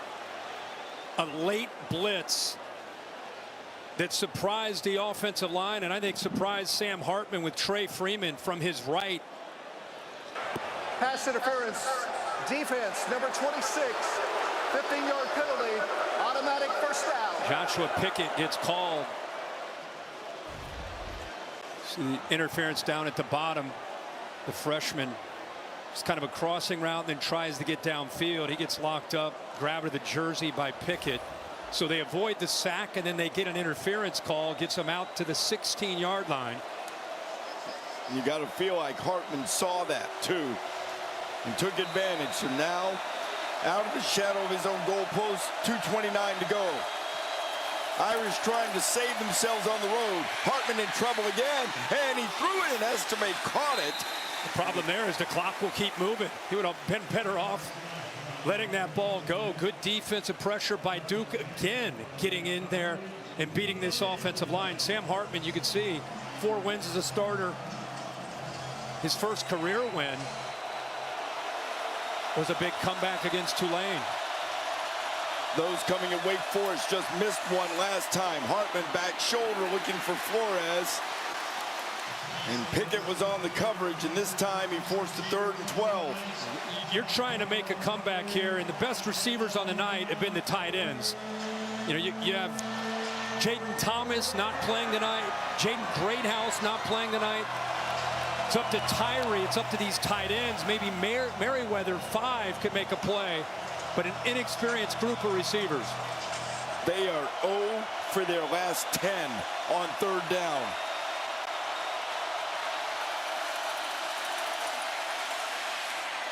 Hartman, and who else? He finds Mitchell Evans, his tight end, and they break that drought on 3rd down and keep the game alive. How about the freshman? Watch his route right here. He actually takes the defender with him, the middle linebacker, Cam Dillon, and it opens it up right there. Nice job of being patient, waited as long as he could with that pass rush, but a heck of a read and throw. 6 catches, $134 for Evans tonight. Hartman down the middle again. He's got Rico Flores. Flores still on his feet, and he's down to the Duke 41. Well, Duke defender loses his footing. It was Joshua Pickett. Look to your far right. You'll see it in the background. He loses man coverage, goes down. Sam Hartman was going to make that throw anyway. How about the true freshman stepping up tonight, Flores? Hartman back to work, taking a shot. Throws it to the outside, and Merriweather had it in his hand, but a flag comes out.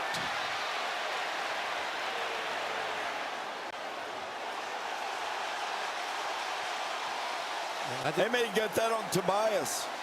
Yeah, I think he pushed off on Al Blades Pass Jr. interference, offense, yeah. number 5, 15-yard penalty, first down. Merriweather had a step, and based on the way he reacts, you can see that right arm extend on Al Blades. Al Blades Jr. right away saying, hey, help me out here, man. I'm on an island as it is, and he's pushing on me. Transfer from Miami, the great Blades family of defensive backs. Draws the offensive pass interference, and now it's 1st and 25. They're at the 41. Now they're back at their own 44.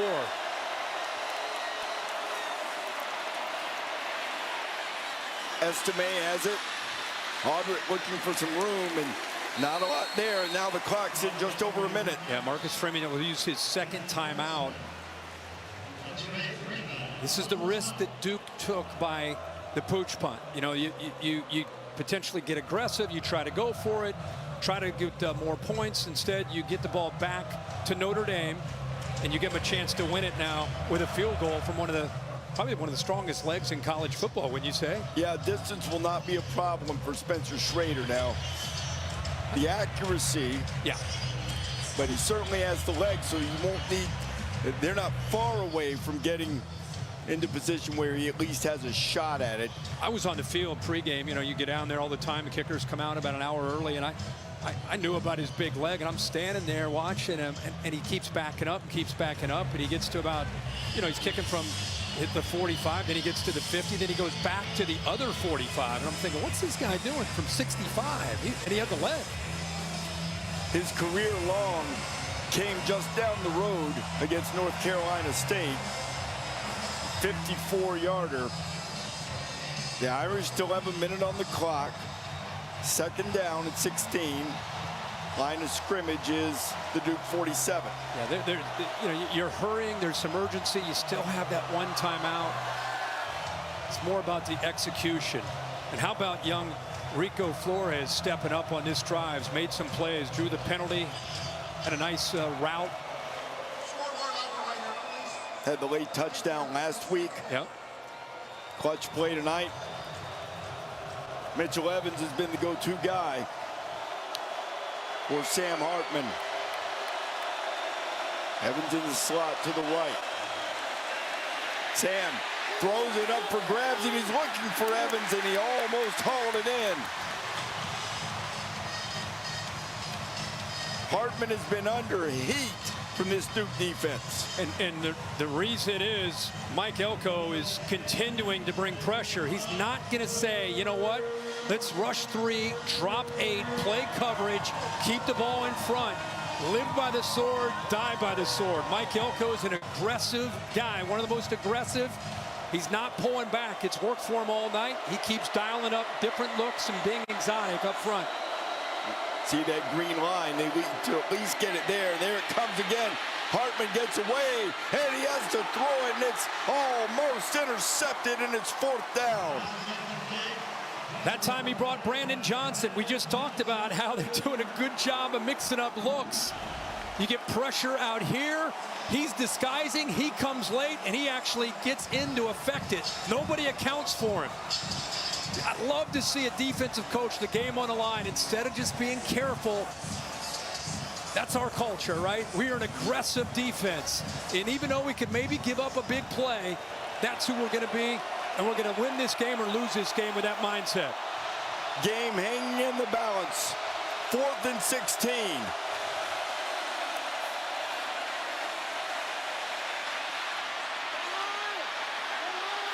Hartman has a chance to run for it. Can Sam get there?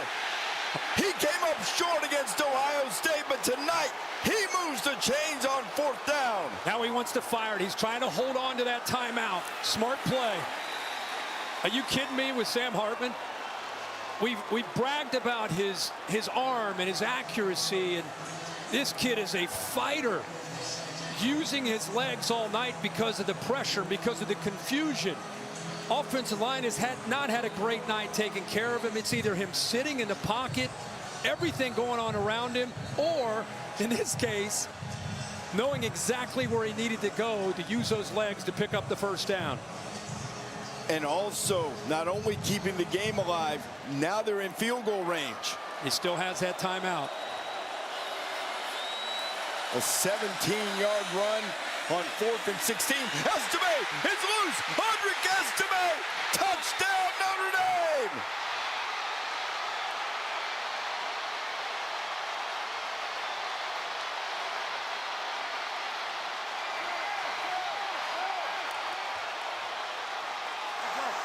What a drive.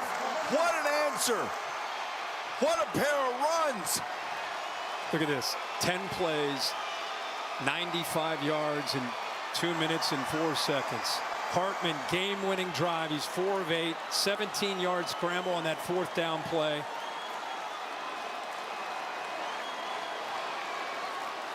Heartbreak among the Duke fans, but still a half-minute to go. 5-point game. Fighting Irish will go for 2.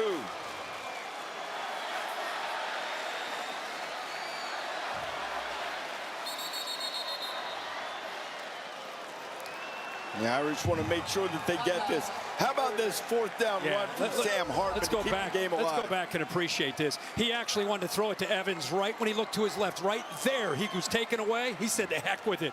I'm going to go get this thing. Shows you that acceleration. Knew exactly where he wanted to go.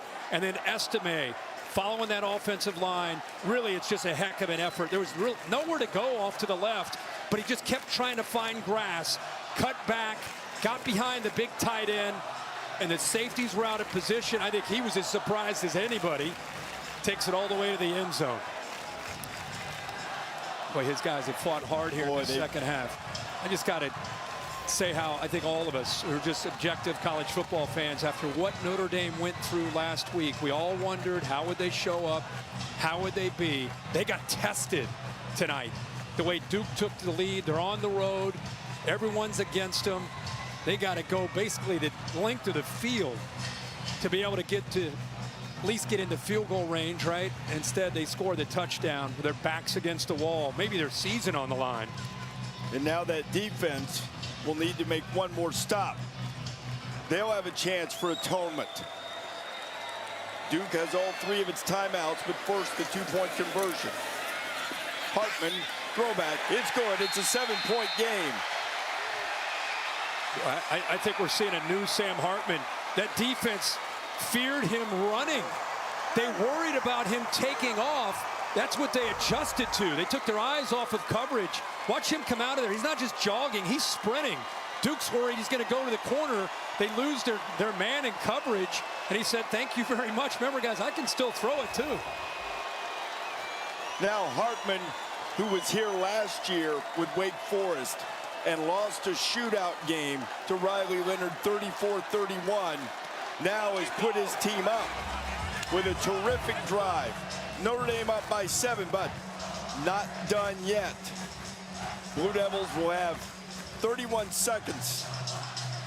See if they can force this game into overtime. I almost don't want to jinx him showing him like that, because they showed him like that last week when Ohio State was starting to move the ball down the field, and they kept showing him, and then it was another play and they'd show him like this, and then eventually they stopped showing him because Ohio State scored. So we're happy for him. He looks good. He's got the look going, but right now it's about Notre Dame's defense stepping up here and trying to secure a victory. See if Riley Leonard has one more trick up his sleeve. Blue Devils have had trouble in the passing game. Leonard just 11 of 26 tonight.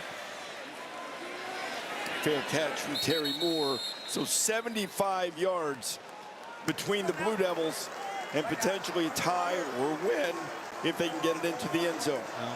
You got 31 seconds. You got all 3 timeouts. You got some receivers that have made some plays for you here in this second half. Most notably, 5 Calhoun, 8 more. The backs can be a factor. The big question to me is, can this offensive line in an obvious passing situation, can they protect? Can they give Riley Leonard enough time to try to make a read and get a good throw out?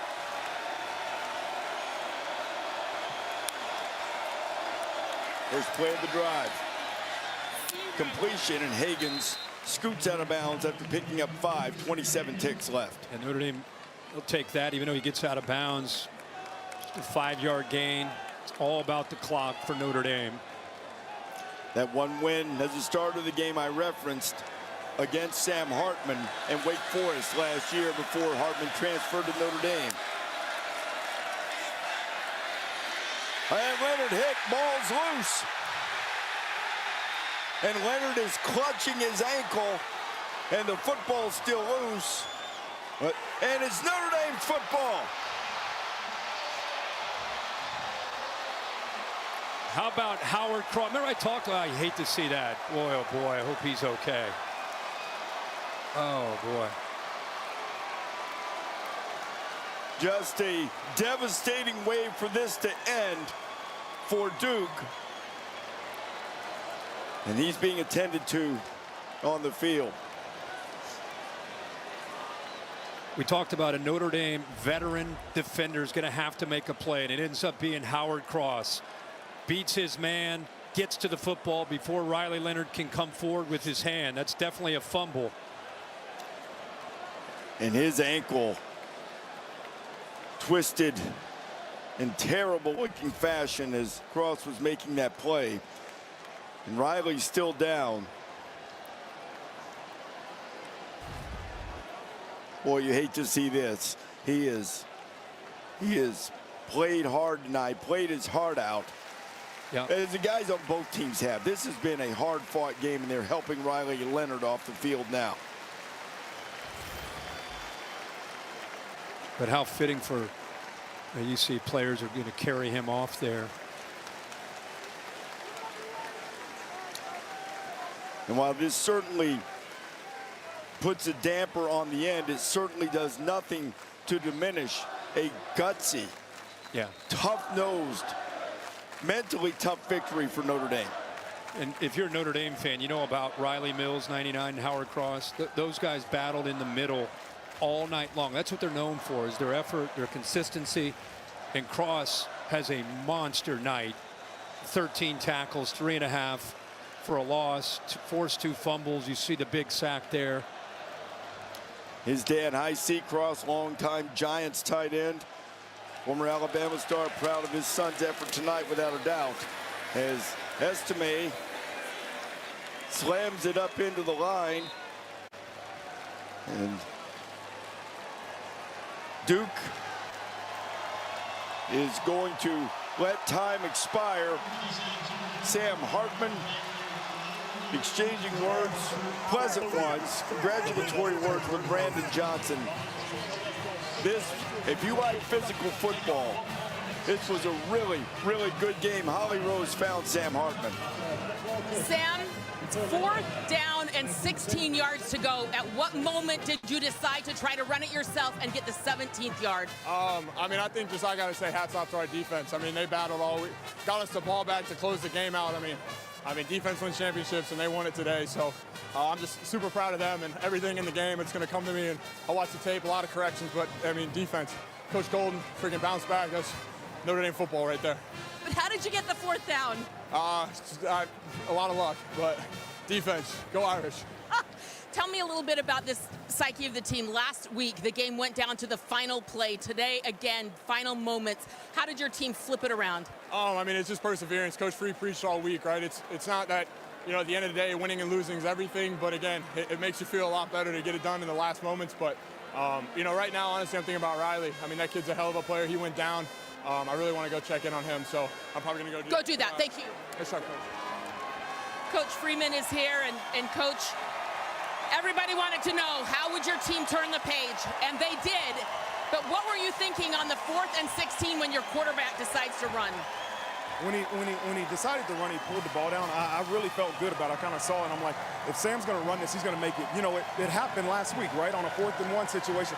He learned from that, and that's what I keep talking about. You have to learn from those opportunities, man. And so for him to run down there, he wasn't going to be denied. And so I love that, man. And he wasn't. Then again, Estime goes in for the touchdown. What was that play, and how did he break it? We were really trying to just run the ball and kind of run the clock out and set ourselves up to kick a game-winning field goal. And it's probably a situation where you want to go down and, you know, really kick the ball. But, man, I'm so proud of this team to continue to fight. You know, I thought we learned from last week. We didn't know how this game would go. The last week, Ohio State found a way to finish when it mattered the most. And that's what this team found a way to do. How do you describe the resilience you see from your young men? You try to coach it, you try to teach it, but when you see it, what does that feel like? We're really proud, and I'm proud for them. This is all I want, man, is these guys to really feel this feeling of victory, and it's hard-earned, and I'm proud of those guys. All right, can I sneak one more guy in here? Because you would not have gotten this win. Tell me about that run. How did you find the end zone? Yeah, it was awesome. Honestly, the offensive line, it wasn't a pretty game, but we got the job done. We kept on fighting for 4 quarters, and that was as a result of us not giving up and finishing the game. Yards were so hard to come by. They had shut you guys out in the second half. How did you find a touchdown late? Yeah, they're a really good team. They're a physical team. We knew coming into this game it was going to be a 4-quarter battle, so we knew we just had to stay down and something was going to pop, and then it popped right when the time we needed it. Coach talked to you guys about having a championship response. How do you describe your team's response tonight? That was a championship response. We battled. We have a great week of practice, and our week of practice showed off in this field today. Thank you so much. Thank you. Holly, thank you very much. You see Sam Hartman waiting outside the Duke Sports Medicine tent where they're checking out Riley Leonard. These two squared off. And Sam was at Wake Forest, Riley here at Duke. Great mutual respect between these two. Really classy move by Sam Hartman. Yeah, very concerned. I mean, the first thing he talked about was his defense and how's Riley doing.